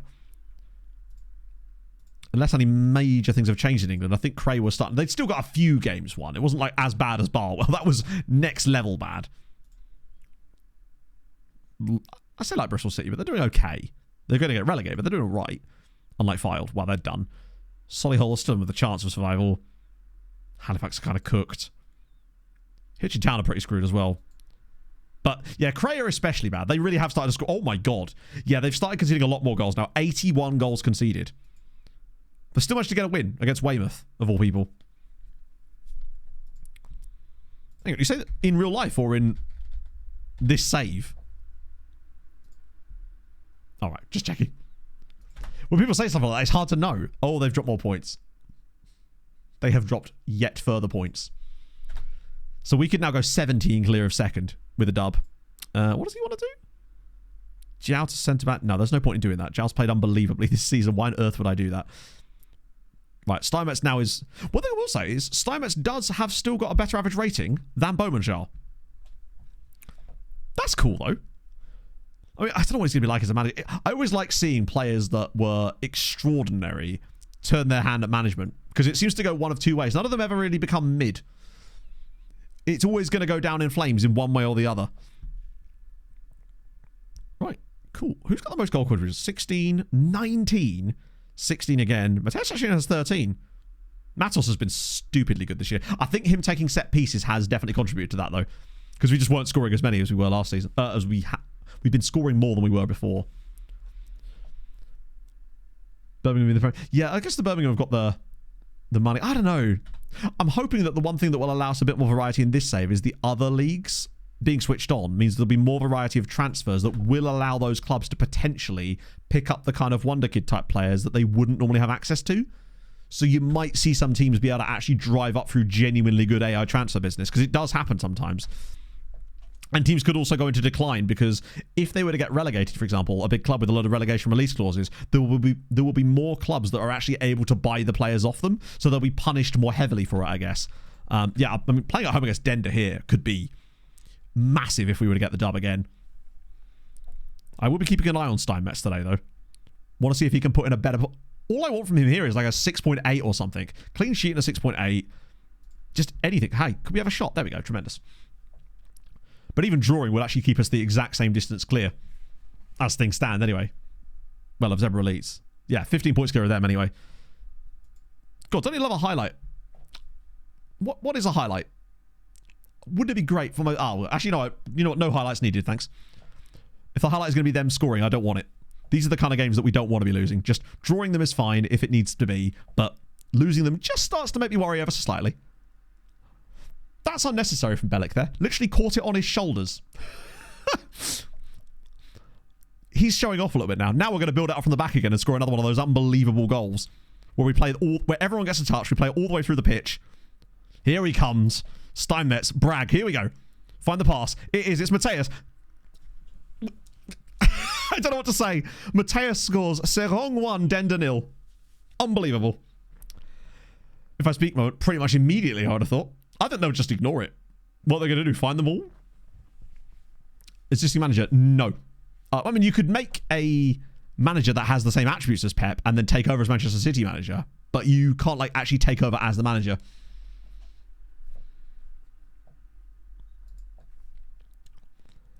You got COVID for 2 weeks and then came back only to injure yourself at the end of the season. I mean, you didn't, did you, though? Because COVID isn't in the game, is it?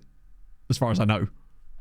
Like, unless there's been a patch I'm not familiar with. I suppose it could be a custom database that adds COVID, I suppose, right? But as far as I know, didn't they, like, make a specific point about not adding COVID to the game? Or I've certainly never seen it. Let's see. Steinmetz is actually on a 6.8, by the way. I'm just saying. That was a lovely goal, though. Just be a virus. Oh, yeah, no, fair enough. Until the end of the season, what injury did they get? Let me guess. I'm going to go hip injury. It usually is. That's a great pass, and it's over the bar.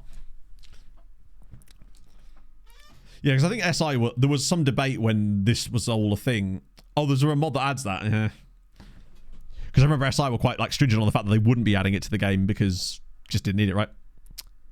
Yeah, Mateus is sort of another victim of the right side in this team. What league is this? This is the Belgian third tier. The ironically called the National 1 League. Figure that one out. I wonder why there has to be. I think the only reason I would be able to figure out exactly what goes wrong with the right side is by like watching a full game or something. Because Matos has been poor as well. It feels like when Oriola plays poorly, he takes Matos and Mateus with him. Abdominal muscle, really?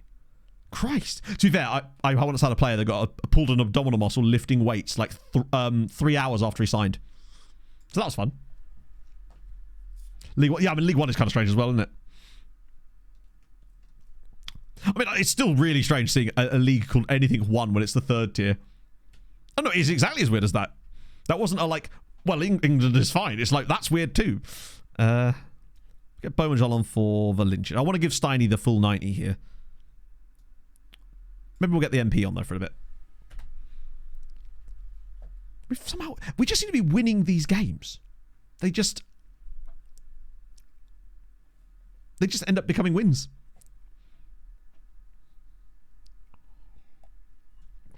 I do rate that Scotland, because Scotland is still the Premiership, isn't it? And I just think that sounds nice. There's something about that I really enjoy, and that is going to be offside. Lovely. Where's the linesman? Was he like on the goal line or something? Because I just genuinely couldn't see him. Oh, is he all the way back here? I couldn't be asked to run. I don't blame him. It's a long way. I'm like, what good is it going to be? This would push us 21 points clear of third place. Oh, come on now.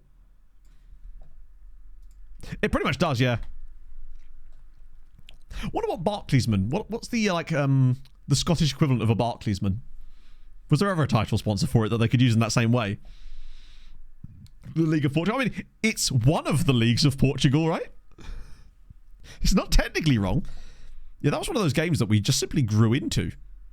Nothing really happened, and then they continued doing nothing, and we slowly got better. Clydesdaleman. Makes him sound like a horse or a cow. I can't remember which. Currently, he might be. I mean, a cinchman. Cinchman. It doesn't work now, but it could do. It feels like in 10 years' time, a cinchman could actually be a thing. Well, the names of the tiers. So it goes Premier League, Championship, League 1, League 2, National League, 5th tier, National League North, National League South. And then beyond that, there's like 4 tiers at that level where it's like Isthmian, Central. I can't remember at that point. I only care about Ely City. They don't play in that level yet, unfortunately. What a win yet again. Have we won every game? Oh no, we didn't win every game today. We've won every game except one, which was that cup game. Mental. Although we are going to have some players. We're going to have a player at least missing for the next game. And whoa! Okay, that's actually really bad. 8k it is. Jenkins broke his leg. I mean, I don't think it's going to prevent us from winning the title, but that does kind of suck as he was a lovely little substitute option. That sucks for Will. He's had a nice time of it. He scored those really important goals towards the run-in last season as well. Non-league. Well, non-league is still a league. I think what it is that every league that's run by a different set of people wants their league to feel like it's the top league in some way. You know? I think they should all just be randomly sorted. For absolutely no reason. This isn't where I Karoy parked have my signed car. Dylan Velociraptor as well. 1, 2, and 3. I think it varies from league to league at that point, right? Oh, the non-league. No, that was the Thurlow non-league. I don't know if they're in that or not. I think they are. I think they're top of it again, actually. Igor Krop, thank you for the follow. They were playing against Deerham yesterday. If I was feeling less tired, I probably would have gone down to that one, since they don't seem to play at home very often. I'll have to read about it in next week's paper. Yeah, the Thurlow on it was like a local company that sponsored a league. Steinmetz Progress. Oh, now the training rating is improving. Something seems to have really kicked on in Steiny lately. And his training rating has been... That's probably what's caused this. Because he was sort of middle of the road training. It was all sort of in, in the middle sixes. And now all of a sudden it's 8+ every single time. Northern House of Shitters. I quite like the idea of the Northern House of Shitters. It sounds great. The Southern Muggy League.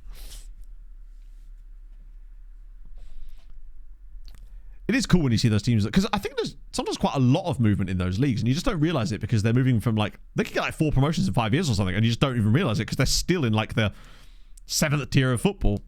Okay, it's a little bit more money for Steiny, but it's still not. It's still derisory. I think we've got time to do the Charleroi game as well, since we'll probably win that as well. Feels like we don't even concede goals anymore. They grew up so fast, I know. He still hasn't even turned 17 yet. Although we shouldn't be in a hurry for that to happen, just because it might well imply even more clubs will be after him. We've only conceded 16 times this season. Southern Pansies League 1, there you go.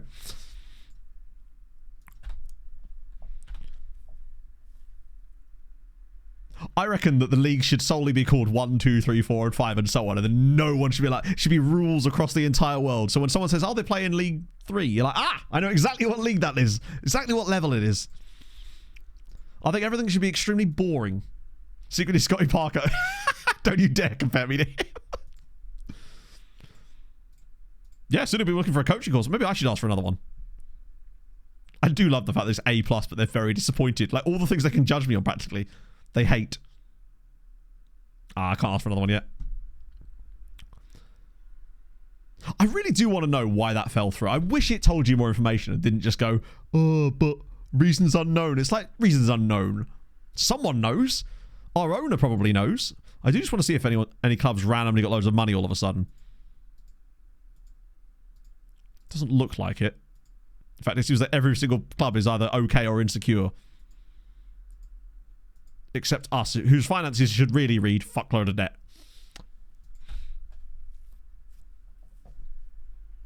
Advanced Algebra. I just won the COS League. Yes. Now we're talking. There's a sign that they're going to win it.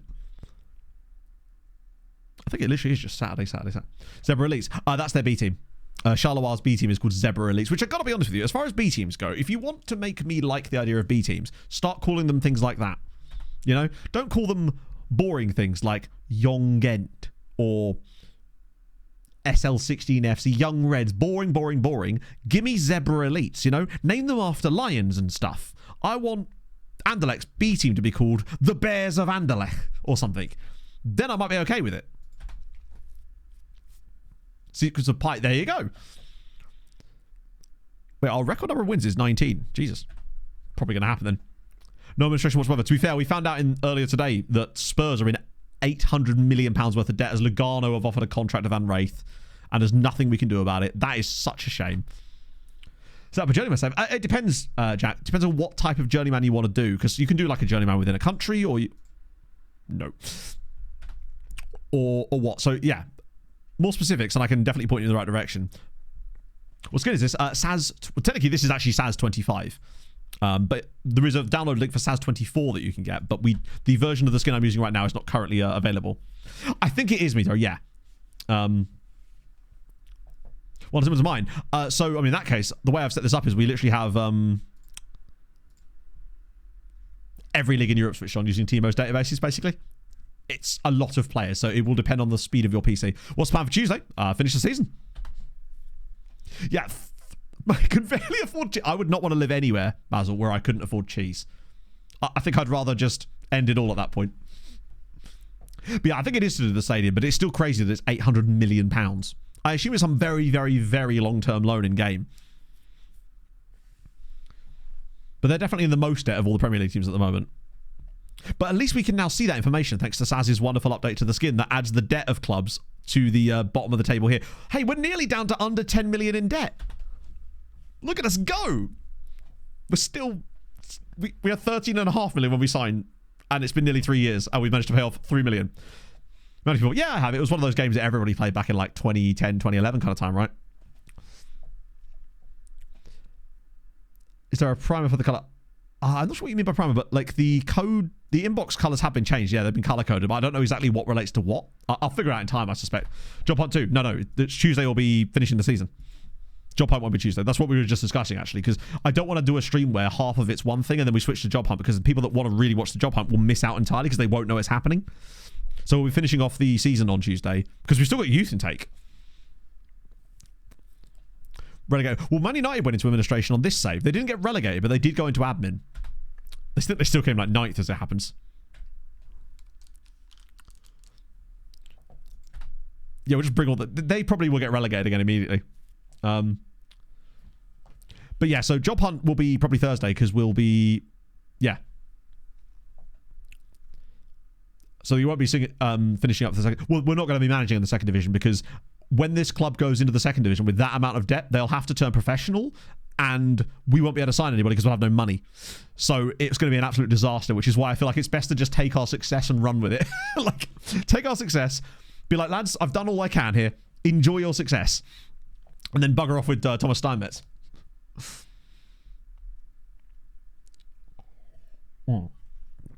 Right, Koskela suspended, which means we actually are going to have to bring in James DeBayo for probably the first time this season. And Jenkins, of course, sadly with his broken leg, means Regan Booty now comes to the bench, as does Bucharest. Best manager, why is it Millwall? I think Millwall are bottom of the championship in this save at the moment, actually. See you later, Chris. To the top end of the ground. Well, to be fair, we've done all we can. Like, if anything, we've managed to aid their finances. We've paid off £3 million worth of debt. We've set them up with a promotion. It's perfect, really. We've done all we could possibly do, and we're going to take all of our coaching badges with us, and Thomas Steinmetz. And Smates. Yeah, Steinmetz and Smates. And maybe whoever comes through the youth intake this season as well. If they're actually any good, although it'd be harder to tell.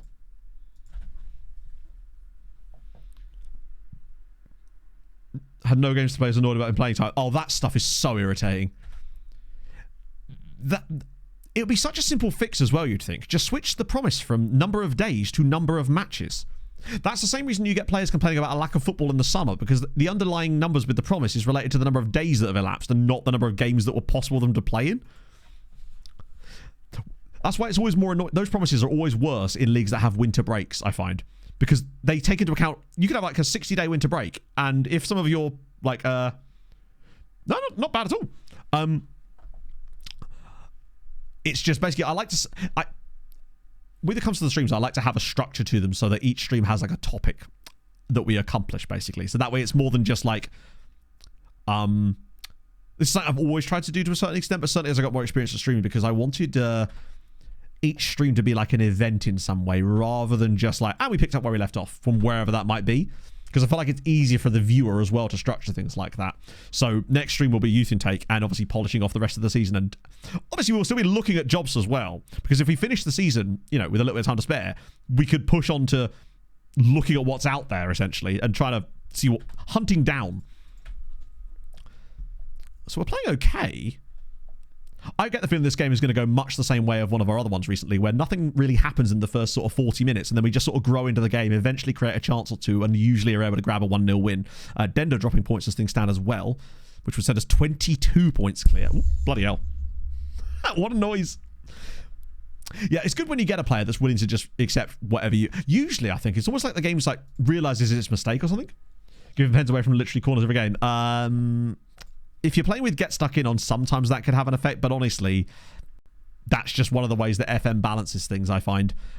Usually you'll find it seems that you concede those penalties quite often against teams that are of a higher rep than you. We call them rep roll penalties. Although most of the time we're actually the ones that are winning the penalty in this save at the moment anyway. Oh, look at this. Overplaying it a little here, lads, but... Oh, that would have been such a fun goal. God damn it, man. Matos has had a really good game. We do need that goal now.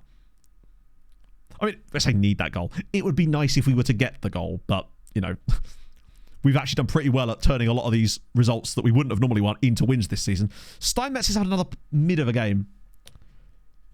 Start using a striker in the formation. The type of striker that isn't a striker would be the type of striker that could make me use a striker. No, I wouldn't. I'm not using a striker. We're not going to suddenly stop playing a tactic that's really fun just because of a good player in the intake, right? Particularly as we're not going to be staying at one club forever anyway. I'd rather just retrain them. There we go. It's why are you here? A polar bear in Arlington, Texas. Zhao got himself in the box. I'm there. It's a normal match engine. I'm not touching the custom ones. I don't want to like ruin the sort of the save by having different match engines for different segments of it, I suppose. But yeah, like a guy could come through with 20 in every attribute in our youth intake, and I still wouldn't use the striker formation. I would just use him in a different role, right? That's one of the benefits of the younger player, actually, is that we could have time to retrain them into something. I don't know. Like to me, every single system I could play, other than what we're playing, would be slightly more boring if we put a striker into it. And as a result, plus, I like the challenge of trying to win the Champions League with the system that we've built ourselves now. I think it's fun. Because it will make things harder for us at the higher levels. Although I do feel like this system has the capacity to get better as the levels go up too, because we'll be able to get more specialised talents that work better in the roles. And we don't know. Hopefully we won't have another Sestry type situation, is what I mean. We will seek to avoid that. But this has been yet another ridiculous result. Like if we get this as well, we'd be 24 clear. That would be winning the title with 8 games to spare. Sorry, not winning the title, winning the promotion with 8 games to spare. Which I don't think I've ever won a league by as much outside of a top flight. And the gap could still continue to grow because these teams below us are just so inconsistent. Whereas this year, every ounce of consistency that we could have possibly had has all come at once. Although watch us concede a goal now and end up drawing 1-1. Also, this is a tactic. I'm sure it's going to be batshit. I can't wait. It's actually kind of like... It's not dissimilar to what we're playing right now, honestly, just without a shallow striker. And I love the Volante. I do think that you'll get ripped up. Even with the wing-back here, I get the feeling that this side is going to be very exposed.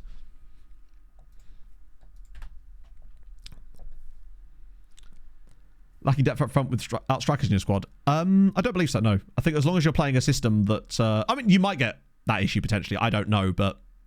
Oh, that's unfortunate. It's deflected through. It's the start of the bottle. So far, we've not had any clubs complain about lack of depth up front. The depth they've always complained about has been in positions that we actually use. So usually goalkeeper. So it seems that the game is hopefully, to my current experience, smart enough to know that you're not playing a system with strikers. Because you very rarely, for example, get your players complaining about the lack of depth in the defensive midfield when you're not playing a defensive midfield tactic. So I think it's smart enough to know the difference. God damn it, man. But one of the other things I like about playing this tactic is every now and then we'll get someone come in, sees the tactic, and it's just like, that's crap tactic. There's no way that actually wins you games. And I'm just like you know... I think it definitely does relate to the tactic. The one time we've had someone complain about it in this save was because of goalkeepers, and they were kind of right in a way. With the striker's role, true. I suppose. We do have some guys that can technically play the role. I think Describer, for example, is able to play there. God, this would suck if we drew this game 1-1, but I still think this team is capable of digging deep and getting the dub. Go on, lad. Whip it in back post. I'm feeling it. I'm feeling... Oh, a banger from Zhao again. No? Patience? I like it. Okay, that's a little bit overly patient. That's it. Send it all the way back to the centre-back. We'll try again. We're going to re-enter the zone, hockey style. Oh, man. Nearly.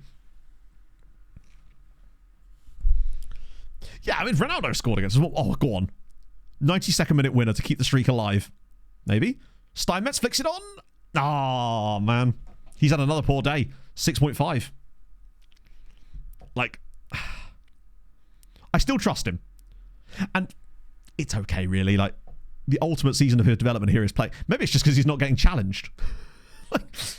Go on, Svenny. Go on, keep the pressure on. Nice, knock it down. Oriol. Smates. Yes! Sven Smates. 93rd minute. Svenny boy does it again. He only scores important goals. Seraing 1. Olympic Charleroi. No, Seraing 2. Olympic Charleroi 1. Svenny boy. Who else could it possibly be but Sven? Lovely little pass, actually. This round the side from Oriolo is beautiful. Lovely finish from Sven. Rise from your seats, chat. From your pews. Was that his first goal of the... Don't you dare. Was that his first goal of the season? Steinmetz has even gained rating out of that somehow. I guess it's because we're now winning, I suppose. Right, he's on the ball again. Go on, Steiny. Booty man to Sven. 1 second. Right, come on, whip it. Let's get a third goal here. Steinmetz for the assist, perhaps. For Booty! Regan Booty! No!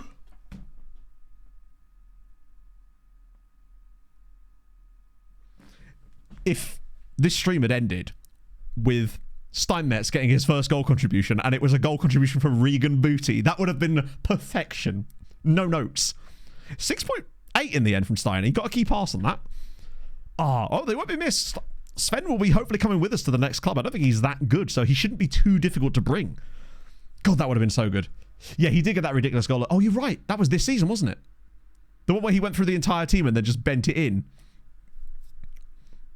Forest are already winning. Jesus Christ.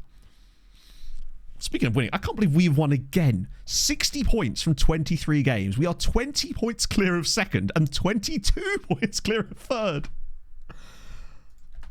How is that even possible? I do just want to see the remainder of the fixture weekend to see how far we actually are clear going into next week. Sorry, next week, going into Tuesday's stream.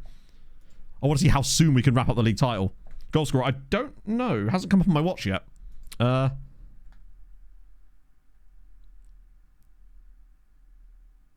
Hudson-Odoi. Smith's valued at like 10k or something, right?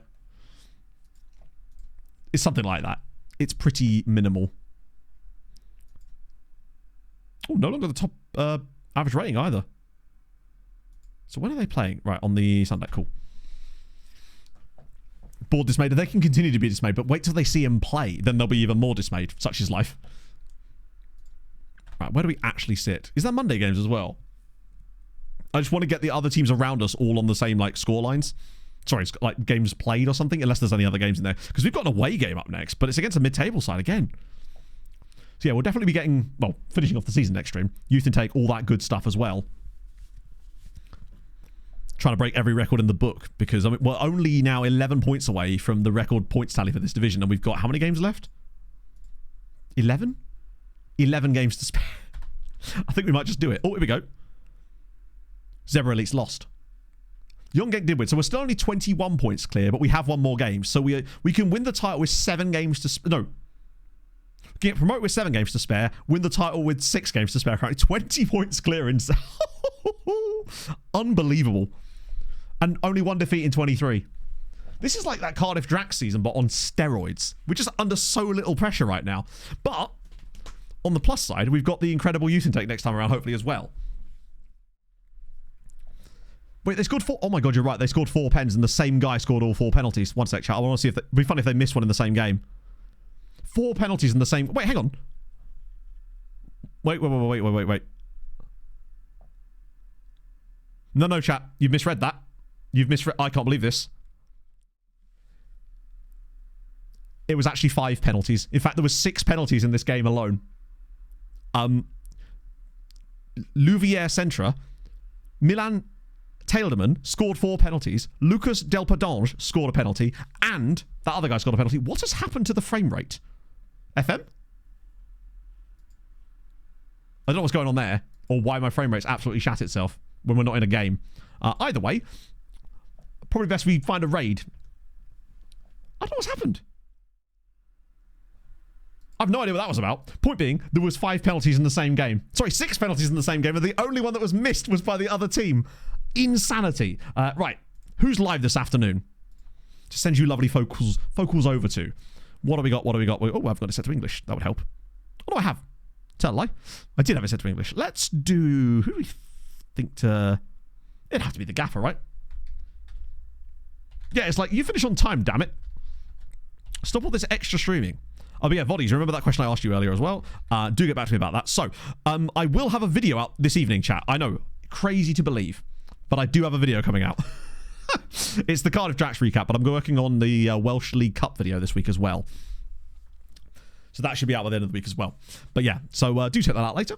I just need to make a thumbnail for it. That's what I'm going to go do right now, in fact. So I've got like a few hours to do that. So yeah, thank you for joining me today. This has, as always, been massive fun. I still can't believe how good this team is. Make videos. It's weird. I never get nervous about putting out short form content or streams, but with YouTube videos, I always get really nervous about it. Don't know why. Yeah, a weird one. So yes, we had the rest of the thing. Yes, I didn't need a second pee break, Duke, but we will save it for the second round.